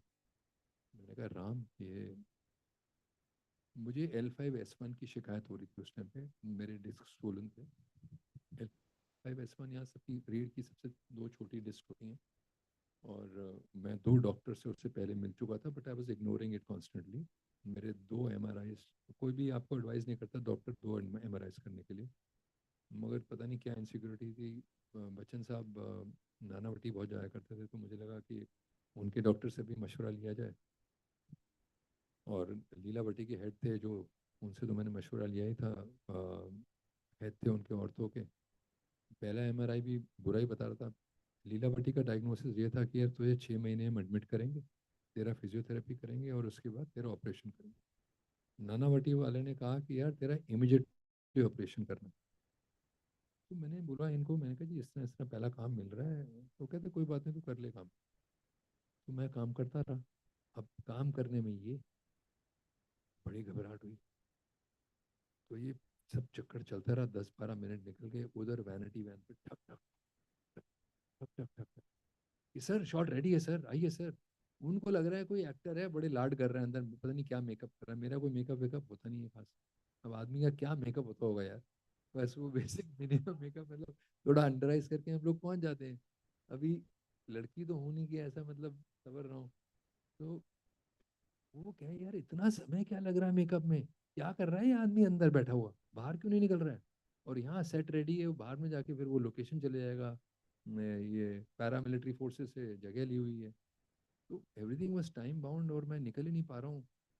और समझिए कि ऐसी घबराहट हो रही थी। मैंने लकीली मुझे एक ख्याल आया कि इनको रीच आउट किया जाए। मैंने इनको मैसेज किया, मैंने कहा जी इस तरह हो गया, मेरी feeling, I am experiencing numbness, I am not feeling I have lower limbs, क्या करूँ जी मैं। उनका तुरंत मैसेज आया, don't worry I am with you. आप मानेंगे नहीं, ये एक बीड्स ऑफ फेथ, हमने एक यूट्यूब पे बीड्स ऑफ फेथ, जिसके पास भी यहाँ यूट्यूब है आप जाके खोल सकते हैं, उसमें beads of faith, beads Mala BEADS of OF faith FAITH, आप दबा के देख सकते हैं वहाँ पे। अगर लिंक्स बहुत ज़्यादा खुल रहे हैं तो आप एक साथ में नाम दबा सकते हैं, तरनेव जी का, TARNEIVJITARNEIVJI along with beads of faith. तो वहाँ बहुत सारे लोगों ने, जैसे मैं उनके बारे में कुछ बोल रहा हूँ, अपने अपने एक्सपीरियंसेस शेयर किए हैं, तो उसमें वो बहुत पुराना एक्सपीरियंस मैंने शेयर किया हुआ बैक डेट से, कि इनके आशीर्वाद से जब वो आया ही, जैसे भी हंस रहे हैं, तो एकदम फीलिंग एकदम आ गई तुरंत। और मैं वो शूटिंग कर सका, और वो पहली बार हो रहा था। सोचिए कि मैंने 33 तेलुगु फिल्में की हैं, 17 कन्नड़, 17 तमिल, 5 मलयालम, ऐसी ऐसी भाषाओं में बोला है जो मेरे कभी बाप माँ दादा दादी किसी ने सुनी तक नहीं है। मैं दिल्ली से हूँ, वहाँ मैं ऐसा माना करता था कि महाराष्ट्र के नीचे जितने भी लोग हैं सब मद्रासी हैं। मतलब पता तो था कि नहीं है, मगर ऐसा माना जाता था। मतलब एक मजाक बनाते थे हम लोग, मद्रासी है, मद्रासी है, मद्रासी है। तो उस आदमी के लिए हिंदी की लाइनें बोलनी है, सिंपल एक क्लास को एक्सप्लेन करना है कि देखो यहाँ पे ऐसा जाएगा, फिर ऐसा होगा, ये है वो है फलाना ढिमका, फिर वहाँ से ये टोली आएगी आपके पास, फिर ऐसा होगा, एक प्लान कर रहे हैं एम्बुश को, और मैं लाइनें बोल रहा हूँ। NSD के बच्चे देख रहे हैं मुझे, एक्टर्स, कि बेटा ये है 80 फिल्में लेके किस बात की इसे ट्रॉफियाँ मिली हैं, इसे कुछ आता ही नहीं है। उधर निमृत देख रही है, उधर डायरेक्टर देख रहा है, उधर अतुल कुलकर्णी भी देख रहा है, हैरान हो रहा है, वो कह रहा है ऐसे क्या हो गया आज। तो मुझे लाइनें मिस हो जा रही, क्योंकि नर्वस इतना था उस इंसिडेंट के बाद, फिर उन्होंने कटर बोर्ड लगाया दूर से, लाइनें जिस पर मेरी लिखी हुई थी। ऐसे एक हमारे बहुत फेमस एक्टर है, मैं नाम नहीं ले सकता, बहुत बड़े स्टार हैं हमारे, जो इसका रेगुलर प्रयोग करते हैं।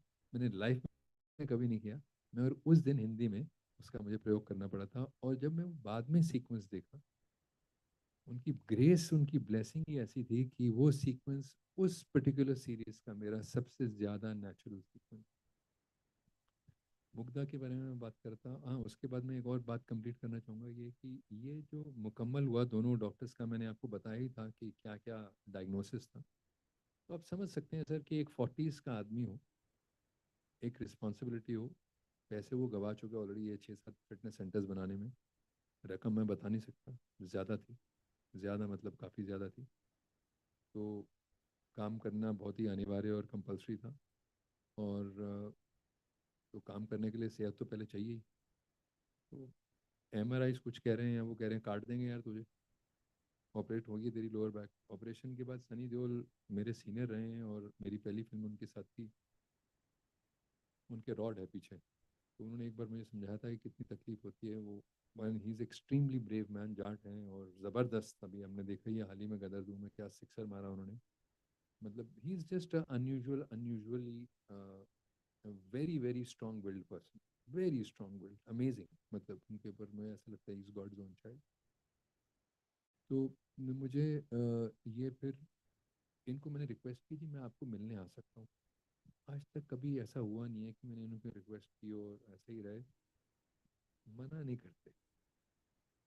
तो मैंने कहा आ जाए यार। तो एक दिन का गैप था, मैं चले गया।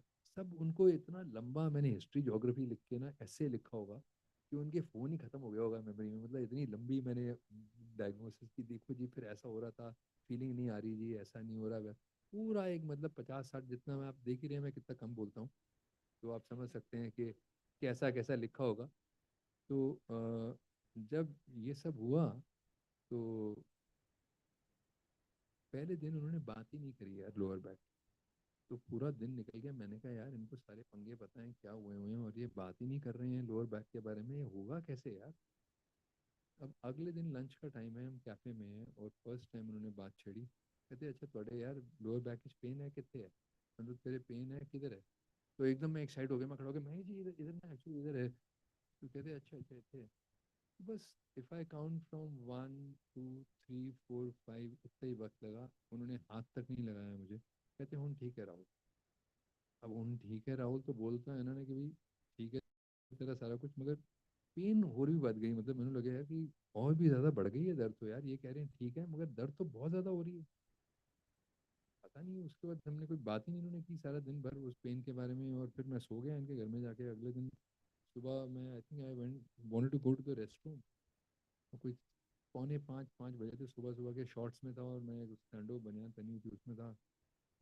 और क्योंकि पिछले 8-9 महीने से इतना दर्द चल रहा था, मैं बैठ के ना कोने पे सोया करता था, बिल्कुल करवट मार के ना ऐसे उठ जाया करता था। और उठते टाइम पे पंजाबी में कहते हैं चुप पै गई।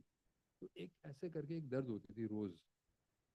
तो उस दिन उठा, मुझे लगा यार वो दर्द आज हुई है, मगर पता नहीं लग रही हुई है। मैंने कहा यार देख इतना सुबह हो गई है, तुझे इतनी आदत हो गई है दर्द की कि तुझे पता ही नहीं लगता तू दर्द में है कि नहीं। और मैं चले गया रेस्ट रूम। फिर मैं जब बाहर आया तो मुझे लगा यार कि यार एकदम मुझे ख्याल आया, एक दिन पहले इन्होंने कहा कि सब ठीक है तेरा।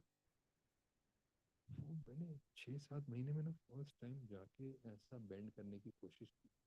नी के ऊपर ऊपर तक इतना डरा हुआ था और फिर मैं खड़ा हुआ तो देखा यार पेन नहीं हो रही है। और फिर थोड़ा एक्साइट हुआ, मैंने कहा अब दोबारा इनकी बात याद आई कि उन्होंने कहा कि सब ठीक है। मैंने कहा एक और बार भगवान को टेस्ट किया जाए। तो इस बार जाके नी के थोड़ा नीचे गए और फिर खड़े हुए। और इस बार भी दर्द में फिर और नीचे गया, मैं सेंटर टच होके वापस आया। फिर मैंने कहा यार आई हैव द पावर, यार ईमैन बन गया हूँ मैं। तो सीधा 4-5-6 बार थाड़ थाड़ करके छलांगे मारी मैंने, जमीन को छुआ। पहली बार 6-7 महीने में खड़ा हुआ, भागता हुआ मैं बाहर गया जी मैं ठीक हो गया हूँ, मैं ठीक हो गया हूँ, मैं ठीक हो गया हूँ। और वहाँ से वो चलते हुए आते कहते राहुल सब सोए हैं, अब जाके सो जाओ। वो कहा था कब सब ठीक है। अगले दिन मैं गया, शूटिंग की, घोड़े वोड़े चलाए, सब कुछ स्मूथ हो गया। उसके बाद दोबारा आई थिंक 2015 का ये है इंसिडेंट। 8 साल तो हो गए, 50 फुट छलांग भी मारी है। कोई प्रॉब्लम नहीं।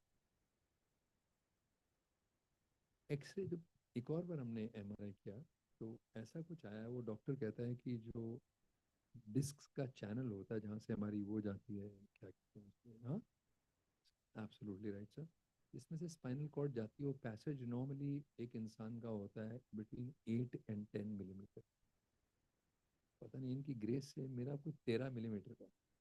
तो despite the inflammation there was enough space for the inflamed discs to have the spinal cord going around it. So they were not touching each other because of the width of the, जो कि मुझे नहीं लगता मेरे genetics ऐसे, मुझे लगता है कि वो ऐसे ही उन्होंने किया होगा, चल भाई बन जाते रहे मैम का। Coming back to no Mugdha की, मैं अगर आपसे कुछ शेयर करना चाहूँ जो बहुत ही इंपॉर्टेंट चीज़, वो इसलिए क्योंकि हम लोगों का एक डॉक्यूमेंट्री भी दिखाए थे इनको, एक हमारा ना मूल मंत्र है ओम नमो भगवते वासुदेवाय, वो एक लॉर्ड कृष्णा का मंत्र है। और जैसे हरे राम राम राम हरे हरे, हरे कृष्ण कृष्ण कृष्ण हरे हरे, एक ये भी एक लॉर्ड कृष्णा का ही मंत्र है। जैसे मैंने कहा ना, बचपन से जो इनको ग्रेस ये थी कि ड्यूरिंग हिज बर्थ इटसेल्फ जो लेडी सेंट थी निर्मल बहन जी, जो कि form energy of lord Krishna ही समझ लीजिए, उन्होंने कहा था कि इनकी mummy was carrying him that time she was pregnant, somebody very very special is coming your way and that his fragrance would spread far and wide. तो वैसे ही कुछ हुआ और बहुत हंस रहे हैं यार। तो वो फिर इनके जन्मदिन पे हम लोगों ने कोशिश की एक डॉक्यूमेंट्री बनाने की, तो मैं रिक्वेस्ट करूँगा पहले हरविंदर जी से वो डॉक्यूमेंट्री प्ले करेंगे, और उसके बाद में आपको बाकी की छोटी एक जो मुग्धा के सबसे बड़ा इनका ट्रांसफॉर्मेशनल चैप्टर है, उसमें लॉर्ड कृष्णा के नाम हैं, कुछ टर्म्स हैं जिससे पुकारा जाता है उन्हें, अलग अलग सुंदर सुंदर नाम। तो वो वैसे 108 एक नामों का एक यू नो एक वंदना है जिसे हम लोग कृष्ण वंदना कहते हैं, जो कि जिसकी रिदम, जिसकी ट्यून से लेके गाने तक, उसके भाव तक वो इनको आशीर्वाद मिला कि ये उनके साथ साथ उनके निर्देशन में वो कर सके। तो obviously nothing is possible at all without his grace, but ये इनकी एफर्ट्स भी वो देखते हैं कि कौन क्या एफर्ट कर रहे हैं। इनके साथ और भी बहुतों को मौका मिला था, बट सो भी जैसे उनकी मर्जी। तो एक बार हम ये प्ले कर लेते हैं, ये एक brief about him, little bit you know, मतलब उनको एक डॉक्यूमेंट्री में समेटना बहुत कठिन है, 108 एपिसोड में तो भी बहुत कठिन है, बट एक छोटे से आइडिया आपको लग सकता है। धन्यवाद आपसे।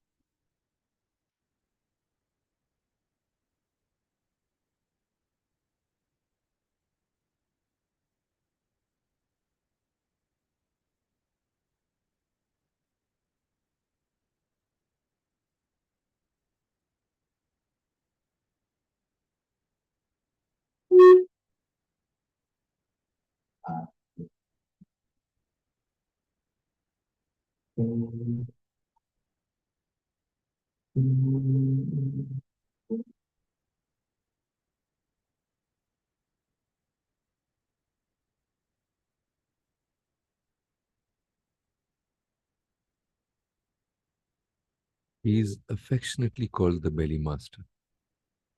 For us, he is the Lord and Master, the Guru, a modern day mystic, the most dependable friend that one could ever hope for, irrespective of circumstance, time, gender, or age group.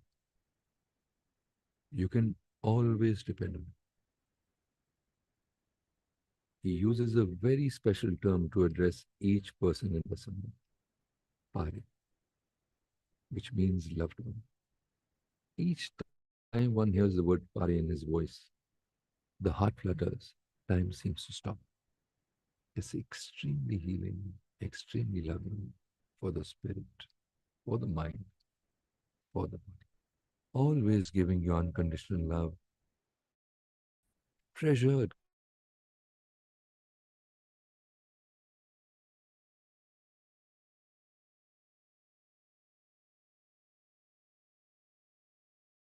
is the Lord incarnate himself.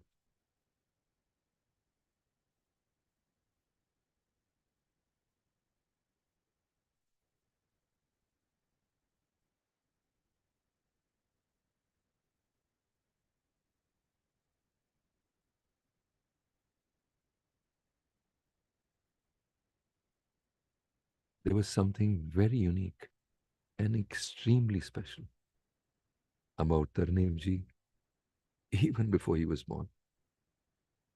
As she glanced upon his expecting mother, Our Lady Saint Nirmal Bahanji gently prophesied that someone very unique would be taking birth, and that his fragrance would spread far and wide.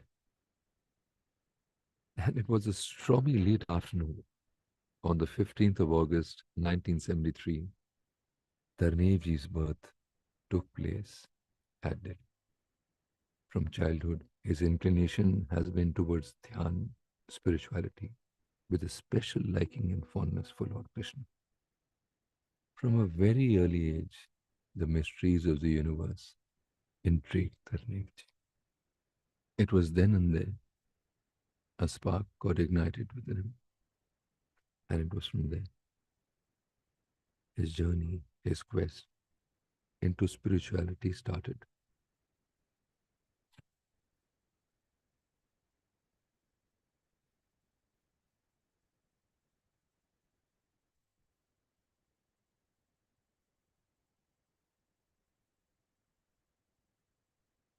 It was around 8:30 or so on that eventful night when I got a call and I was outside that he has been bitten by something and he has been taken to a nearby hospital. So I rushed to the hospital and was there almost in 8 to 9 minutes because I was very close by. What had happened was that he was having a stroll after his food at around 8-ish in the evening. And this was within the premises that he was walking. And the vehicles were parked inside. And he could hear some kind of a hissing sound. And that hiss, it seemed like was a tire from where some air was passing or something. So he just leaned, tried to bend and see that what it is next to the car. And in that moment, there was something which bit him on his feet. And later on, it turned out to be a deadly viper. I'm sure that viper was also not a normal viper because he was destined and he had to play this so that the chant could come in with this beautiful melody and reach out to millions and be solace for everyone. He diligently practices what he shares with his friends and family. In fact, his own commitment towards his practice is extremely inspiring. Being in the material world, attending to his daily activities with deep interest. He uses modern technology, gadgets, etc., for the benefit of others. And yet, he holds the Lord very dearly to his heart.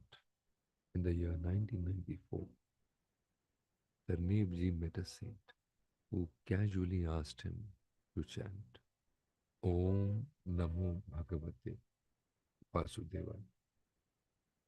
When he met with his Guruji, Swami Krishnanandaji Maharaj, Tarnevji asked him about the mantra. Guruji readily approved of the mantra and asked him to chant the same. At ease, whatever be the circumstance you're facing at that point in time, whatever be the stress, it just naturally subsides. Om Namo Bhagavate Vasudevaya, when you hear that in his voice, it has a divinely profound effect on each one.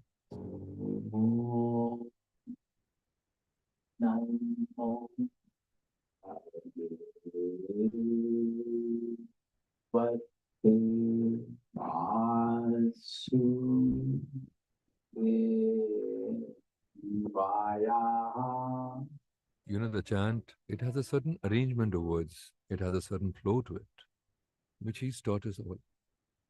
Where the first two repetitions of the mantra, Om Namo Bhagavate Vasudevaya, are spoken in a way as if inviting the Lord.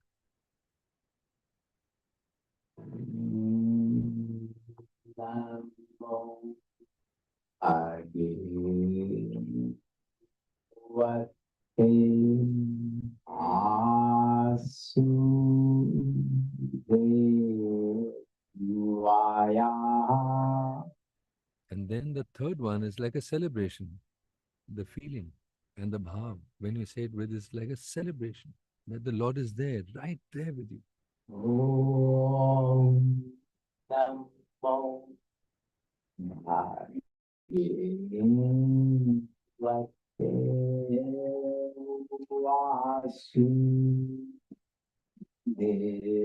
Vasudevaya.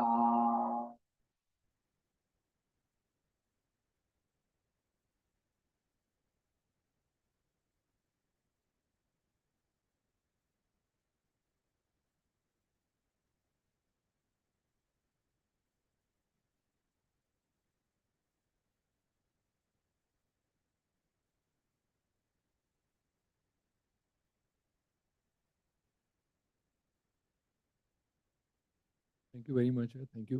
तो जैसा कि आपने छोटा सा देखा, ये जो chant है, ये ओम नमो भगवते वासुदेवाय, ये बहुत से जो लोग इनसे बहुत सालों से जुड़े हुए हैं, lot of people who been interacting in over due course of time, वो उनका ये मानना है और कहना है कि भाई ये किसी और अरेंजमेंट से उन्हीं अल्फाजों को बोला करते, उन्हीं लफ्ज़ों को। एक 12 इसमें द्वदाक्षरी मंत्र है, ये 12 इसमें सिलेबल्स हैं। ओम नमो भगवते वासुदेवाय के अंदर 12 सिलेबल्स हैं, और इनका अरेंजमेंट पहले अलग हुआ करता था। तो एक वो वाइपर ने जो काटा है इनको, आप सोचिए कि ये ऐसे हैं जिन्होंने हमें बताया हमारे भविष्यों के बारे में कि यार ऐसा कर लो, वैसा मत करो, एक्टिंग तुम्हारे लिए ठीक है। मुझे पहले दिन ही कह दिया था कि भाई ये तेरे लिए जिम विम नहीं बने हुए। हरविंदर आके कन्फेस करेंगे ये कि इनको भी ऐसी बहुत सारी दिशाएं दी होंगी इन्होंने। अभी अजीब और सबसे बड़ा इत्तेफाक इस इवेंट को अगर लेके मैं बोलूँ, तो मुझे संजना जी जो इनके साथ बहुत क्लोजली काम करती हैं, उनका फ़ोन आया तो बिजनेस वर्ल्ड से फ़ोन कर रही हूँ और ऐसा ऐसा हम लोग कुछ स्पिरिचुअल कुछ ऐसा कर रहे हैं। तो मैंने कहा यार मुझे क्यों बुला रहे हो आप लोग स्पिरिचुअल वगैरह में, मतलब मेरा कोई काम नहीं है। इतनी इसमें वेल बींग ऑफ बॉडी भी है, ये भी है, वो भी। मैं कहा चल शरीर के बारे में आके बोल दूँगा एंड आई कैन शेयर। मुझे लगा कि इनके बारे में, तो मैंने इनकी तस्वीरें संजना जी के साथ शेयर करी। और कभी मैं संजना जी को पहले मिला नहीं था, और हमने बड़ी लंबी बात करी और बहुत सुना उन्होंने मुझे। और जैसे आप लोग सुन रहे हैं, तो फिर उन्होंने कहा कि सर एक्चुअली ना मैंने इनको भी देखा हुआ है। मैंने कहा इनको कहाँ देखा हुआ तूने? कहती कि जो मेरे बॉस है हरविंदर जी, जिनके लिए मैं काम करती हूँ, उनके फ़ोन पे इनकी तस्वीर देखी है। तो अजीब बात है कि बॉस हरविंदर हैं, काम संजना जी कर रही हैं उनका, फ़ोन मुझे कर रही हैं। हरविंदर ने मुझे फ़ोन करके बताया नहीं कि यार ये जो भी एक शानदार शाम है, इसे करता धरता वो है उनके आशीर्वाद से। और मतलब इतना बड़ा संजोग अगर आप देखिए, मतलब I have known him over may be 10 years, तो जानते हो हम एक दूसरे को, मतलब ऑफ ईच अदर भाई, बिकॉज ऑफ द फेथ। कि भाई मुझे पता है कि वहाँ आते हैं। इनका भी एक बहुत ही शानदार एक एपिसोड है इनके फादर को लेके जो मैंने देखा हुआ है, बीड्स ऑफ फेथ, जो मैंने आपको पहले बताया ना। अगर आप यूट्यूब में खोलेंगे बीड्स ऑफ फेथ और वहाँ पे तरनीव जी नाम डालेंगे, TARNEIVJI, तो आपको वो यूट्यूब लिंक आ जाएगा, वहीं से आपको वो साउंड ऑफ ग्रेस का लिंक आ जाएगा, वहीं पे आपको कृष्ण वंदना का लिंक आ जाएगा, वहीं पे आपको जो डिवाइन मेलोडी है किस हिसाब से बोलनी चाहिए, कैसे बोलनी चाहिए, वो ओम नमो भगवते वासुदेवाय। उनका ऐसा मानना है कि किसी भी चैंट को ले लें, चाहे राम राम ले लें, चाहे जो दूसरी हरे राम हरे कृष्ण कृष्ण कृष्ण, जो भी चैंट है, मेरी मम्मी खुद बुद्धिस्ट है, वो नमो औरंगे को चैंट करती हैं। उस चैंट में कई बार एक लाइव ऊर्जा होती है, और वो लाइव ऊर्जा अगर आप खुद अपने analytical normal human being mind से, some of you all are much more evolved, क्योंकि मुझे तो इसका कुछ पता नहीं भाई स्पिरिचुअलिटी क्या होती है, मैं तो ये है कि फेथ का मुझे पता है कि यार इनके प्रति फेथ है, इन्होंने मुझे कभी लेट डाउन नहीं किया, और उस एक रीज़न से मुझे ऐसा लगा कि यार ये एक होता ना एक अब एक अलादीन का चिराग है, चिराग को अलादीन को बोला गया था तो इतनी बार कैसे एक जिन आ जाए, वो जिन आएगा और तो उसे कुछ भी मांग ले तो मिल जाएगा। अगर मैं ऐसी सिंपलिस्टिक नोशन में बनाऊं, बिल्कुल अजीब सी, तो मुझे पता है यार वो मैं तकलीफ में हूँ ना, इन्होंने मुझे बोला है कि बोलने के लिए, अगर मैंने बोला, मुझे पता है वो तकलीफ कहाँ जाएगी, मेरे पास कोई लॉजिक नहीं है उसका कहाँ जाएगी। अगर आप मेरे से पूछे क्यों जाएगी कैसे जाएगी, मगर ऐसी वो तकलीफ मेरी लाइफ में एक बार नहीं, मतलब सिंगल पेरेंटिंग में हो, सिद्धांत को स्टडीज़ को लेके हो, हेल्थ को लेके हो मेरी, चाहे ये आपको लॉकडाउन का मैंने शेयर किया उसको लेके हो, चाहे मैं और बहुत सारे विवरण हैं जो बीट्स ऑफ फेथ पे, चाहे इवन जो मुग्धा का एक्सपीरियंस है, सोचिए कि नॉन सिंगर, मैं ये नहीं कह रहा सिंगर नहीं है, मैं ये कह रहा हूँ कि जिसने कभी बचपन में गाना वाना सीखा हो, और सीधा यार वो एक मतलब शानदार तरीके से कृष्ण वंदना गा रहा है आ करके, स्पॉटिफाई पे भी है, यूट्यूब पे भी है, और भी इनको एक अजीब अजीब ऑफर्स आ रहे हैं, जैसे कि यार लता मंगेशकर के बाद यही पैदा हो गई हैं, तो बिल्कुल ताज्जुब होगा ना। मतलब एक ये जो it's not like somebody who is been taking singing lessons from the last 30 years। तो अब इसमें क्या कोई लॉजिक मैं बताऊं कि क्यों ये गा रही हैं, इसका मेरे पास कोई लॉजिक ही नहीं है, क्योंकि मैं खुद एक्टर हूँ और मुझे पता है यार एक ट्रेंड एक्टर और रेगुलर एक्टर कितना फ़र्क होता है। जैसे हम लोग, मैं एक ट्रेंड एक्टर नहीं हूँ, मैं उन लकी एक्टर्स में से हूँ कि हमें सेट्स पे गए हैं, लोगों ने हमें पैसे दिए हैं और हमें एक्टिंग आई है, लकी हैं। एक पर्सनालिटी बेस्ड एक्टर हूँ, एक दिखता है ऐसा है, 6 फुट कद है, ठीक ठाक दिखता है, सिक्स पैक है, उस टाइप का। एक एनएसडी से जो एक्टर आता है बन के पक के, वो ऑलरेडी एक ट्रेंड एक्टर हो, चाहे वो टेढ़ा मेढ़ा लगे, मगर नवाजुद्दीन जैसे एक एक्टर हैं, बिल्कुल शानदार एक्टर हैं, कला में मतलब बहुत आगे हैं। तो एक वैसे किस्म का भी एक्टर है। तो वैसे ही एक ट्रेंड सिंगर और एक नॉन ट्रेंड सिंगर की आवाज़ होती है, एक रियाज हुई हुई आवाज़ अलग होती है, एक दूसरी आवाज़ अलग होती है। Of course these can be develop, these skills can be develop with practice. हमें लकी है कि 142 फिल्मों की प्रैक्टिस सेट पे जाके हुई है, मतलब बहुत होता है इतना एक्सपीरियंस, अलग अलग भाषाओं में आप। तो इनका यही मानना है कि जो मंत्र है उसकी एक अरेंजमेंट है, सारी उम्र इनकी निकल गई, मतलब है, मतलब 50 के हो गए हैं, और बहुत सालों से ही बचपन से ही इनको शौक है इसके प्रति। बचपन में कभी फूल आ गए हाथों में, मतलब डिवाइन चीज़ें इनके साथ हुआ करती थी, और बहुत मतलब बहुत सारी लाइफ्स को उन्होंने टच किया है, बताते भी नहीं है, very very secretive, very very private. तो शायद मैं अच्छा भी नहीं कर रहा हूँ इतना ज़्यादा डिस्क्लोज करके ये सब, बट मुझे ऐसा लगता है यार कि मेरी तरह पता नहीं कितने लाचार मुश्किल लोग होंगे जिनके पास ये तो कुछ भी प्रॉब्लम नहीं है, बहुत बहुत प्रॉब्लम्स हैं इस संसार में जो लोग फेस करते हैं। तो उनको यार एक सिंपल तरीका है, एक सिंपल एक हाथ है उनका, बस पकड़ना। और ऐसा भी नहीं है कि हार्ड मास का हाथ उसी वक्त उनको ध्यान में आएगा अगर आप उनको देखें। वो एक अंतर्यामी, इफ आई से frankly he is present in this room, मुझे उसमें ज़रा भी शक नहीं है। हरविंदर मेरी बात से बिल्कुल एहतराम रखेंगे, मुग्धा मेरी बात से बिल्कुल अग्री करेंगी, क्योंकि इन दोनों के भी वही एक्सपीरियंसेस हैं। उसमें कहने की हमें पता है कि अजीब ही होगा यार जो होगा, क्योंकि ये इवनिंग में ही मैं बता रहा हूँ ना, मेरा और इनका मिलना ही पहली बात ही घटना ही अजीब है। मुझे क्या पता यार कि ये कि क्या जॉब करते हैं, मुझे नहीं पता। मुझे इतना पता है कि ये कहीं कॉर्पोरेट वॉर्पोरेट है, कुछ करते हैं। मुझे तो अभी पता लगा ये एग्जैक्टली करते क्या हैं, थैंक्स टू संजना। मतलब हम लोग तो एक्टर लोग हैं, तो हमें तो हम छुपा नहीं सकते ना हम एक्टर हैं। अगर कोई थोड़ा भी एक्टर है और थोड़ा बहुत सक्सेस मिला है उसे, तो मतलब पता होता है लोगों को। हो सकता है नाम ना यार पता हो, हाँ यार कहीं देखा है इसको, ऐसा हो सकता है कन्फ्यूजन। तो बस वो ओम नमो भगवते वासुदेवाय जो एक डिवाइन चैंट है, वो इसलिए एक लाइव करंट है उस चैंट में, क्योंकि उसकी रियलाइजेशन इनके द्वारा हुई है। वो प्राप्ति इन्होंने अपनी फिजिकल बॉडी के थ्रू वो की है, और उस वजह से वो फिजिकल बॉडी भी हमारी इंपॉर्टेंट हो जाती है। अभी हम थोड़ी देर पहले ये बात कर रहे थे कि फिजिकल बॉडी की इंपॉर्टेंस क्या है, उसकी देख रेख क्यों ज़रूरी है। भगवान ना करे किसी को डायबिटीज़ होती है, उसे पता होता है क्या मतलब होता है, गोलियां खाता रहता है वो सारा टाइम, और उसे पता है उसके सारे ऑर्गन्स हैं जो, मतलब जब तक वो गोली खाता रहेगा, जब तक चलता रहेगा उसका इंसुलिन एक। और वो भी क्यों है, कोई कोई होता है बहुत रेयर, कोई की हेरिडिटी हो बहुत स्ट्रांग, 99% वो आपकी खराब आदतों की वजह से ही होता है। कि बस खा रहे हैं मिठाई तो खाई जा रहे हैं, शराब कोई पी रहा है तो बस खोल लिए बोतल और ख़त्म करके जानी है, जैसे कल को मिलने नहीं वाली है। मतलब उस तरह की कोई अजीब सी आदत होगी आपकी। एक्सरसाइज यार आज मन नहीं है, कल शुरू करूंगा यार, आज वॉक पे जाना ना, आप तुम होया हो यार मैं कल आता हूँ। तो वो सब लेजीनेस और वो सब। आप सोचिए कि जब आदमी एक पहली बार सांस लेता है एक हॉस्पिटल में, एक डॉक्टर ऑब्जर्व करता है आपको, कॉन्ग्रेचुलेट करता है पेरेंट्स को, congratulation you have a baby boy, you have a baby girl, सब कुछ हेल्दी है बच्चे का या बच्ची का जो भी है। तो नेचुरली यार उसका देख रेख करना हर किसी का फ़र्ज़ है, अगर आप एक अच्छी लाइफ चाहते हैं।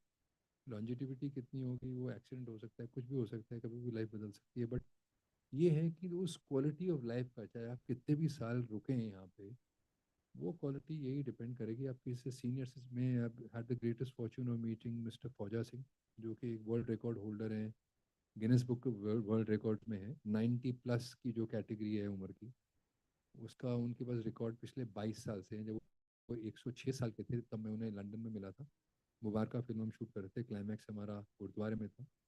तो फौजा जी तब 106 साल के थे, बिल्कुल ऐसे सीधे, मगर चेहरा इतना मुरझाया हुआ था, मुझे लग रहा था कि यार स्पेशल इफेक्ट्स किए हुए हैं इसके मेकअप पे। क्योंकि हम लोग जब मेकअप देखते हैं ना, वो जापानीज जापानीज फिल्मों में ज़्यादा ऐसी झुर्रियाँ वुर्रियाँ दिखाते हैं, तो चेहरा वैसा था बट स्ट्रेट।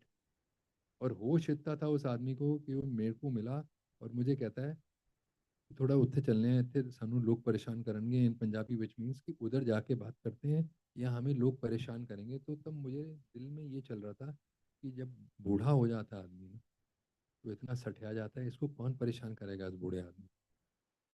तो मुझे पता नहीं था यार कि खुद इतना बड़ा सेलिब्रिटी है Guinness book of world record में, मगर उसे इस बात का पूरा एहसास था और लोग आ रहे थे उनके। तो हम दोनों ने जाके कोने में जाके फिर बातचीत की, और जब वो चले गए तो मेरे पास एक और यंग सरदार आया, कहता पहचाना तुसी, मतलब पहचाना आपने, मैंने कहा नहीं जी। कहता फौजा सिंह। मैं वापस गया उनके पास, मेरे पास एक ही सेल्फी है लाइफ में, इनके अलावा इनके साथ बहुत नहीं है, उसके साथ ली है मैंने, उनके साथ ली है। अभी वो 112 आके हैं, इस साल भी वही जीते हैं। 10 किलोमीटर का एक सीनियर्स मैराथन होता है। तो बॉडी की देख रेख ऐसे लोगों से, मेरे पिता से मैंने देखा था, 90 तक वो गाड़ी चलाते थे, कुत्ते को चलाते थे, सब कुछ करते थे, सारी एक्टिविटीज खुद, वेजिटेबल्स लेते थे, टॉप टॉप थे, मगर वेजिटेबल्स लेने खुद ही जाते थे। एक इंटरेस्ट था लाइफ के प्रति, जब तक बने रहे तब तक था। तो वो इंटरेस्ट हमें बहुत ज़रूरी है। और वो ये कहते हैं अगर आप इनको, अगर कोई ये भी नहीं मानता कि चलो भगवान है, तो मेरे लिए तो यार देखो मेरा एक्सपीरियंस हुआ है, तो मैं और कुछ मान नहीं सकता हूँ। कोई इनको इंसान के रूप में गुरु मान ले सब। तो अगर गुरु भी आप मानिए, सोचिए कि अगर एक इजाद करना है एक मेलेडी का, चाहे वो एक स्पिरिचुअल साइड ऑफ थिंग्स हो, चाहे वो एक रेसलर की लाइफ हो, चाहे वो क्रिकेटर की लाइफ हो, चाहे एक्टर की लाइफ हो, चाहे एक कॉर्पोरेट आदमी की लाइफ हो, किसी की भी लाइफ हो, किसी भी, चाहे वो हाउस वाइफ हो जो सिर्फ खाना पकाती है, घर को रखती है, अपने हस्बैंड को रखती है, बच्चों की देख रेख करती है, एनर्जी चाहिए उसे उस सब के लिए, हर कार्य के लिए ये शरीर चाहिए ही चाहिए। भगवान ना करे किसी का एक हाथ कम होता है, एक आँख कम होती है, सेंसेस में एक आध सेंस कम होता है, उनकी लाइफ एक थोड़ी सी चैलेंज से भरी होती है। तो इतना इम्पोर्टेंट है ये well being of the body. और तो ये आपको ना, मुझे सबसे बड़ी बात इनमें ये लगती है, कोई हिपोक्रेसी नहीं है। जो प्रैक्टिकल लाइफ है हमारी, स्पेशली जो यंग लोग हैं जिनके आगे पूरी पूरी लाइफ और करियर्स पड़े हैं, चॉइसेस ऑफ करियर क्या होना चाहिए, कैसे अप्लाई करना है अपने माइंड को, कैसे क्रिएटिवली उसको लाना है। तो जब ये मंत्र करते हैं तो मुझे ऐसा लगता है कि सबसे पहला चीज़ आती है इनके आशीर्वाद से कि एक डीप सेंस ऑफ रिलैक्सेशन में एक छुटकारा मिलता है यार उस सोच से। जो दिमाग है ना आपका, बेस्ट फ्रेंड भी वही है, वर्स्ट एनिमी भी वही है। सबसे अच्छे अच्छे ख्याल भी वही दिमाग देता है, और बहुत ही डरावनी डरावनी तस्वीरें भी वही दिखाता है कि कल को क्या होगा। अब कल को तो क्या होगा यार, अपने को नहीं पता, मगर ये अभी क्या हो रहा है वो आपको एहसास है। मगर वो अभी ये कहते हैं कि, वो लोग कहते हैं इजीली यार, be in the present, be in the present, be in the present, मगर प्रेजेंट मोमेंट इतना फ्लीटिंग है। आपने बोला बी इन द प्रेजेंट, वो मोमेंट तो निकल गया, वो पास्ट हो गया वो मोमेंट। तो उसका यही है कि जितना आपके मंत्र का उच्चारण करते जाएंगे इस वे में, जैसे इनको आया, क्योंकि इनको आया एक ट्राइंग कंडीशन में, एक सांप ने काटा, second most poisonous thing in the world. मैंने इनसे पूछा कि, मैं कहा यार ਤੁਹਾਨੂੰ एक बैंगलोर शहर, मतलब एक मेन कंक्रीट जंगल में, ऐसा सुना ही नहीं कभी कोई गांव खेड़े में सांप ने काट लिया। ये किस तरह हो सकता है यार, तुसी मतलब दसो, तुसी तो सारा कुछ ਤੁਹਾਨੂੰ पता है। मैंने कहा आपको सब कुछ पता है, आपको नहीं पता नीचे सांप है, क्यों आप वहाँ झुक रहे हो। कहते कि राहुल ऐसी कि भाई किसी ने तो उसने उन्हें कटना ही सी, किसी ने किसी ने तो उन्हें कटना ही सी, मतलब वो किसी ना किसी को तो काटता था। तो मैं कह तू मैनू काट ले, कि तू मुझे काट ले, उन्हें किसी ने किसी को। और वो इंसिडेंट, वो सिस्टर थी इनकी जो नरेट कर रही थी, आव्या दीदी उनका नाम है, आव्या इनसे बड़ी हैं। और वो इंसिडेंट जब आप साउंड ऑफ ग्रेस अगर आप देखें वो डॉक्यूमेंट्री, तो वो इंसिडेंट भी एक मिराक्युलस इंसिडेंट था। आप सोचिए, एक आपके सगे भाई को, अगर किसी फ्रेंड को भी सांप ने काट दिया, first thing is emergency call, ambulance. अब एम्बुलेंस, आप यहाँ जितने भी लोग हैं इमेजिन करें, हम सोचते हैं कि एक एम्बुलेंस कैसी होती है, एक बड़ी सी चीज़ होती है जो बत्ती वाली चीज़ होती है, उसके अंदर एक एंटी वेनम होना चाहिए अगेंस्ट स्नेक, क्योंकि इमीडिएटली एंटी वेनम लगता है, नहीं मिले तो सेकंड्स में आपकी बॉडी निकल जाती है, सांस निकल जाएगी, आप नहीं रुक पाएंगे। और उसके अंदर एक ऑक्सीजन सप्लाई होना चाहिए, भगवान ना करे अगर आपका ऑक्सीजन वहाँ लो हो रहा है, कुछ भी। और एक बड़ी सी चीज़ होती है, मगर वो एक बड़ी सी चीज़ नहीं आई, एक ओमनी वैन जो होती है छोटी मारुति, वो आई। अब माइंड कैसा कमाल है कि अगर वही सिचुएशन को आप देखें, आपको लगेगा नेगेटिव ख्याल आएगा कि यार ये तो साइन ही गलत दे रहा है भगवान, ये ओमनी वैन आ गई है। मगर जैसे जैसे आगे इंसिडेंट्स होते गए ना, वो पता लगा यार वो भी लीला ही नहीं की। ओमनी वैन आई, उनके घर के बाहर एक फ्लाईओवर है, वो फ्लाईओवर जब चढ़ रही थी वैन, उतना ट्रैफिक दीदी कहती हैं उन्होंने कभी देखा ही नहीं। जब वो आप पूरा डॉक्यूमेंट्री देखेंगे तो वी हैव रिक्रिएटेड दैट, मतलब मैंने ट्रैफिक में जाके वो ट्राई किया है उसके शॉट्स लेना। ट्रैफिक जैम हो गया था, इतना जैम था कि मतलब आदमी को बीच में से गाड़ी के, जब बॉम्बे के जो जैम्स होते हैं वैसा कुछ अजीब सा जैम था। रात का समय है, उधर अस्पताल जाना है, इधर डसा हुआ है सांप ने, सब कुछ अगेंस्ट है। एंटी वेनम था मगर उसमें, तो एंटी वेनम इनको चढ़ गया था। और जो उन्होंने एक ही चीज नोट की कि थ्रू आउट द जर्नी ये यही चैंट करते गए, ओम नमो भगवते वासुदेवाय। तो ये कहने के लिए नहीं कि किसी और को कह रहे हैं तो मुश्किल में कर, तो खुद नहीं कर रहे हैं, खुद भी वही कर रहे हैं।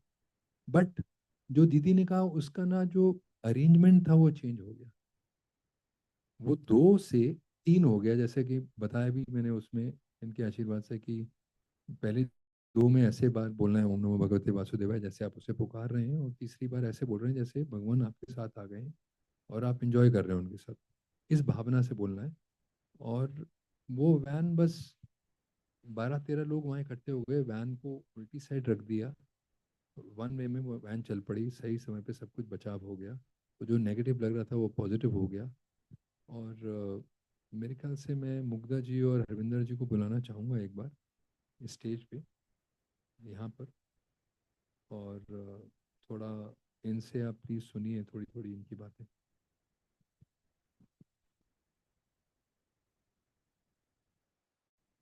Namaskar. Thank you for this opportunity. Rahul, you want to sit? Okay, sit. I think Rahul has really eloquently and beautifully explained what our Guruji is for us, and there is no uh, time we can like time limit we can give that we can keep talking about him whole night. We can sit here and talk about him, but I just want to quickly share my experience of uh, Krishna Vandana. It is 108 names of and qualities of Lord Krishna. In December 2021, after a pandemic, first time I went out of India and I visited him. They all were gathering the names of Lord Krishna and qualities. So it just that happened that I was there and I got very intrigued, and in the whole process I got involved, and I got the names, and I was so involved in it. 6 months down the line, he told me to sing it, get a melody. The book is all about how this all came and how the melody came across. Like we were sitting and he's like, "Abhi ye sare naam jo aa gaye, unko ek melody mein sanjona hai, तो melody कैसे आएगी?" तो 2015 में उनके birthday में मैंने उनको ऐसे ही एक गुनगुनाते हुए सुना था, तो वो मुझे उस टाइम याद आया। तो ऐसे अलग अलग इंसिडेंसेस से ये मेलोडी और ये बुक आई। इसमें बहुत खूबसूरती से राहुल ने बहुत पेन डाउन किया है, मेरे भाव है उनके शब्द हैं। सो वो लिखा है, तो जब आप देखोगे तो यू वुड ऑल नो। मैंने इसको एडिट किया है दोबारा से। Yeah, she has edited the draft just to make it all right, because it was we both have written it in a very different way. So that's the Krishna Vandana.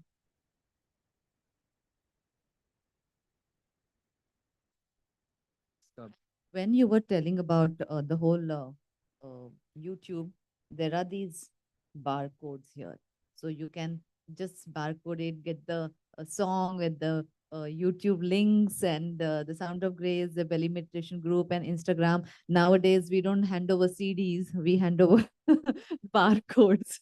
This is technology. So this is here, everything. And I just want to say I'm so blessed. I don't know who's singing when this is, it's my voice, but it's His grace and His blessing. And I just want this blessing to reach everyone. And this Krishna Vandana, my Tarnev ji always says, this Krishna Vandana brings, when you hear this Krishna Vandana towards the end, it creates a bhav. It creates a bhav inside you. It creates a bhav inside you, and उस भाव से अगर आप ओम नमो भगवते वासुदेवाय ये chant, उन्होंने जो डिवाइन मेलोडी 3 का सीक्वेंस बोला है उसमें करते हो, तो you will experience the divinity, you will experience the what we feel, and ये छूना ही है सबको। तो ट्राई कीजिए, have your own experience. We shared our experiences. You go and have your own experience, and then you decide how, and be blessed. That's all we can say. And I think Rahul has beautifully explained him. So I'm not going to say much, but this was my experience. It's pen down here. जो ये कहना चाह रही हैं कि जो इसके 108 नाम है, जो भावना है उनके प्रति कि ये वो कृष्ण है, वही कृष्ण है जो हमारा सारथी है, वही कृष्ण है जो हमारा बेस्ट फ्रेंड भी है, सखा है, वही कृष्ण है जिसमें एक भाव है आपके प्रति सहिष्णुता का, सहानुभूति का, वही कृष्ण है जो आपके लिए बेस्ट चाहता है, वही कृष्ण है जो सर्वव्यापी है, ओमनी प्रेजेंट, वही कृष्ण है जो सर्वज्ञ है, कंप्लीट ओमनी पोटेंट। और क्योंकि वो सर्वव्यापी है, सर्वज्ञ है, वो सब कुछ जानता है, उस वजह से is also omni potent, all powerful. तो उसके लिए क्या है यार, ये छोटी मोटी बातें, ये कोरोना वायरस शायद कुछ नहीं है उसके लिए, ऐसे उसमें बस स्माइल भी करने की जरूरत नहीं है, चल यार ठीक है खुश रह तू, बस उतना हो गया आपका, कुछ नहीं है उनके लिए, कुछ नहीं है। मतलब ऐसे मिस्chievous आप देख ही रहे हैं, इनकी लाभ से ही आपको पता लग रहा होगा, इनके लिए एफर्टलेस है, ये बताएंगे इनको। मतलब इनकी मैं टीचर से मिला हूँ, मारिया जी से, मैंने उनसे पूछा था एक ही यार कि कैसा लगा इनको पढ़ाते हुए, कहती मैं क्या कह सकती हूँ, अनयूजुअल। मतलब इनके आगे कुछ है नहीं, कुछ नहीं। हरविंदर से मैं रिक्वेस्ट करूंगा एक दो इनके कुछ कॉलेज का मच अगेंस्ट हिज विशेस कुछ शेयर करें सबके, मतलब what how was it like यार to be in college with? College का एक्सपीरियंस बहुत डिफरेंट था बिकॉज हमें we used to treat him like a friend. हमने उनको कभी उस नज़र से देखा नहीं था, वो हमारी इग्नोरेंस थी। But he was one person जिनके साथ बैठते थे अगर तो कुछ अलग फीलिंग्स ही होती थी, वो हमें डिस्क्राइब नहीं कर पाते थे, समझ नहीं आता था कि क्या है क्या नहीं है। और वो क्योंकि कॉलेज में आप दोस्त हो, क्लासमेट हो, तो हमें समझ में भी नहीं आती थी, बट वो कुछ ना कुछ ऐसा बोल जाते थे जो आज हमें रियलाइज होता है कि उसके अंदर मैसेज क्या था। मतलब मेरा एक्सपीरियंस उस टाइम का ये था कि उन्होंने आके बोला कि हरविंदर तेरे फादर ठीक है? मैंने कहा बिल्कुल ठीक है। I mean he and hearty going to office every day and कहते नहीं है थोड़ा ध्यान रखिए। तो मेरे को समझ नहीं आया क्या बोल रहे हैं। 2 days later I went home and I like पापा कहाँ हैं? कहते उनको हॉस्पिटल लेके गए हैं, उनको हार्ट प्रॉब्लम हो गई। So he could sense the issue. But what I really want to share Rahul, उस दिन आप और मैं फोन पे बात कर रहे थे regarding today's programme which is birthday before Sunday को। बहुत इंटरेस्टिंग चीज हुई। I asked him, I said आपने उनसे बात करी है? ही सेज नहीं मैंने उनसे बात नहीं करी है। तो वी वर टॉकिंग कि we are not even sure कि वो अलाउ करेंगे नहीं करेंगे। तो मैंने कहा आपने बात करी? कहते नहीं। और हमारी बात मेरे ख्याल से 2 घंटे चली थी। एंड मैं ड्राइंग रूम में अननोइंगली चल रहा हूँ वाइल वॉकिंग, फोन हाथ में इधर उधर घूम रहा हूँ and suddenly I get goose pimples. हम और ऐसी कोई बात नहीं थी जो मुझे नहीं पता थी। भाई he was narrating his stories but I knew about these stories, many of them, but suddenly I had these goose pimples। इनको भी नहीं मैंने बताया, तो इनको शायद संजना ने बताया बाद में कि I had these goose pimples and I did not know what happened and suddenly I see there's a message on my phone। और उनके मैसेज देने का मतलब कुछ लिखते नहीं है, वो डॉट डॉट डॉट करके एक मैसेज भेज देते हैं। And that is exactly the time when I received a message of मुझे अभी बता रहे हैं क्योंकि मेरे फोन पे भी डॉट डॉट डॉट है। अब ये देखिए, मैं दिखाऊं आपको फोन अपना। so you know so these are few incidences which make us believe कि कुछ है। और मतलब सोचिए ना कि I was telling him Canada कहाँ है, इंडिया कहाँ है? ये दिल्ली में है, मैं मुंबई में हूँ। मतलब 3 ट्रायंगल हो गए। तो बस ये उनको पता है कि यार ये 2 लोगों की बड़ी इच्छा है कि ऐसा ऐसा जुड़ गए हैं ये लोग, और इनकी भावनाएं ऐसी हैं, चलो यार दोनों का आशीर्वाद हो। और एक और चीज थी जो सिंस हम सुबह से बात कर रहे हैं कि spiritualism and relation to materialistic life, तो बहुत कंफ्यूजन होता है। In fact one of the realisation I was telling Rahul that हमसे शायद गलती हो गई, स्पिरिचुअल वर्ड यूज करके लोगों को लगता है रिलीजियस बात हो रही है। मैं पिछले 7-8 साल से पर्सनल ब्रांडिंग कर रहा था। I was researching, studying and I was coaching people. I used to work with top doctors to do their personal branding. मेरे को जब मैं इनको मिला था, वो दिल्ली आए हुए थे, उनका सत्संग था एंड क्लैरेजेस में। उन्होंने अंदर बुलाया तो कहते हैं अरिंदर की कर रहे हो? मैंने कहा जी मैं पता नहीं अभी एक थोड़ा सा इस पर रिसर्च कर रहा हूँ। छੱਡ दो। तो ऐसे कि मतलब कहते हैं you are meant to introduce one CEO to another. मैंने कहा इसका क्या मतलब है? कहते कुछ ना सीईओ क्लब टाइप करो। मैंने कहा इसका क्या मतलब है? कहते पता नहीं क्या मतलब है, वो तुसी एक्सप्लोर करो। अच्छा जी। बात खत्म हो गई। 1 साल हो गया, 2 साल हो गए and in the meantime I started a personal programme call 200 coffees, जिसमें मैं लोगों से मिल रहा था। और मुझे नहीं पता चला वो 1 साल के अंदर कैसे सब business heads, business leaders, founders, Vijay Shekhar Sharma, Paytm, वो सब जुड़ते चले गए। And last thing that I realise is that 200 coffees is nothing but a CEO club of all these people. So इस टाइप की चीजें होती हैं, आपको समझ नहीं आती हैं और वो भी आपको बस बोल देते हैं, उनको भी नहीं वो मतलब आपको कुछ एक वो छुर्री छोड़ देते हैं ना, वैसे होता है। और बाद में क्या वो रियलाइजेशन होती है, वो आपको बाद में पता चलता है कि यार इन्होंने जो बोला था वही चीज हो रही है। So that is something that had happened with me and it is not happened with me, it is happening all the time. I mean the fact that all of us are sitting here today कहाँ पे होगा, कैसे होगा, कुछ नहीं पता था मेरे को, बट हो गया।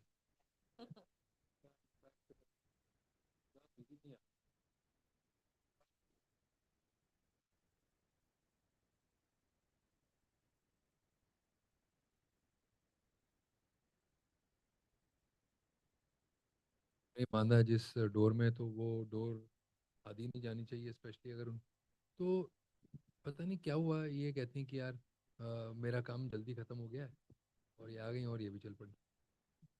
तो मतलब एक मैंने कहा यार ये भी चलो, ये भी पूरी हो गई मेरी मुराद की, आए मेरे को साथ एक में। चीज लगती है मैं कि बोल नहीं पा रहा था इनको, नहीं, बट मतलब मेरे मैंने को एक कहा चीज लगती है कि ना वो उन्होंने भी ना ये monitor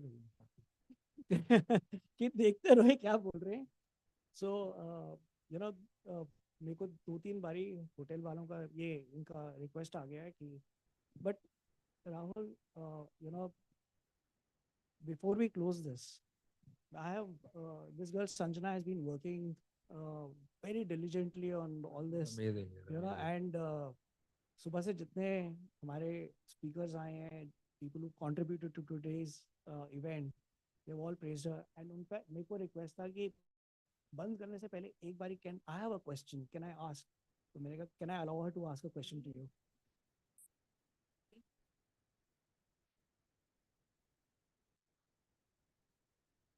So basically, I made a few notes before our, our last conversation.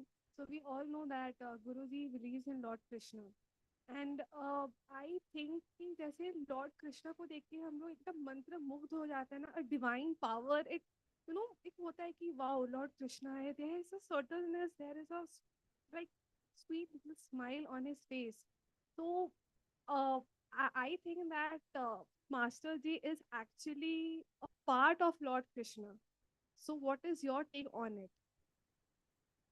निस्संदेह, कोई शक ही नहीं है इस बात। क्योंकि देखिए ये हो सकता है कि किसी को लगे शायद मैं गुस्ताखी कर रहा हूँ, मगर वो कहते हैं कि भाई समय हरने वाला है वो हरी। तो इनके साथ कभी कभी बहुत ही पता नहीं क्या हो गया हुआ यार किसी से, कि एक बार मैं इनके साथ 29 डेज रुका था। वो 29 डेज ऐसे लगे कि यार 29 सेकंड निकल गए, अब दिन खत्म। जाते हुए बड़ा रोना आता है, हमेशा रोना आता है। जाते हुए हमेशा मैं रोते रोते जाता हूँ, ये हमेशा कहते हैं रोंदे हुए नहीं जाना रहा हूँ, रोंदे नहीं, चलो चलो चैंट करके दिखाओ। तो एक बार मैं रो रहा था, मुझे याद है कि वहाँ टोरंटो से वापस आ रहा था मैं, और फ्लाइट जा रही थी और ऑलरेडी लेट था मैं। इनको ही फिक्र होती है कि यार चढ़ जाए फ्लाइट पे, किसी को बुलाया भी हुआ था छोड़ने के लिए एयरपोर्ट। तो उन्होंने कहा यार चैंट करके बता। फिर मैंने कहा जो मैं ऐसे रोते रोते शुरू हो गया उन्होंने भगवते वासुदेवा में, और पाँव मैंने इनके पकड़े हुए थे, मैंने आंखें खोली, वो यहाँ तक धोती काना की। मैं कहा यार ये कौन खड़ा हुआ है। वो फिर देखा, ये तो बदल ही गया यार, पाँव बदल गए, नीले रंग के पाँव सब कुछ। एंड देन मुझे एकदम हंसी आ गई, और फिर मैं बोलने लगा ओम नमो भगवते, तो खुश कर दिया मुझे जाते जाते। कहते ठीक है उन खुश हो, मैं कहा जी खुश है, चलो जाओ। तो बस इनके साथ ऐसा है। वो कहते हैं उनकी आवाज़ में बहुत बार उन्होंने शेयर किया कि संतन की बात बात में बात समझते हुए कभी आ ही नहीं सकते, मगर ये है कि अगर जो ये कह रहे हैं उसका 1% भी हो गया लाइफ में, तो ये तो ज़िंदगी पार ही पार है। बस यही है कि यार मौके मिलते जाएं, जहाँ जहाँ आते जाएं वापस, तो इन्हीं के संग संग आते रहें, तो लाइफ बिल्कुल आसान है। बस यही है। और मुग्धा से मैं एक रिक्वेस्ट करना चाहूँगा, एक लाइन ये, मैं जानता हूँ मौका थोड़ा ये है, म्यूजिक नहीं है, ये नहीं है, वो नहीं है, एक लाइन ये मैं रिक्वेस्ट ये करूँगा कि जरा गा के सुना दें, एक लाइन कृष्ण वंदना की, जो इनके मन की। I will say that. Before that, I just want to say one thing that Tanev ji always says whenever we have satsangs, when we meet him, he always says, if you are present here today and we are talking about him today, that means divinity has touched you, you have reached. So, and if this you are receiving the Krishna Vandana, I think the blessing is on your way. So please receive it and be happy and stay blessed all the time with his grace. I'm just going to sing one line of the starting of Krishna Vandana. Just bear with me.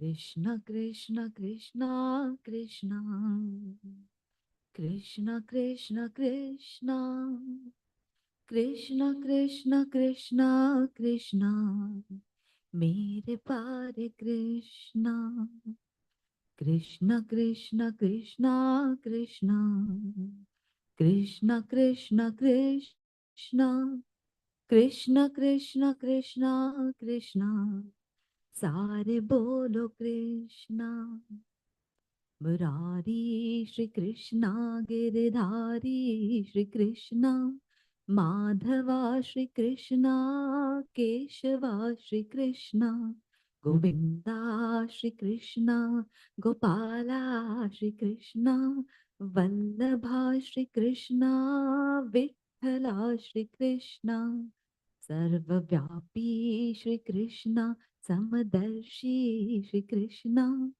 Krishna Krishna Krishna Mere Pare Krishna. Thank you so much. So ऐसे 11 कड़ियाँ है इसकी.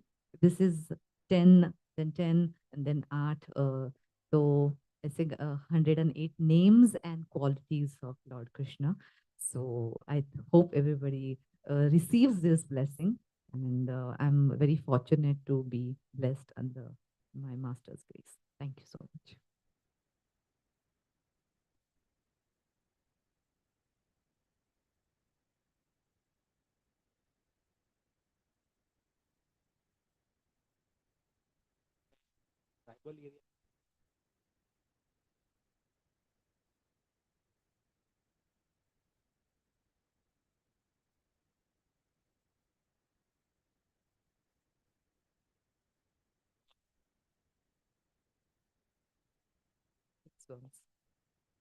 Such is great. Thank you so much. I think we had a great time, and we were fortunate enough to share our experiences with you guys. Thank you. Thank you so much. Really, really. Thank you so much. I'd like to thank all of you for being here, and a special thanks to Rahul and Mukta. क्योंकि मेरे भी नहीं, but मैं कह रहा हूँ कि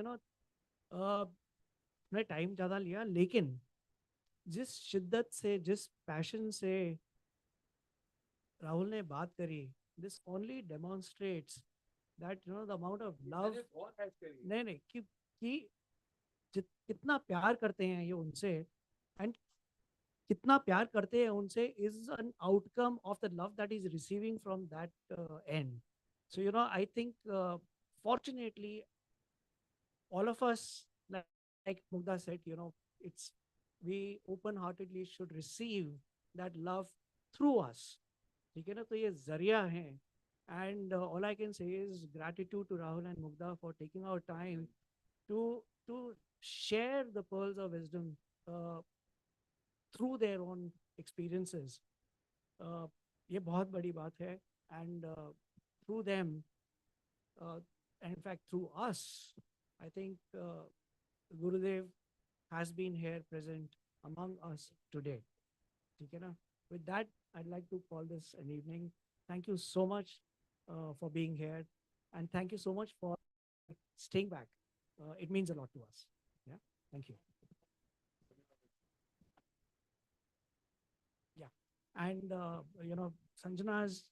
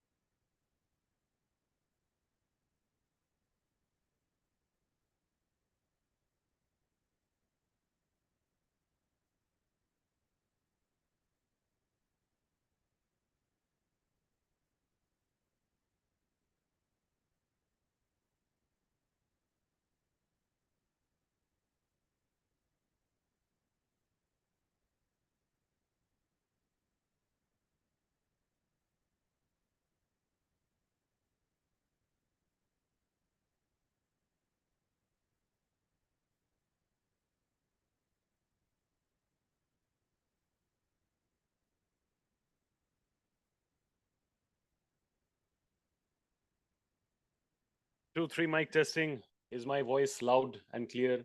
Although it's a spirituality event, I'm not supposed to be very loud, but second half